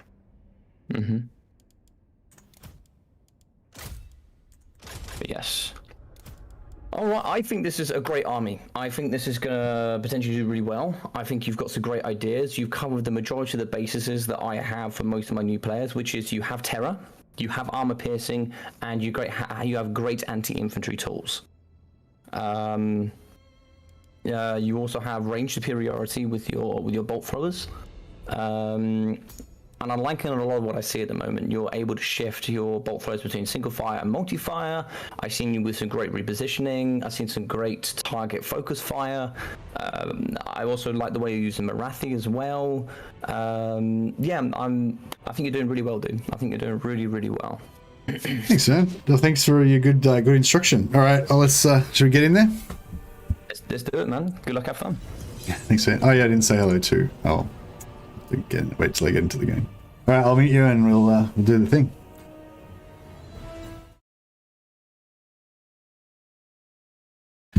Oof. All right, this is battle number 5 now. Battle number 6. I don't know. I feel like a lot of battle. This is more tiring than campaign play, by the way. I've been streaming for 3 hours, but I feel like I've been streaming for like 8 hours already.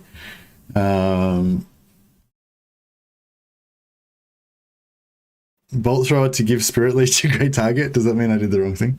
I meant to say hello to my opponent, but I didn't do it. I can do it now because I've got to. Yeah. Hey, Gestrel. Sorry, forgot to say she'll have fun, and thanks for your patience. Cool. Okay, so it's sort of good how we just keep playing on the same map every time as well, so that I can just like get used to the same map, and I can just have the same kind of setup as well. Yeah,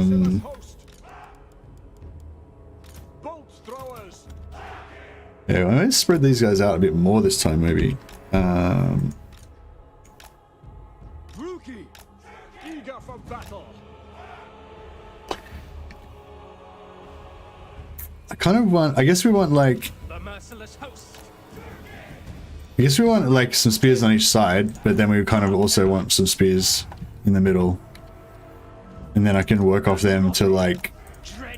I don't know. I don't know how much time I'm gonna have to micro stuff, but I kind of want to like try to micro my Corsairs a bit to make sure that they are gonna do good sort of damage. But I don't know. We can get these guys. I wonder how much. Yeah, I don't know. I wonder how much.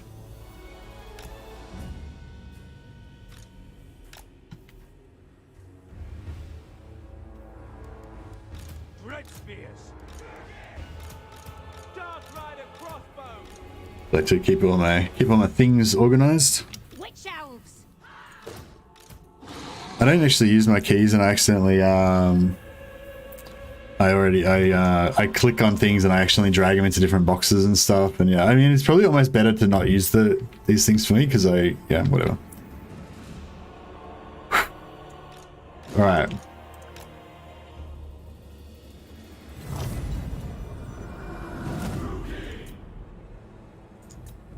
He said it's okay. He's just here to help me learn.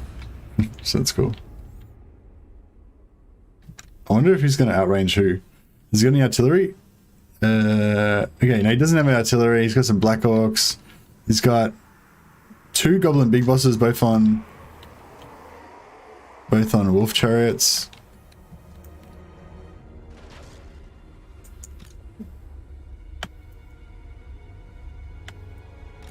I wonder if I should just like, how fast are these things? They're like 78. Yeah, we're faster than them, aren't we? Yeah, cool. I don't think it's gonna be super good to, yeah, no, they're not gonna really,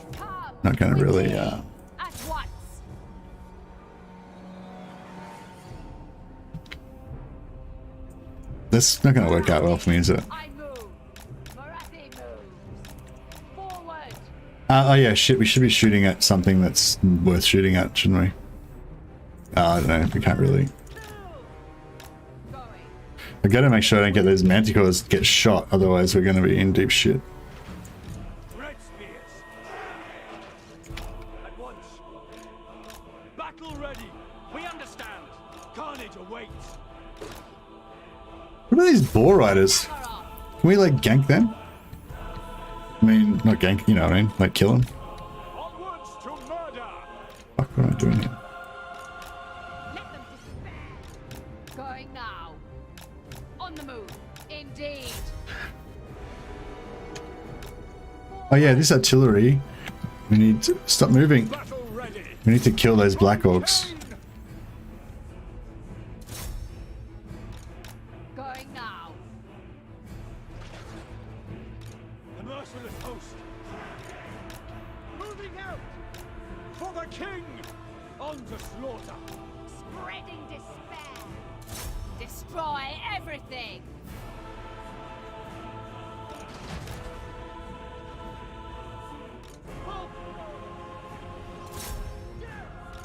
I move. Marathi moves. Indeed. Let hatred fly. Come with me. A dark. I don't seem to be doing any damage to those Black Orcs. No mercy. Druki, forward. By Drakira, by your command. Moving out. Slay them. Kill everything. Oh, here we go. Look out. Going. To destruction. On to slaughter. Corsairs.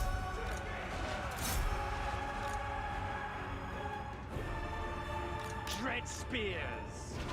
Advance, Druki. Death. On to violence.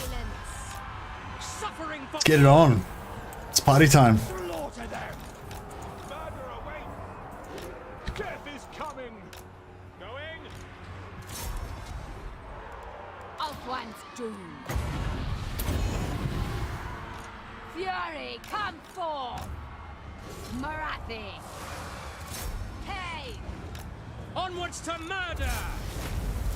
Attack. Onwards to murder. Advancing. No survivors. Onward. Mother of the Druki. Forward. Dread spears. The merciless host. Corsairs, we are ready. Kill them. We understand. By Drakira. Slaughter them. Attack. Vengeance and fury. Death awaits. Bolt throwers. Kill them. Druki. Understood. Dark shards. No mercy. Hack, cut. Destroy. Onwards to murder. Going Oh, to destruction. that wasn't cool. For vengeance. Feel my vengeance. Slaughter them. Advancing. Following orders. Eager for battle. Massacre them. Ah! Shut. Bolt throwers. End them. With pleasure. Orders understood. Dark Riders. End them. Slash. Kill.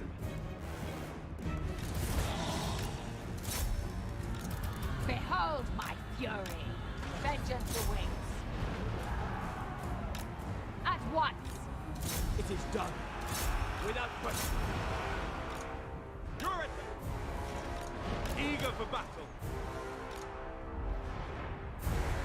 Bolt throwers. To destruction. Nagorothi. Die, weaklings. Hack, cut. For Malekith. Dark shards. By Drakira. Red spears. Dark shards. Matriarch. For the king. Dark Riders. Dark shards. Kill them. If you wish. No mercy. We understand. Kill them. For the king.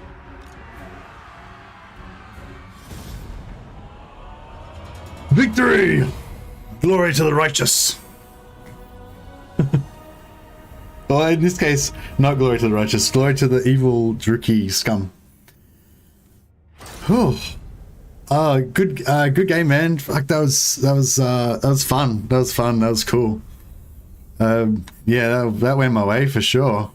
I don't know. I have to get Logic to break it down for me. I don't know. I'm not sure exactly why I won, but it all felt good. Let's find out what happened then. Wow. GG's, well played, dude. Oh, thanks, man. That was How stuff. was that? It felt good. It felt good. Yeah. Dude, so many great positives. Let me just send this to Von Carstein so he can join up. And then let's go through it because, dude, you played so well. You're so well. Awesome. Yeah, I feel like, I don't know, nothing. Yeah, I don't know, everything that I wanted to do worked and nothing that I was worried about happened. And yeah, like I was a bit worried I would forget about Marathi or the Manticores or something, and they would get, yeah, just everything worked out great. Like my Blackheart Corsairs found good matchups in melee. The Witch Elves tied down the stuff they needed to tie down. Also, great target prioritization. That's the first thing I have to say. Really great target prioritization. I said to myself and to my chat, I want to see him shoot the Black Orcs. You shot the Black Orcs. Excellent stuff. The Black Orcs did nothing, did they? They were just like, they did 89 damage. Yeah. That is the problem with Black Orcs in multiplayer, is the fact that they are so expensive, they have no shields, and they do have massive armor and great armor piercing. They even have immune to psychology. But the thing is that's if they reach the front line. And thank you very much, Gastro. I'll say this quickly. Thank you very much for bringing an appropriate army for the tournament and being such a gent and playing today. I really appreciate that. Yeah, thanks a lot, Gastro. Appreciate you helping me train, and thanks for being so patient while we. Thanks to everyone for being so patient. Like, because obviously I need a lot of instruction, and so yeah, everyone's been really patient. You played so well. Like, one thing for your infantry, I found it was a bit crumped. It was a bit sort of close. Yeah. Don't be afraid to have them a little bit spread out a little bit more, so you can kind of cover a wider basis. So it would take longer for your opponent to get around the flanks. But your cavalry play was really great. Your cavalry did really well. So you got 1,100 on one of the Dark Riders. You got 722 on the second unit. Your Dark Shards 850, 700, and 550. Manticores 470 and 160. And they didn't get much damage, but they terrified so much infantry. And what was really great to see is that you terrified one of the Goblin big bosses and then chased it off. Yeah, And yeah. you can see it went off with 3/4 health. Yeah, that was, I just sort of trying to like send them to chase things away and then bring them back and kind of keep Marathi working at the same time. I actually really liked using Marathi that time. Like I got her into a couple of fights where she was doing her buffs and stuff, and I got two casts this time. The other times I only got one cast, I think. I don't know. Your cast on that massive blob in the middle, gorgeous cast there. I don't your actually, Marathi gameplay was great. I don't actually understand. I don't really know how that spell works. So I don't usually use it too much. Is it 40 meters area of effect that does damage to anything in that area? So the more blobs they are, the more damage, basically. Yeah, essentially. It's basically a great anti-blob tool, and all the damage you do there, you heal half of that back on Marathi. Oh, okay. I thought the heal was just independent. Like I thought you just got a set amount of heal. Nah, it's on Soul Stealer. So if you'd used the Soul Stealer against the Double Dragons before, you would have actually healed Marathi quite nicely in that duel. Okay. And the Manticores, not only do you come in with all the debuffs, and the Manticores also provide Terror, which is actually negative 21 leadership. It was really good, man. You were coming in. They think that last Gastral should have rushed more or something. Gastral is a new player as well, to be fair. Yeah, I've never seen him play Greenskins before, so I think this is a new force for him. Yeah, well, thanks for like taking it easy on me in terms of not taking like a killer build or anything. But I was just gonna say, so I felt like when he moved, like when I saw him shifting his whole army around to the left, on the one hand, I was like, oh no, now obviously I've got to deal with that left flank. But on the other hand, I did actually feel a bit of relief. Oh, he's not going to rush me. Sweet. You know, like I felt like now I've got time to do stuff.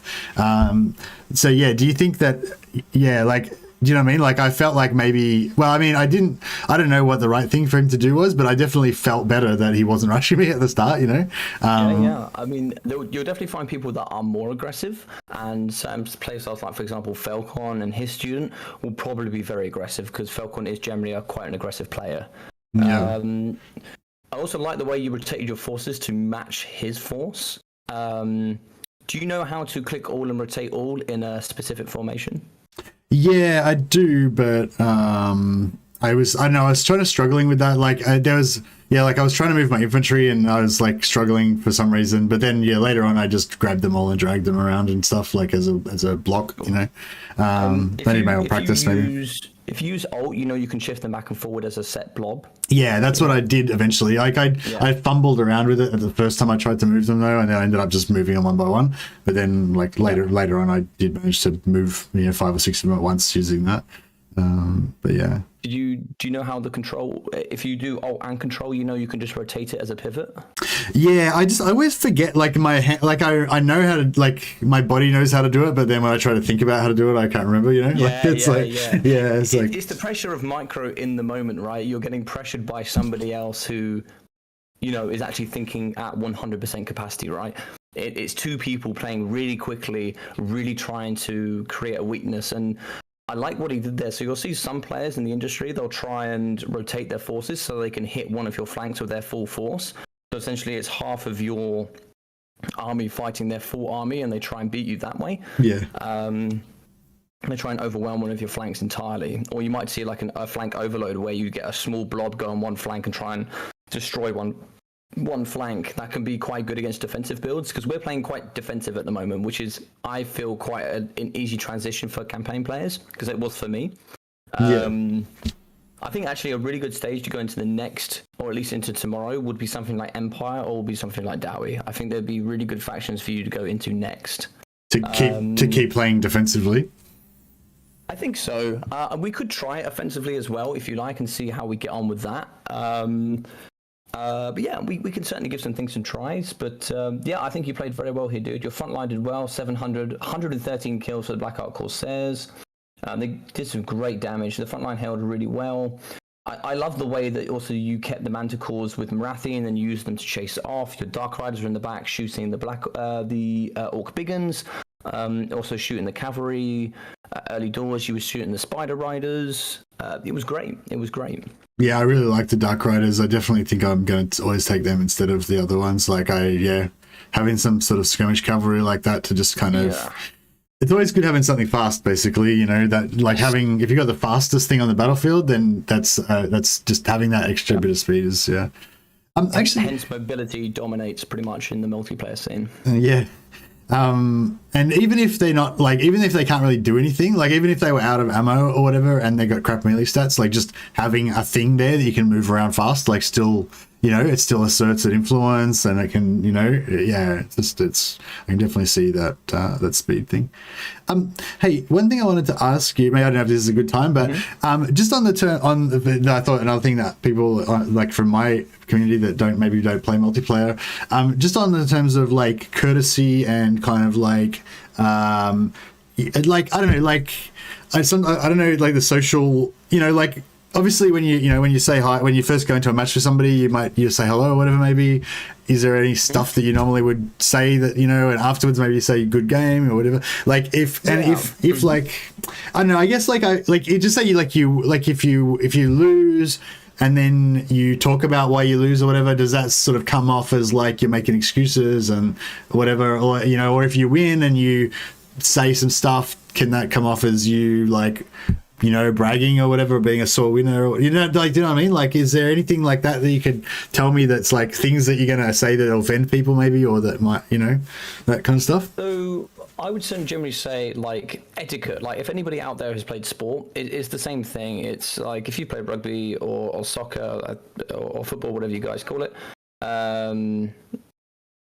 you know, after the game, you always shake each other's hands and you say great game, even if you lost. It's the same here for Warhammer. It's you say hello when you come in. You say, this is what I do, and this is what I expect from everybody else. I say hello. I ask how they are, and then depending on if it's practice or tournament, will depend on the next stages. If it's a tournament, sometimes you might go, okay, great. So it looks like it's me picking first, and you crack on with it. And then after every game, you say good luck, have fun. When you're about to start, like I'm ready.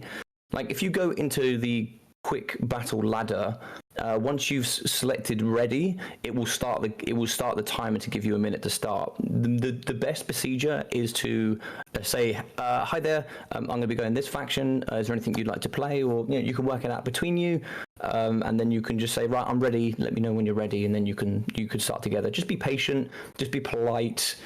Say good luck, have fun, and just say GG's after the game. Even if you're a bit raging, or, you know, if you what I would try and say as well is don't force your opinions down people's throats, but you know, if you feel like you want to offer them a bit of a suggestion, then feel that you can.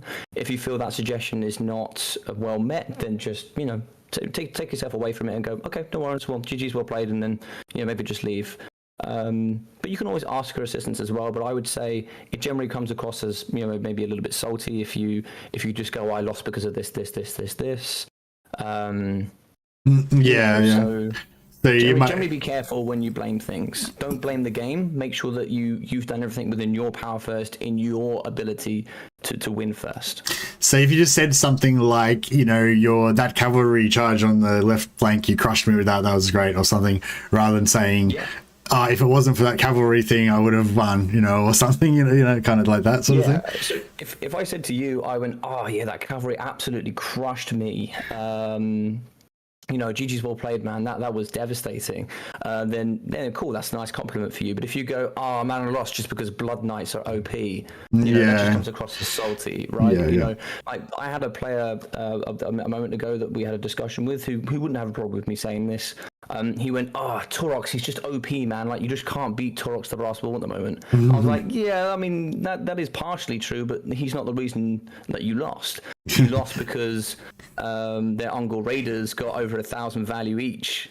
And the Ungol Raiders, they're garbage. They're meant to be garbage. But the fact that he just sat there and shot your key unarmored targets and got so much value is why you lost the game. Not because Torox was OP. Torox actually didn't do much. In their mind, they thought, it's because the Torox is very powerful. He's the reason I lost. When actually, in actual fact, that wasn't the reason. So be humble in victory, and be humble in defeat as well, is what I would say. And save your replays if you want to get better. Go back and watch yourself, watch your opponent, see what they did. Yeah, when am I supposed to do? You save your replay immediately after the battle ends, or you're still in the battle. Yeah, that's when you press escape or whatever. Yeah, I keep missing. 10 seconds to do so. You can do it afterwards. You have to go. There is actually something on my Discord that gives you the direct path, but generally you have to go into your C drive and you go onto your replays, and it will be down as auto save. You can then change that name, and it will save it permanently for you. Yeah, I should have been saving the replays because I probably, I don't know if I don't think I'm gonna have time to do anything apart from just do these streams with you. I think so too. But it'd be cool if I could put a little video with something. I was thinking maybe just doing something like you did with just the 2-minute thing, just saying, "Hey guys, I'm doing a tournament." For the people who don't really watch streams, just to be like, "Hey guys, I'm just gonna be doing multiplayer this week" or whatever, that kind of thing. But anyway, so I might try to remember to save the replay. Oh, another important thing that you said. So you said you would normally say "good game, have fun," or say "I'm ready, let me know when you're ready" before you click OK at the start of the match. So it's so it's a bit rude to just press OK and start the timer straight away, kind of thing, without saying anything. Whereas it's a bit more polite to make sure they're ready before you start the timer. It's not rude, but I think it's it's good common courtesy to just be like, okay, I'm ready, and I hope you're ready, because some armies are bigger and wider, and maybe some factions that are very defensive, like dwarfs or empire, that might need a little bit more time to set up. It's good common practice to go, okay, I'm ready. Basically means you can start when you're ready, because then I'll be ready to go, if that makes sense. So the first person that is ready goes, okay, I'm ready, good luck, have fun. Now let's the other player know, okay, great, they're ready. I would say good luck, have fun, and then I would start, and then they would click start as well. Okay, cool. It's generally the best way to do it, yeah. But I wouldn't say it's rude. There are some people in the community that they're not very talkative, which is okay as well. Some people are shy and these sort of things. So if they don't say it, doesn't mean they're being rude, or doesn't mean that their social skills perhaps maybe aren't where they would like them to be, and sometimes that's okay as well. It's all a learning process for all of us. Yeah, that's a good call. It's you want to show courtesy to other people, but then also don't take offense easily. Be patient with other people, but also try to show as much courtesy, but also be patient with other people. If don't immediately think they're trying to be offensive to you just because they do something strange or whatever. Yeah. That's good, cool. Try to put yourself in their shoes first before you try and make any sort of assumptions. Try and think about how that person might be feeling as well after the game. They might have lost, they might be a bit angry or just a bit upset. They might say something in the moment they don't mean to, or they don't really mean in general. So, sometimes just let people be and let people stew over and do what they need to do, and just try and be as positive, try and be as open and as welcoming as possible, because it's like any competition, losing is not always fun, and some people take it differently. Yeah, good call. I've just said as well, some people are not very comfortable with the English language as well. That's a good call as well. Yeah. Not everyone speaks English. Massive Polish scene, massive Russian scene, there's a massive American scene, English scene, French scene, German scene, North European scene with Sweden, Norway, players up there, all over the world. People play all over the world. Yeah. So the amount of, I got into a call with I think there was a couple of ODM guys in there from the French scene, a couple from the Spanish scene as well, from EC, and we're all trying to translate. The majority we used was English, which was lucky for me because I cannot speak any other languages. But it was amazing to sit there and try and interact with these guys when we're all trying to come together to talk, because we all struggled so hard, but we all found it funny because we're all in the same boat, right? So. I'm just gonna check my jug boil my jug for a second, making a coffee. Can you chat to keep people entertained for a while? Do a little dance or something? I'm dead here, and then I'll dance around and try and entertain people. No worries. Yeah, I hope everybody's enjoyed the stream. I've actually got a stream up from Mercy now as well, so if you guys are talking in there, I should be able to see you as well. So me English good. I love that. But yeah, I hope you guys are enjoying the stream. Me and Mercy are going to be training every single day. We're going to be trying to get a little bit better here. I got some subscribers. I got a subscriber from Linksy, Yvonne, Dustin D, and David. Thank you very much, guys. I really, really do appreciate it. I got a really nice invitation to come here. I'm actually not in the CA program right now. I actually need a bit of a higher subscriber count. I also work on Twitch as well, where I do single player content as well. So thank you very much for the support. And for those that don't know Mercy, please do go support him. He's a great guy, and he's really chilled, really fun to get involved with. We're both super excited about this, and he's playing very, very well at the moment. So do go support him as well.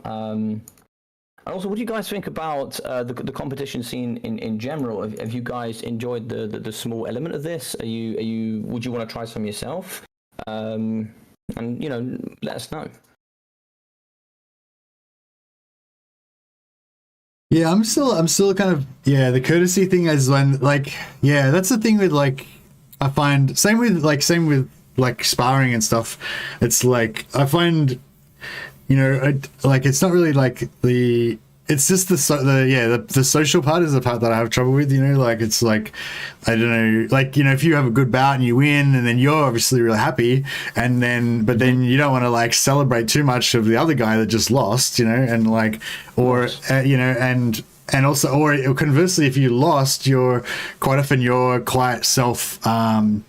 critical, like, you're kind of like, now you're going to introspect about what did I do wrong, blah blah blah, but then you don't want to be all fucking depressing to the other guy as well, who's like just having a good time because they just won and stuff, and it's like, I don't know, I find that's the part. I love that about martial arts, right? There's a massive respect element there. Respect for your coach or your trainer, also respect for your opponent. These are key skills that I think you need in life in general. And I think as well for those people that maybe don't have, like, I've certainly struggled in the past with losing, being like, I'm extremely competitive myself. Sometimes I go, this, that, etc. And sometimes it's just realizing, it's a growth thing as well. And I always try to invite those back as much as possible that are polite, that show great etiquette. And I try and get these guys on live stream as much as possible, almost irrespective of their ability level. Yeah, I need to. Maybe for the next couple of rounds, I need to practice that, because I think I keep leaving the battles too early. Like, I don't think I even said good game to my opponent that time. I forgot his name now. I think for these guys, they're just hopping in and out, but they can hear you. They're all watching. But yeah. What was it? Who was my opponent that I just played then with the greenskins? Gastral. Gastral, that's right. I did. Yeah, I knew his name. Yeah. Thanks again, Gastral. It was a good game. It was cool. We got Undead. I'll just get my coffee. Sorry, Undead. I'll be back in a sec. And let's ask Undead which faction he would like to play.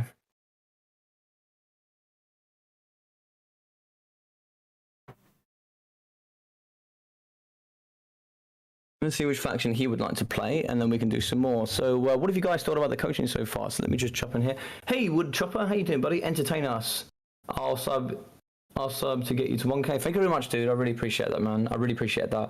I do 2 streams a day.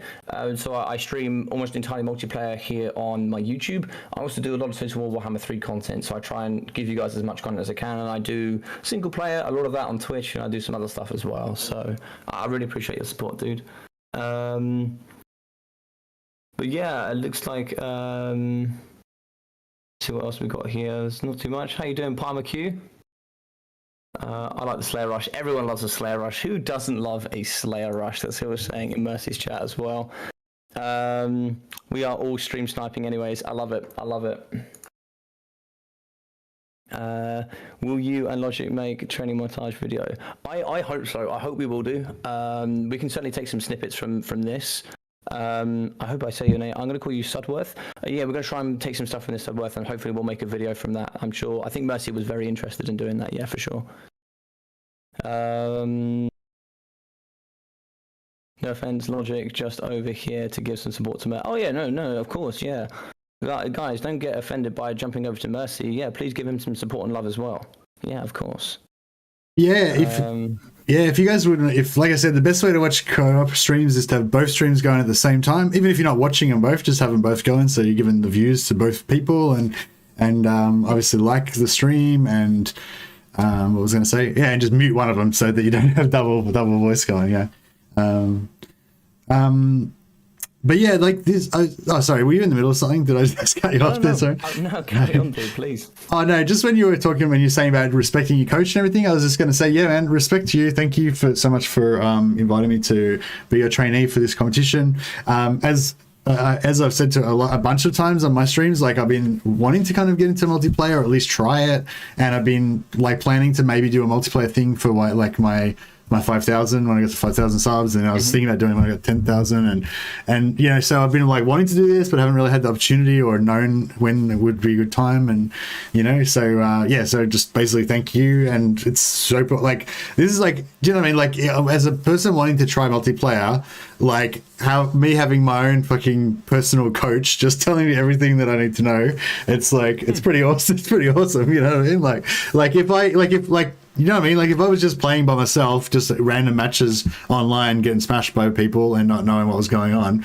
like, you know what I mean? It would totally take me weeks to learn the stuff that I've been learning today. So, so yeah, I hope it's, yeah. Dude, you're very welcome. Like I love helping people learn. I love helping people get better. And as soon as I was like, the first person I said was you, because I know we'd already like kind of planned to do this, right? And yeah, we had our own different version of it, sort of, but then I told Ducky that, and he's like, I actually had a conversation with I don't think I told you this. I had a conversation with Duck saying, oh yeah, so I'm going to do this thing with Mercy. Is there anything you think I should think about? He's like, oh yeah, you can't do that. And that's when you messaged me about him doing this, and I was like, oh. He's like, I can't tell you why you can't do that either. And I was like, oh really? And then I was like really disappointed, but then this came along. I was like, yes, we can do it together still. So I'm super happy that we can do this. Yeah, no, it's awesome. I'm really excited about this little journey. It's always nice learning a new skill as well, and like new people and everything. You know, it's just it's all good. There's a couple of things I want to say. Oh yeah, a couple of people in chat have been asking whether we're going to do a training montage. I would love to do a training montage, even just a little 2-minute video with like, it'd be so cool. But I just don't know if I'll have time. Like, yeah, I'll have to find the time. The other thing is, I feel like if I do a training montage, I have to either have Eye of the Tiger from Rocky or Everybody Needs a Montage song from, you know, so it's like, but I can't really use either of those songs, otherwise I'll get copyright claims. So it's that's like a bit of a hard counter to the training montage, but yeah, there was something else I wanted to say. We could definitely put, or at least together, we could put some stuff together. Yeah, I've definitely got some awesome reactions of me with you winning.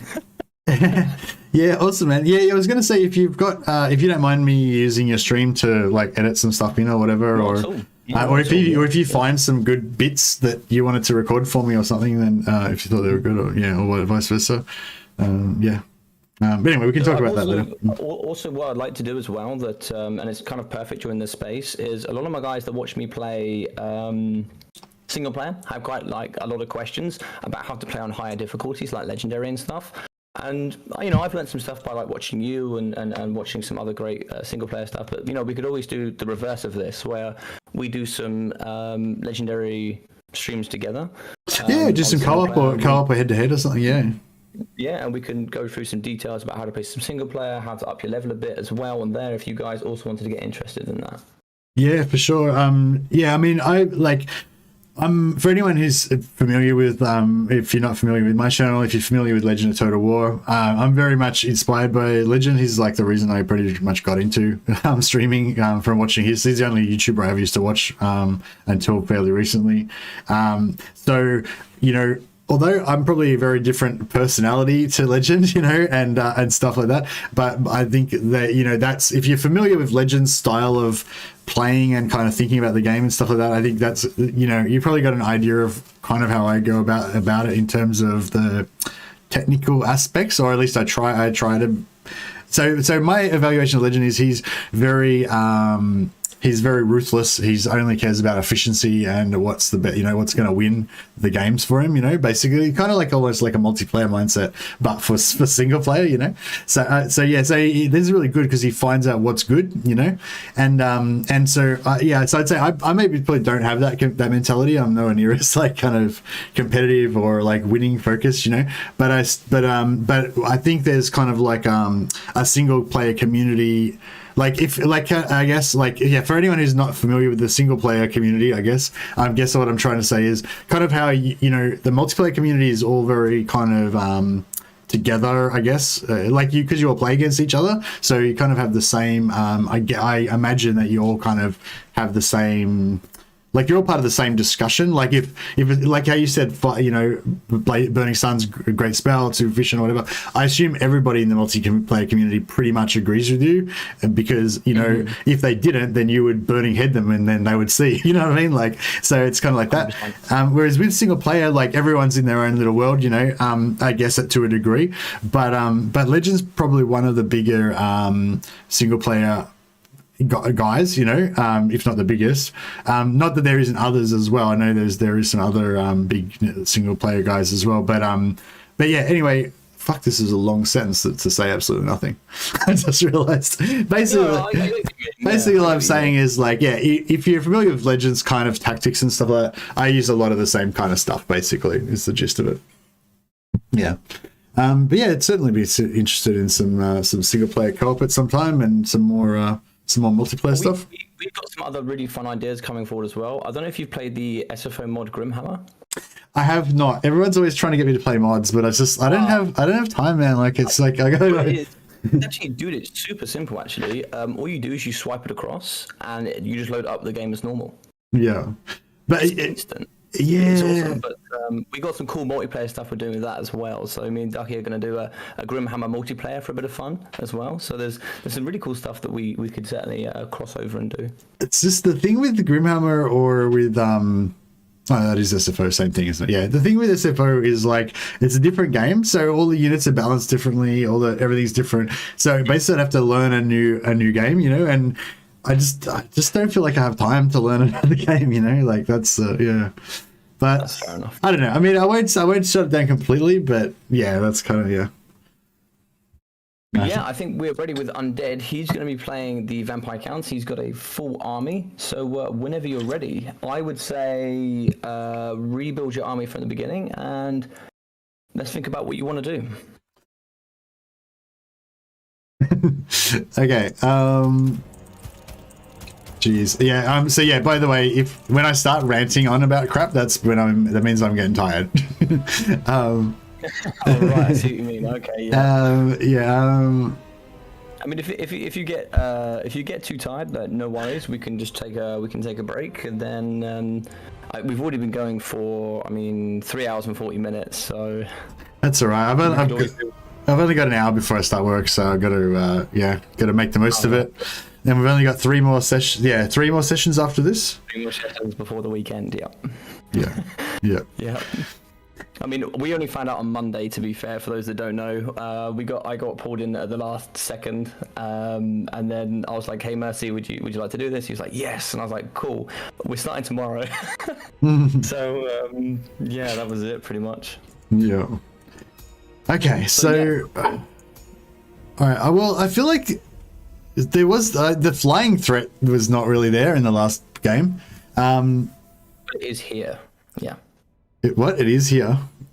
Yeah, with the Vampire Counts, there's a good flying threat. Oh, okay. So, yeah, but I feel like that whole like avoiding flying and just staying on the ground thing didn't really work out well for me.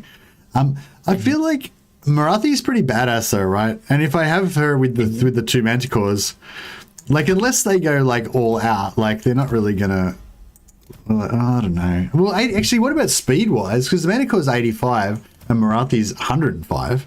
So even if they do go speed with dragons and what do you call them? Their flyers aren't as fast except for the bats. So you got Hellsteeds as well. So Hellsteeds are really fast. They're 105 speed. True. Dragons are 90 speeds. They're actually pretty quick. Otherwise they'll be on horse. Let's think what else we can. I don't know. I mean, I'm really liking my flyer. I'm really liking my Marathi and 2 Manticores thing. It's actually there's a really strong Dark Elf player in the community, and he pretty much invented the double Manticore Marathi build, and it's very, very strong in pretty much almost any matchup. My Dark Riders will definitely outrun their Blood Knights if they have Blood Knights. So that's cool, and it'll outrun their Black Knights, whatever they're, Black Knights. So I can still basically use them the same, unless he bats them. But if he bats them, then I can Manticore them. So that would work out all right, I guess. Don't forget as well, Blood Knights have Blood of the Flag of the Blood Keep. Yeah, so they get extra missile resistance when they're not fighting in combat. Yeah, they get 20% missile resistance when they're not in melee combat. Okay. Well, we can't really shoot. Yeah, well, we can't shoot them while we're running away from them anyway. So it's Yeah. So yeah, I think I like the Dark Riders. They could certainly do some nice work. So what you could do is, if you didn't want to have to protect your range units, so like your infantry range, you could just go with like say 4 units of Dark Rider repeater crossbows. Oh yeah, true. But then you don't have to protect them, and then you can just kind of use the infantry force to deal with their infantry force. And lose the artillery as well, you reckon? It's up to you. It's really entirely up to you. If you want to keep the artillery, because then you've only got to protect the artillery, right? So you could go like say skirmish. So it basically means you have to protect less. Yeah, I guess so. Because the speed of the Dark Riders will protect themselves, if that makes sense. Yeah. I mean, we should try different stuff, I guess, as well. So maybe that's a good call to just try something different.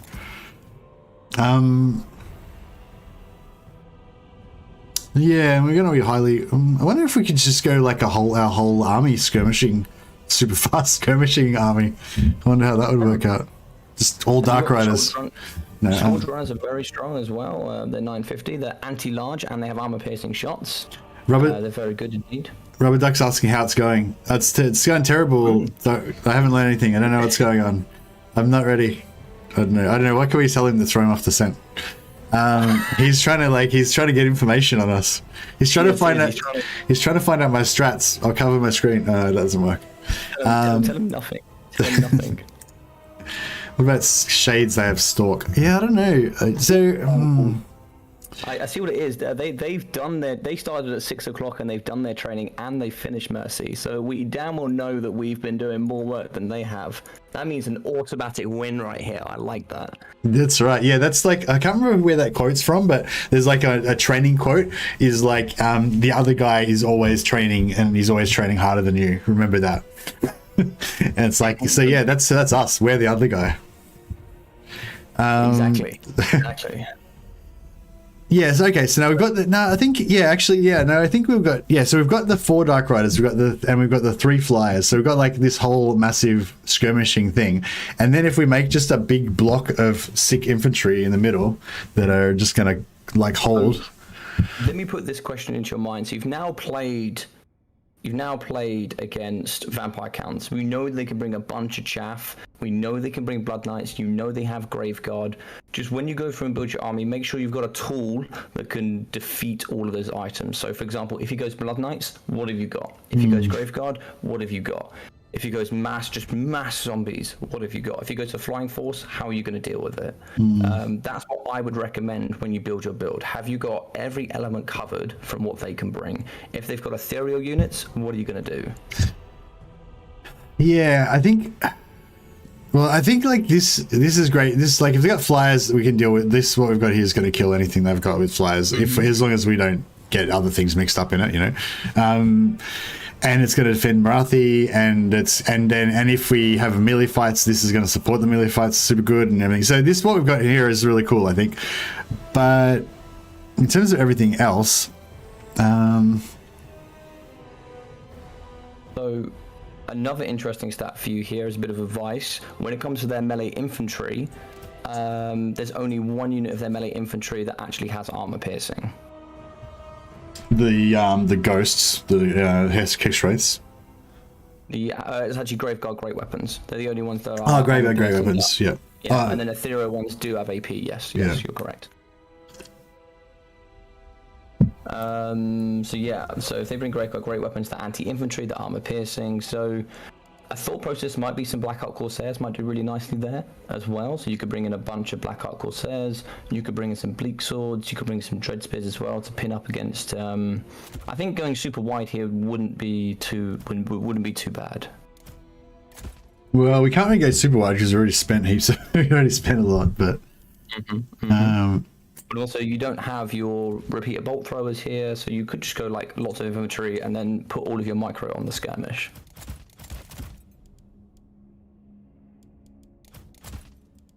We need anti-large though. I'm sort of thinking I was going to take like 5 bleak swords, but then I'm thinking I'm better off taking 5. You got left. Still got 500, but I was thinking of just getting rid of the 5 bleak swords and taking 5 dread spears instead. They won't kill anything, but at least then I'll have spears everywhere in case of their cavalry.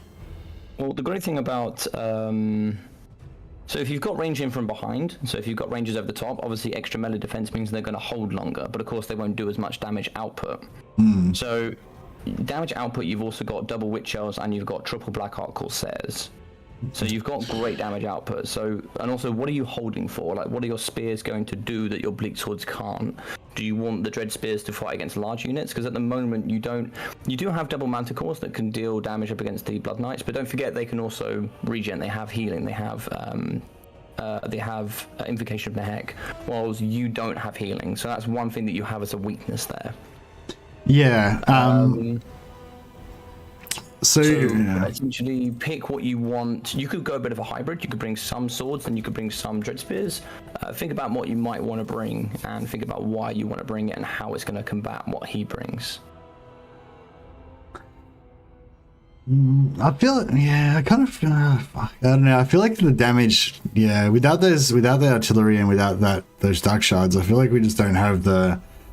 You know, like sure, the Black Arcs will win against skeletons and crap, and you know, but I just feel like we're not going to have that focus fire to take things out. You know.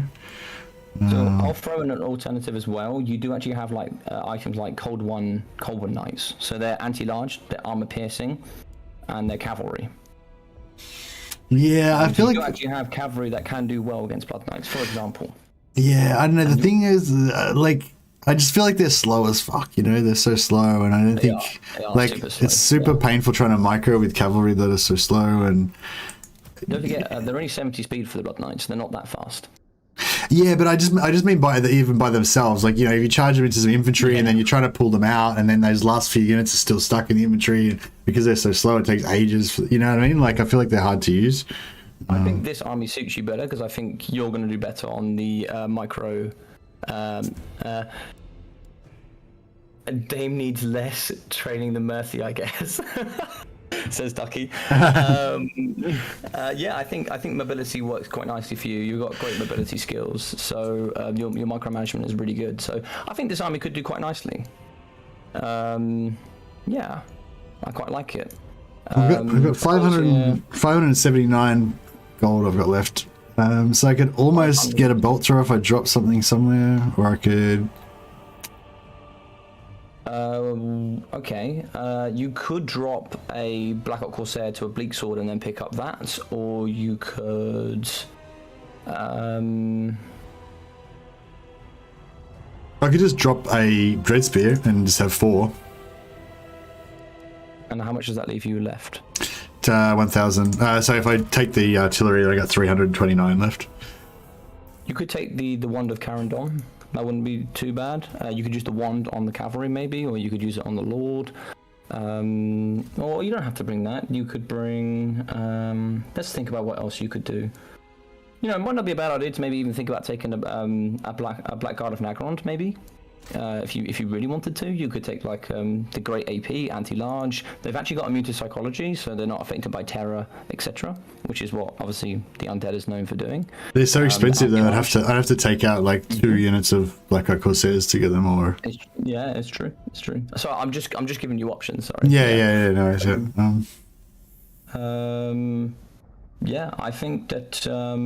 What if I just take an extra? If I can I? That's no, not quite. I was gonna say I could almost take another. I could almost take another witch elf, but not quite.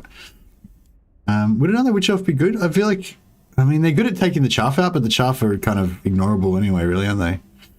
Also, the chaff, like even skeletons, will do just as. I mean, they have okay melee defense, but they will return fire due to the light armor. So if they do successfully hit, the base weapon damage will do a lot to the Witch Elves. They don't negate a lot, so they're great at damage output, but they also take a lot of damage in return. They're very glass cannon. Maybe I drop a Dread Spear and take another Black Art Corsair. So I got 3 Dread Spears. I kind of really wish I had 4 though. Did I take the Carandon? No, I don't have the lines.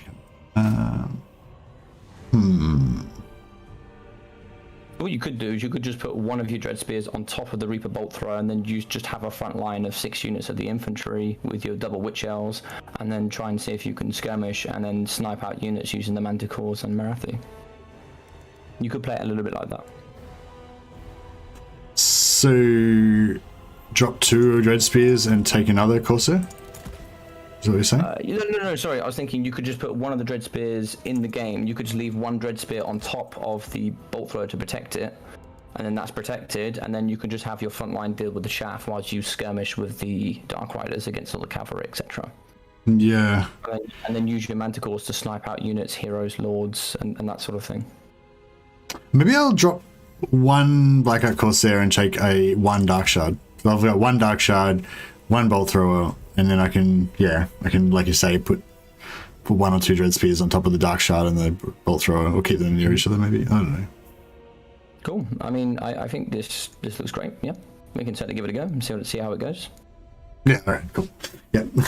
Yeah, I'm trying to get a bit of action going for people who are watching as well, rather than just theorizing. And I think that's a really good thing for anyone when you're learning. Like, theorizing is great, but doing is the go. Like, there was some study they did where they had 2 groups making pottery vases or whatever, and one group had to make like 20 pottery vases by the end of the week, and the other group had to just concentrate all their efforts into making 1 perfect vase by the end of the week. And the people who divided their time amongst the 20 vases actually had the better vase by the end of the week, because they'd had trial and error over and over and over again 20 times, whereas the guys who spent a whole week on 1 vase, did worse. Sorry, this is what happens when I get tired. I start writing about bullshit that doesn't matter. It's fine. All right, I'm doing it. Let's do this. Let's get this going. This is going to be good. I think this is going to be a good game. Duck's telling me to drop Marathi instead of Rakath because he has a cooler hat. I feel like that's not good advice. I feel like anything the Duck says at this moment, you shouldn't believe a word of it. Also, we can actually use Rakath. I forgot he's an FLC, but Rakath is not very good, sadly. I wish he was better. He kind of sucks in campaign, and he kind of sucks in multiplayer. Yeah, he's got a shit hat. I don't know what Duck's on about. That hat looks shit. Oh, God. All right, well, listen, man. Good luck, have fun, and I'll see you on the other side. No worries. Thanks, guys. Thanks, Ledu.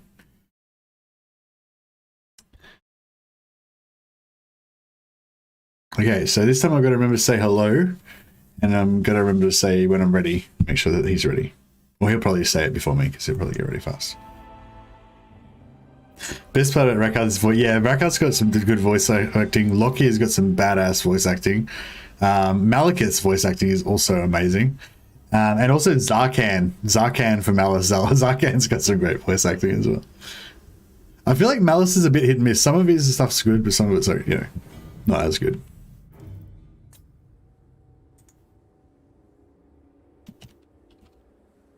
Hello. Thanks for your patience. Okay, what are we doing here? Dealers in debt. Alright, I'm gonna do big line of these guys, sort of mixed together a little bit. Gonna have Witch Elves gonna stay back a little bit. We're gonna go the hill. Gonna go the hill. Marathi and her little gang squad. We've got 4 of these bad boys. I kind of want to keep them all together in ish. I feel like if I keep them together, then I'll micro them good. If I split them up, I'll forget about them. They'll die basically. I might just put them on. I kind of want to put them on skirmish in case I forget about them. Skirmish is kind of like, you might have noticed last time I was trying to put some things in skirmish, take them off skirmish, depending on whether I thought I was going to forget about them, you know. So I did put some things in skirmish, but then yeah, I don't know. Like skirmish is shit, but it's good if you are going to forget about them, I guess, so that they'll still be alive when you come back. That's my thinking anyway. I put this on spread shot at the first start, and then once I figure out what I'm aiming them at, I might change it. I don't know, that's good enough. Okay, I'm ready. I don't know, I forget what Logic said I was supposed to say. I'll just say I'm ready. Are you ready too? Alright, let's do it. Oh yeah, I gotta say good luck. Okay. I spelled it wrong. Fuck, you get it. You get the idea. Okay, he's got a lot of stuff. Skeletons. He's got some can rays. Oh, we didn't take any magic damage. Black Knights. Okay, he's got Black Knights instead of Blood Knights. Oh, he's got Black Knights and Blood Knights. Okay, shit. I don't know what to do. Fuck. I guess we'll shoot some Black Knights with those. Actually, yeah, maybe we can take Marathi over and like do a bit of a thing. Oh, he's going that side with all of his cav. Alright, well, let's just do a bit of this kind of thing. Oh shit! Look out! There's some like dogs over here. Look out! We got dogs. He tricked me. Fucking hell! That's not count. That's not fair. Oh, he's doing something else now. What's going on there? Is that some slow or something? I don't even know what the spells are. They're fucked. Okay. Well, they're dead as well. Cool. I wonder if I could kill these. Shit. Maybe I should just come back and hide. There we go. If we could try and shoot some Blood Knights with that, would be good.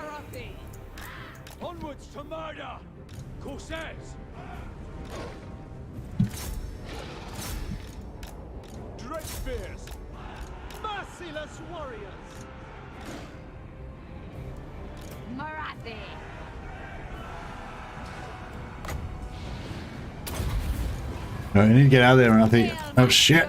Yeah, I fucked up. These Blood Knights are gonna fuck us up.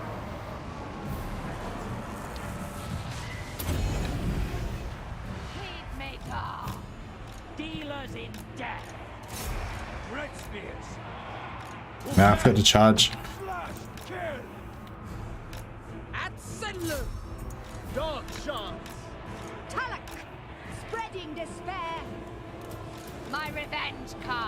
I don't think we can get out of there.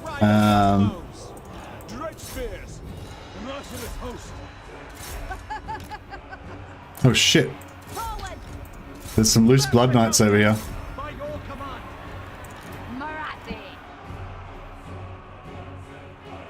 Oh shit, they're just like right in the middle of everything. Oh crap. I think this is going badly. Marathi's actually doing surprisingly okay in here. So far, but it's probably gonna get pretty hectic in there pretty soon.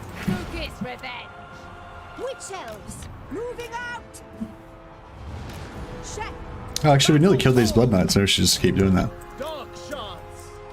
Yeah, they're fucked. Run! Flee! Yeah, Marathi's struggling. She's not having a good time.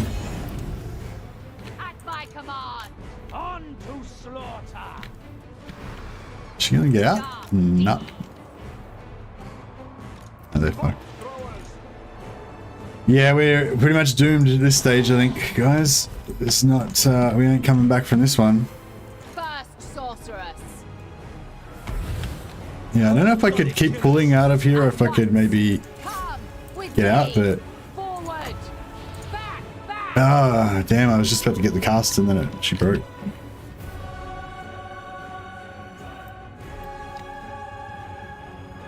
Oh, we won against the Blood Knights there.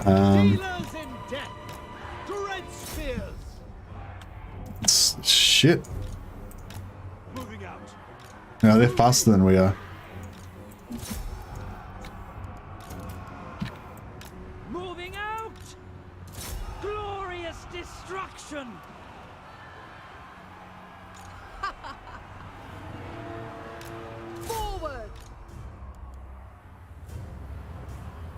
Dark Rider crossbow. Just want to kill these Blood Knights if we can. Onwards to murder. Tulloch. Shut. Pull back.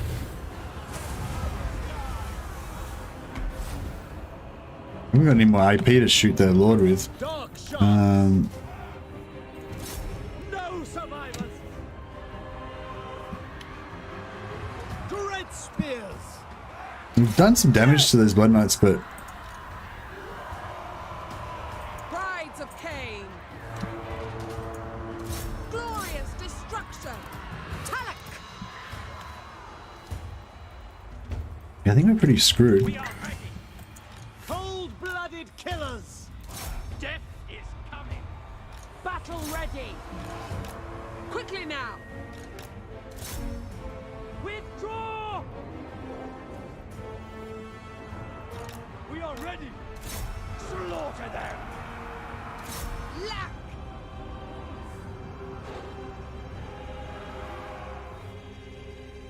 Man, that's not fun. Whatever that is. Dark shards. Nagarothi. This is. I'm surprised I survived this long. I thought I would have shattered ages ago. But I mean, I think we're about to go down now. Dealers in death. Advance. Yeah, I think maybe I don't know. It was bad. The Manticore, did I forget the Manticore for too long?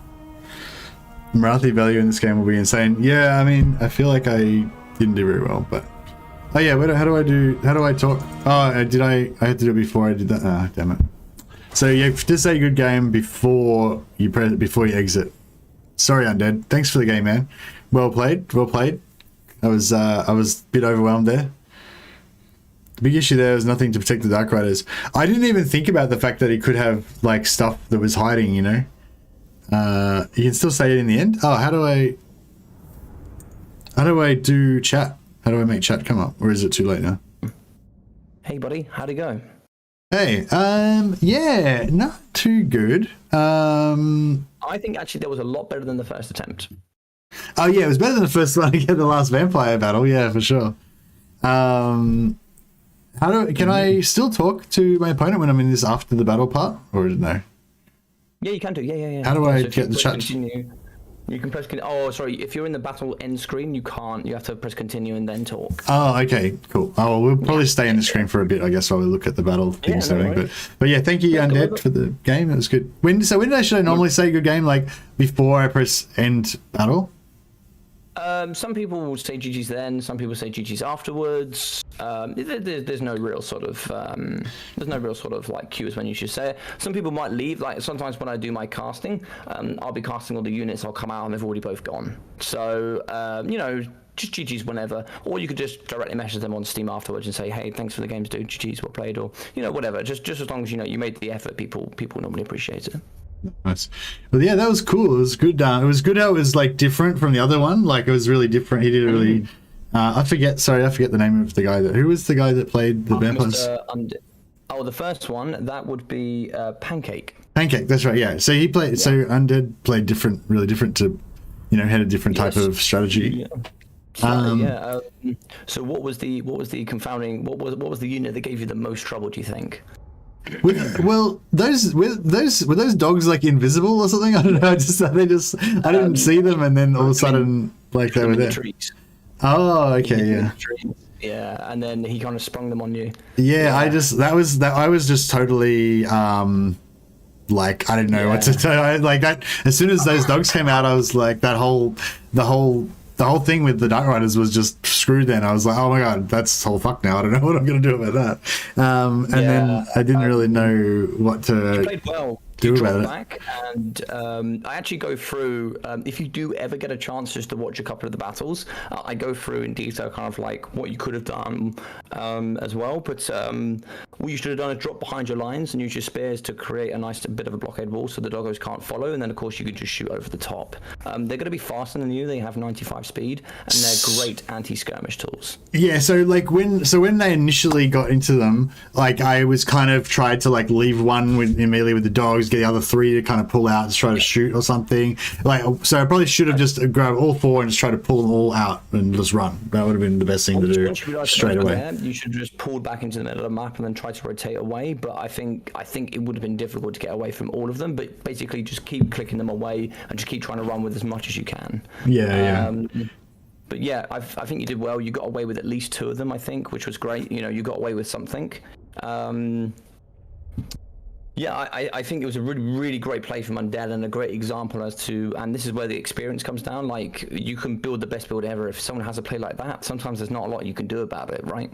But yeah, it was really well played. Like, they got 1,100 on one of the dogs and 980 on the second one. They cost 500 and they can perform really well. Another unit as well was the Cane Wraiths. They're the ethereal units. They did really well. They popped through the middle. They deleted the Reaper Bolt Thrower, and they got through and terror routed a few units. I thought they did quite well. But you played really well on that one. I must admit, you played very, very well. I know you may feel like you didn't, but you did. Marathi got 2,700 damage value. That's exceptional. It's good for her. Yeah, I got a few good casts. Both of the casts were good. Like, I timed the cast both well with the over 2 units of Blood Knights, over 2 units of Black Knights. Brilliant cast, brilliant cast. Using Court the Lord in there. Also, all of her debuffs were great as well. The Manticores were fighting, and I really loved how you then turned the Reaper Bolt Thrower and shot it onto that blob. That was excellent stuff. Yeah, how much damage did that thing get? Well, yeah, 500. Sure, in the end. Yeah, because it got compromised by the. It probably would have got somewhere about probably about 1,500, maybe a little bit more than that, if the Cane Wraiths weren't able to get in the back. Yeah, but that was the problem. I saw a shorter front line. He was able to get through, unfortunately. Yeah, and he actually forgot about the Cane Wraiths briefly because I noticed the Cane Wraiths slightly before he did. Like he must have switched over to the Marathi fight or something. Because when I first saw the Cane Wraiths, they were just stationary about 2 inches away from my artillery, and then I was like, oh shit. But even though I got there to start microing first, there was nothing I could do because the Cane Wraiths were faster, and I couldn't pull out, like, all my infantry were already tied up, so it was just like, I needed that. That's the problem. I needed that unit of spears sitting on them, like you said, or something. I think that Marathi was unfortunately the only tool that could deal with the Cane Wraiths. Yeah. Because with their Soul Stealer, obviously would have done great damage up against those. Because they have a very low hit point pool, of course. So and also, like, there was some great plays from as well coming in from Undead. He actually used Dance Macabre, which is increased speed and melee attack for his doggos, which was really good. So when he did catch your cavalry, your skirmish cavalry, he just deleted them so quickly. And dogs are so he did very well. Yeah, something about dogs. Like, I think I've noticed it with maybe it's all dogs and wolves, or maybe just some, but with some different factions I've noticed they just seem to just kill stuff really well. Like, I think it's something to do with the way that their speed or something. Like, they just seem to stay on target and just be getting those, getting that damage like really well.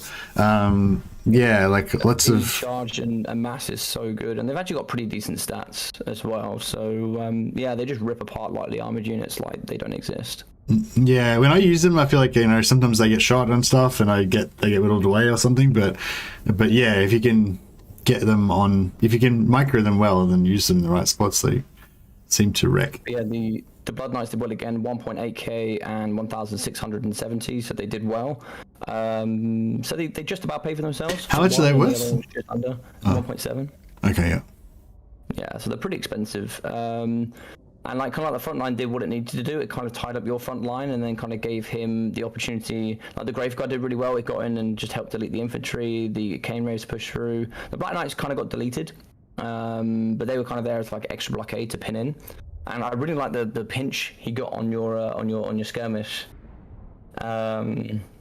Yeah, I mean, you still got 1,000 value and 600 on the other one as well. So 2 of them paid for themselves. It's just unfortunate the other 2 got caught. But sometimes that's the way it goes. Like the Manticores did well. Like they came in.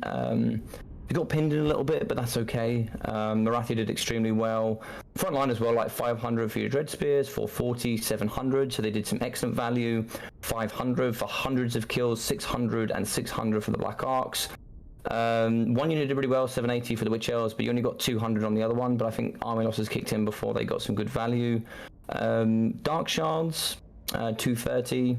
I think maybe if you dropped the Dark Shard and bought another Dread Spear, maybe you could have protected the Bolt Thrower a bit better. Yeah, in retrospect, I guess, yeah.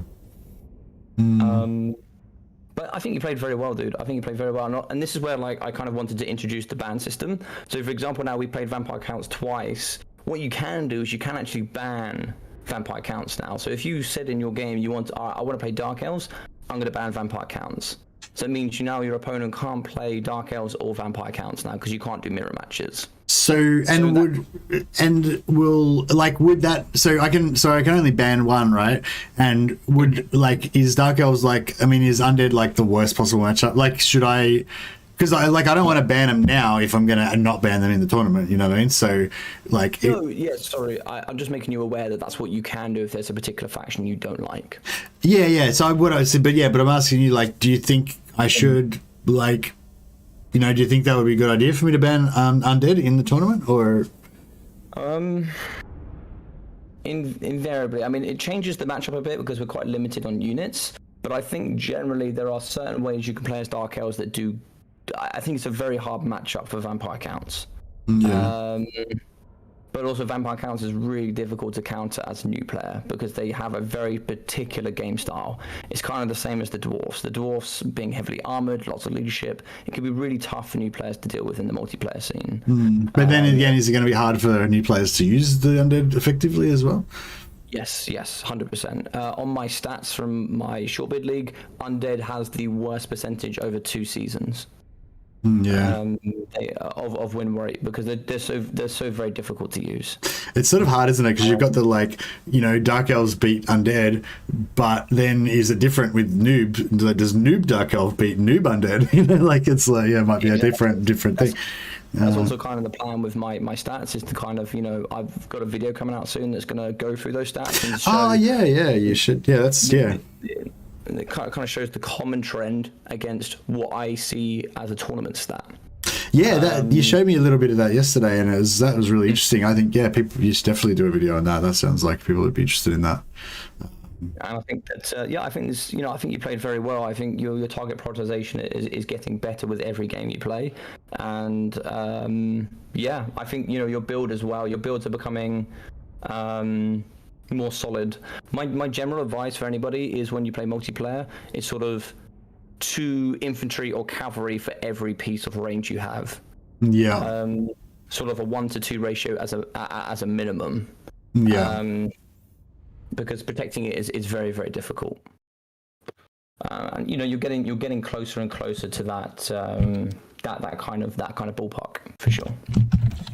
Yeah. I was just going to talk about. I just sent you a message, by the way. I was just gonna say. I just distracted myself because I sent you a message and then I was thinking about that, and now I can't remember what I was going to say. What I was going to say was when we were talking about. Oh yeah, so you were talking about how you've got these stats from your short beard thing. So literally what we were saying before, you can say, like, the people who are more experienced, Dark Elves with more, vampires with more, whatever. People who are less experienced, it might be different, and you've got all those stats because you have all the records of all your battles in your tournaments and everything like that. And I think that'd be really interesting. You definitely should make a video about that. But I was also thinking about like about this format, what we're doing now, about like, if you were going to do that video, obviously that video is tailored to new players, like experienced players who are super good. Thanks a lot, Duck. Thanks for your kind words. Look forward to seeing you in the tournament too. So I was just going to say that, like that sort of stuff obviously is more aimed at new players probably because, experienced players might find it interesting as well, but they don't really need to know how to beat new players because they can already beat new players anyway, whereas new players might be interested in like, like later on I'm going to do this, but for early game I'll get a little bit of an advantage if I play this maybe, or whatever, they might find that interesting. And but all I was going to say is, like, I don't know if this is a thing in multiplayer or not really in the community, but I think it would probably be a good idea in general to aim more content at new players that are new to multiplayer for two reasons. One, because it gets more people into your community if you can convince people to try multiplayer, so that's good for everybody. More opponents, more more everything. But the other thing is, and this is one of the things I was trying to tell my community about, one of the reasons why I like multiplayer, why I want to do multiplayer, is because when you've done a bit of multiplayer, you have a much greater appreciation when you're watching high level players play, because you know what it feels like to have your flank overwhelmed. You know what it feels like to have your lord ganked and whatever. You know what it feels like to pull off a wicked fucking invisible fucking wolves thing. What the hell is that? God damn it, stupid invisible wolves.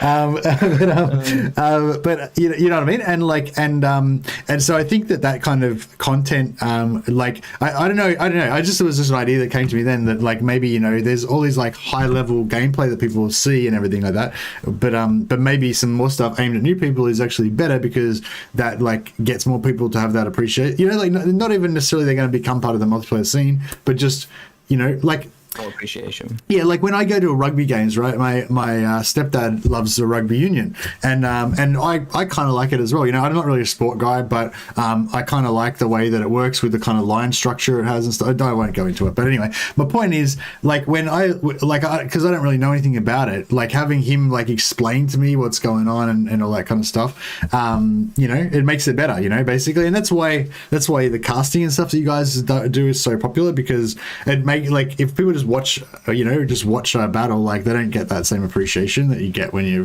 it's like you're telling a story about it, kind of, when you do the casting, I guess. And yeah, anyway. Yeah, I love doing it. I love bringing the plays to the spectators. I like explaining what's going on, and all the great plays, all the mistakes, and because they happen every game, right? If every game was perfect, then nobody would win, right? So I love doing the casting, and I think it's really fun and exciting. I think everybody has something they can get out of it. I think so for sure. And I think that I think actually multiplayer it seems very, very scary. I don't know, how did you find your experience today? Did you find it as scary as you thought you were going to find it? Did you find it, how did you find it? I don't know. I guess, yeah, I kind of pretty much every time the battle's about to start, I feel scared.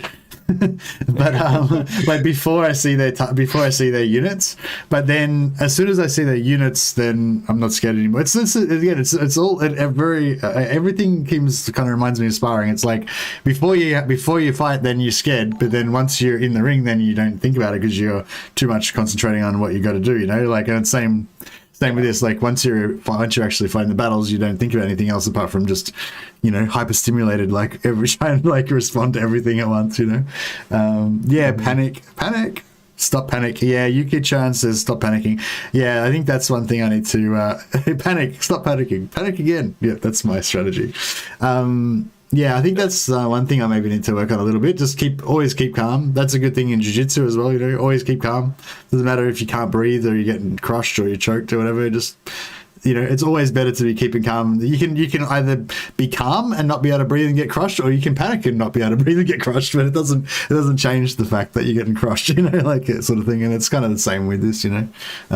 Always keep calm. That's probably good. That's probably my one piece of advice that I could give people. Yeah, and I think you're always going to get that anticipation when you don't know what your opponent's going to bring. You're going to be thinking about a million things. What if they bring this? What if they do that? Sometimes at the end of the day, it's going to be what it is. Prepare the best you can, and just kind of see how it goes and learn from those mistakes you make. Because you'll learn more from making mistakes than you will just constantly succeeding. Because it might be a false positive. You might have won because you were better rather than the army was actually being decent. So just get in there. Don't be afraid to get involved. Don't be afraid to lose. It's a very large, steep learning curve when you play multiplayer for sure. But when you make quite a few mistakes, you'll end up start winning. You'll get better, and you'll learn more about the game in general, and you'll learn more about your faction, what it does, what it can do, what it can't do. And it's not like multiplayer, like, if I do this particular action, the computer will do this. Or, you can't dictate what happens in the game because you've got another player on the other end that is forcing certain scenarios, whether they be optimal against you or not. So, yeah, I think it just brings a cool element to the game. Yeah, it was like from what you were saying just before as well about I forgot now.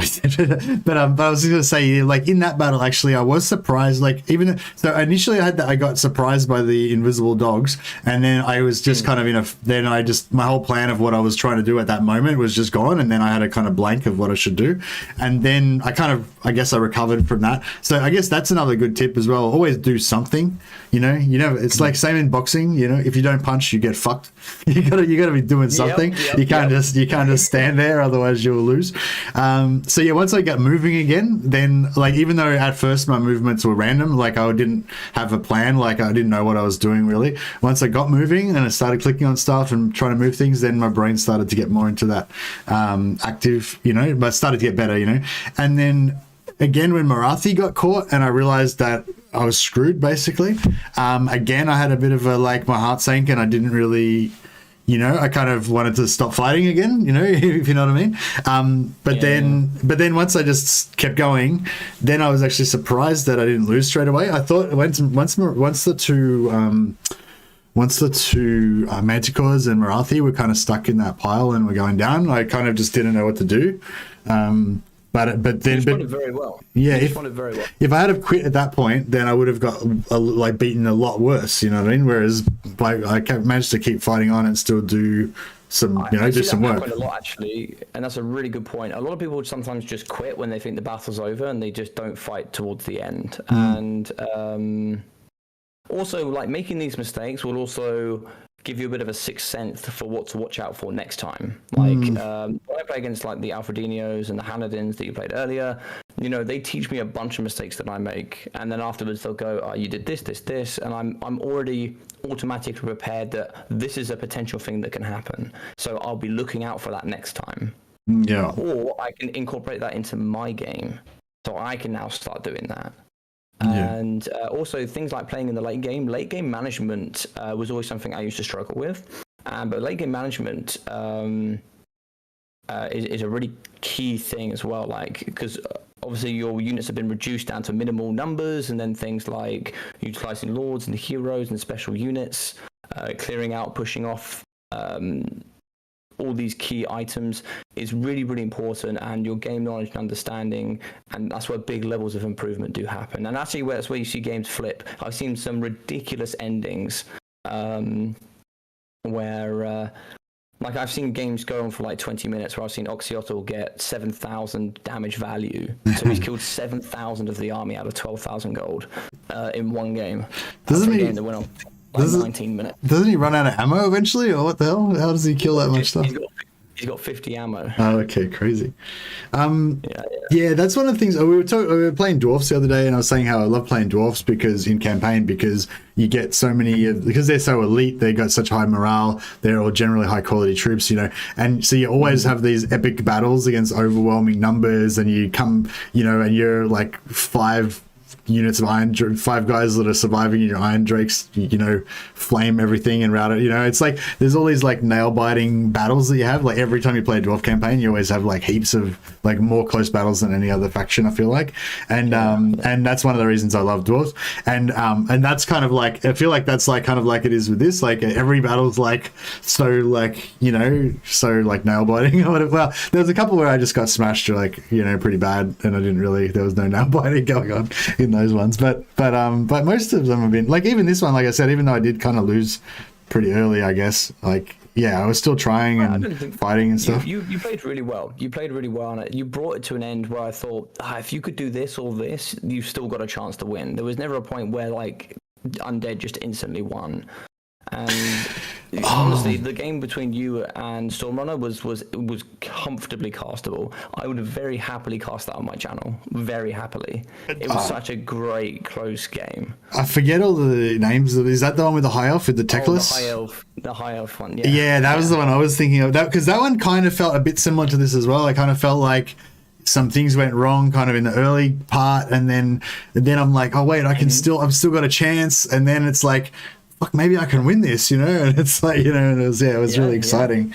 But management was brilliant. It was brilliant, and you ended up winning. And it was brilliant. It was amazing. It was so close. I hope he enjoyed that game as well, because it was pretty fun. It was pretty tight one.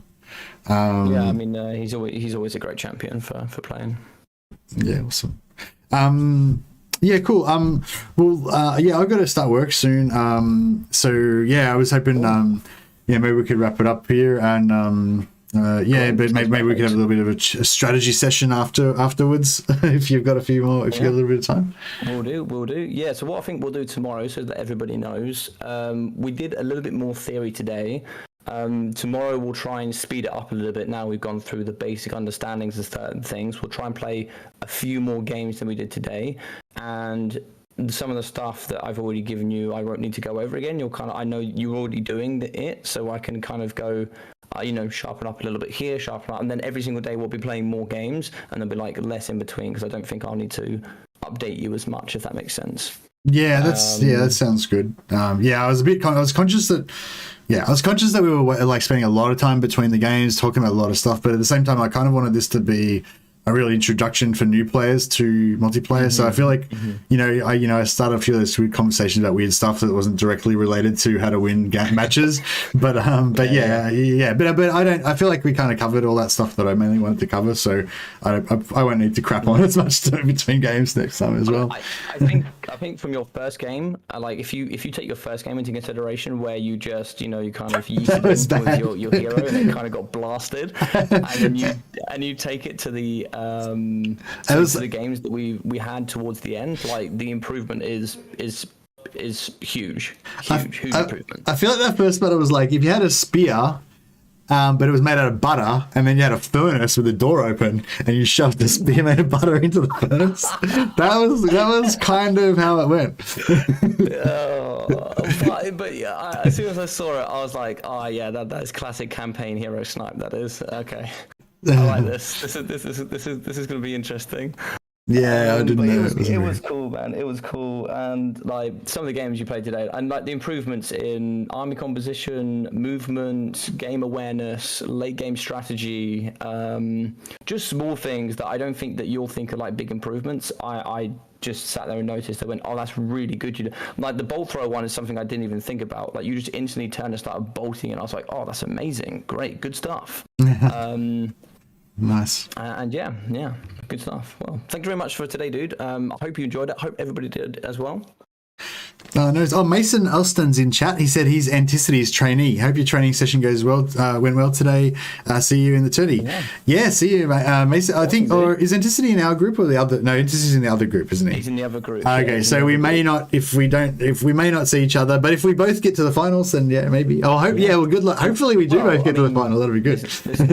Listen, we all know how it's going to be, right? When we get to the final, it's just whether Enticity gets to the final. That's yeah, that's right. Of course, we're guaranteed. We're guaranteed to get to the final. That's right. But I think like I said, I'm really enjoying this. So I'm probably going to be playing a bit of multiplayer sporadically, hopefully after, unless I get beaten so bad in the tournament that I'm just emotionally scarred and never play multiplayer again. I don't think so. Not with gameplay like today. I don't think so. That sounds good. Well, thanks, dude. I'm gonna mute myself and say thanks to everybody here, but I'll talk to you in a minute. No worries. Thanks a lot, Logic. Appreciate all the help. See you later, mate. Thank you very much for Mercy Stream. Thanks, guys. See you guys. Cool. Yeah, thanks everyone for coming and supporting my multiplayer heroes journey. So the heroes, if you're not familiar with the hero's journey, it's a thing in movies and stuff where they reckon it's like the same story as always, in every movie or whatever. And basically, the hero starts off in an idyllic, safe kind of structured life, living somewhere without too much threats. And then they go out into the unknown and seek danger and stuff. And then they have like a final battle, but they get some kind of like weapon or knowledge or something that's going to help them win the final battle. And then they win the battle, and then they come home to their safe environment again, but they're forever changed by the experience. So that's hopefully that's what's going to happen to me on my hero's journey. I just linked Logic's channel again. If I've managed to thanks Down Under, thanks everyone. If I've managed to convince anybody that multiplayer is maybe a cool thing to check out, then yeah, maybe check out Logic's channel. I've linked it a couple of times in the chat there. Oh yeah, maybe we should host somebody as well. Just see because we've got a few people in here in case you guys are looking for somewhere to go next. How do I do this again? Or if anyone knows anyone who's streaming right now that would be good to check out or Warhammer. Yeah, so just reiterating again, unfortunately there's going to be no multiplayer campaign. There's going to be no campaign play this week. It's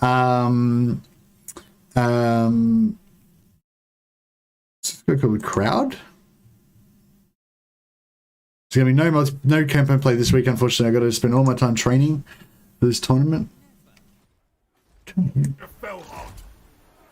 Vicious dreadlord. I don't know. There's a guy named Crowd who's streaming. He's only got 3 subscribers, so I guess he's brand new. I don't know. Maybe you could check him out. I don't know. Oh, whatever. Anyway, I don't know what he's like. I don't know anything about him. But definitely check out Logic. Thanks everyone. Thanks so much for all your support. And Human Boy is streaming. Okay, Human Boy is a multiplayer. Maybe we should host some multiplayer then, because we're doing multiplayer today. Blind pick Human Boy. Yes. Okay, cool. Have heard him a little bit more. Oh, yeah, he's got a nice voice. I will take my Good sonorous voice. Sonorous a good word? I don't know. Whatever. Okay, this is Human Boy for some multiplayer. Gotta go work on the training montage. Yeah, I don't know if I'll have time to do the training montage. Sorry, guys, but anyway, all right, I gotta go. Thanks again, everyone, and have a good day, and I'll see you later.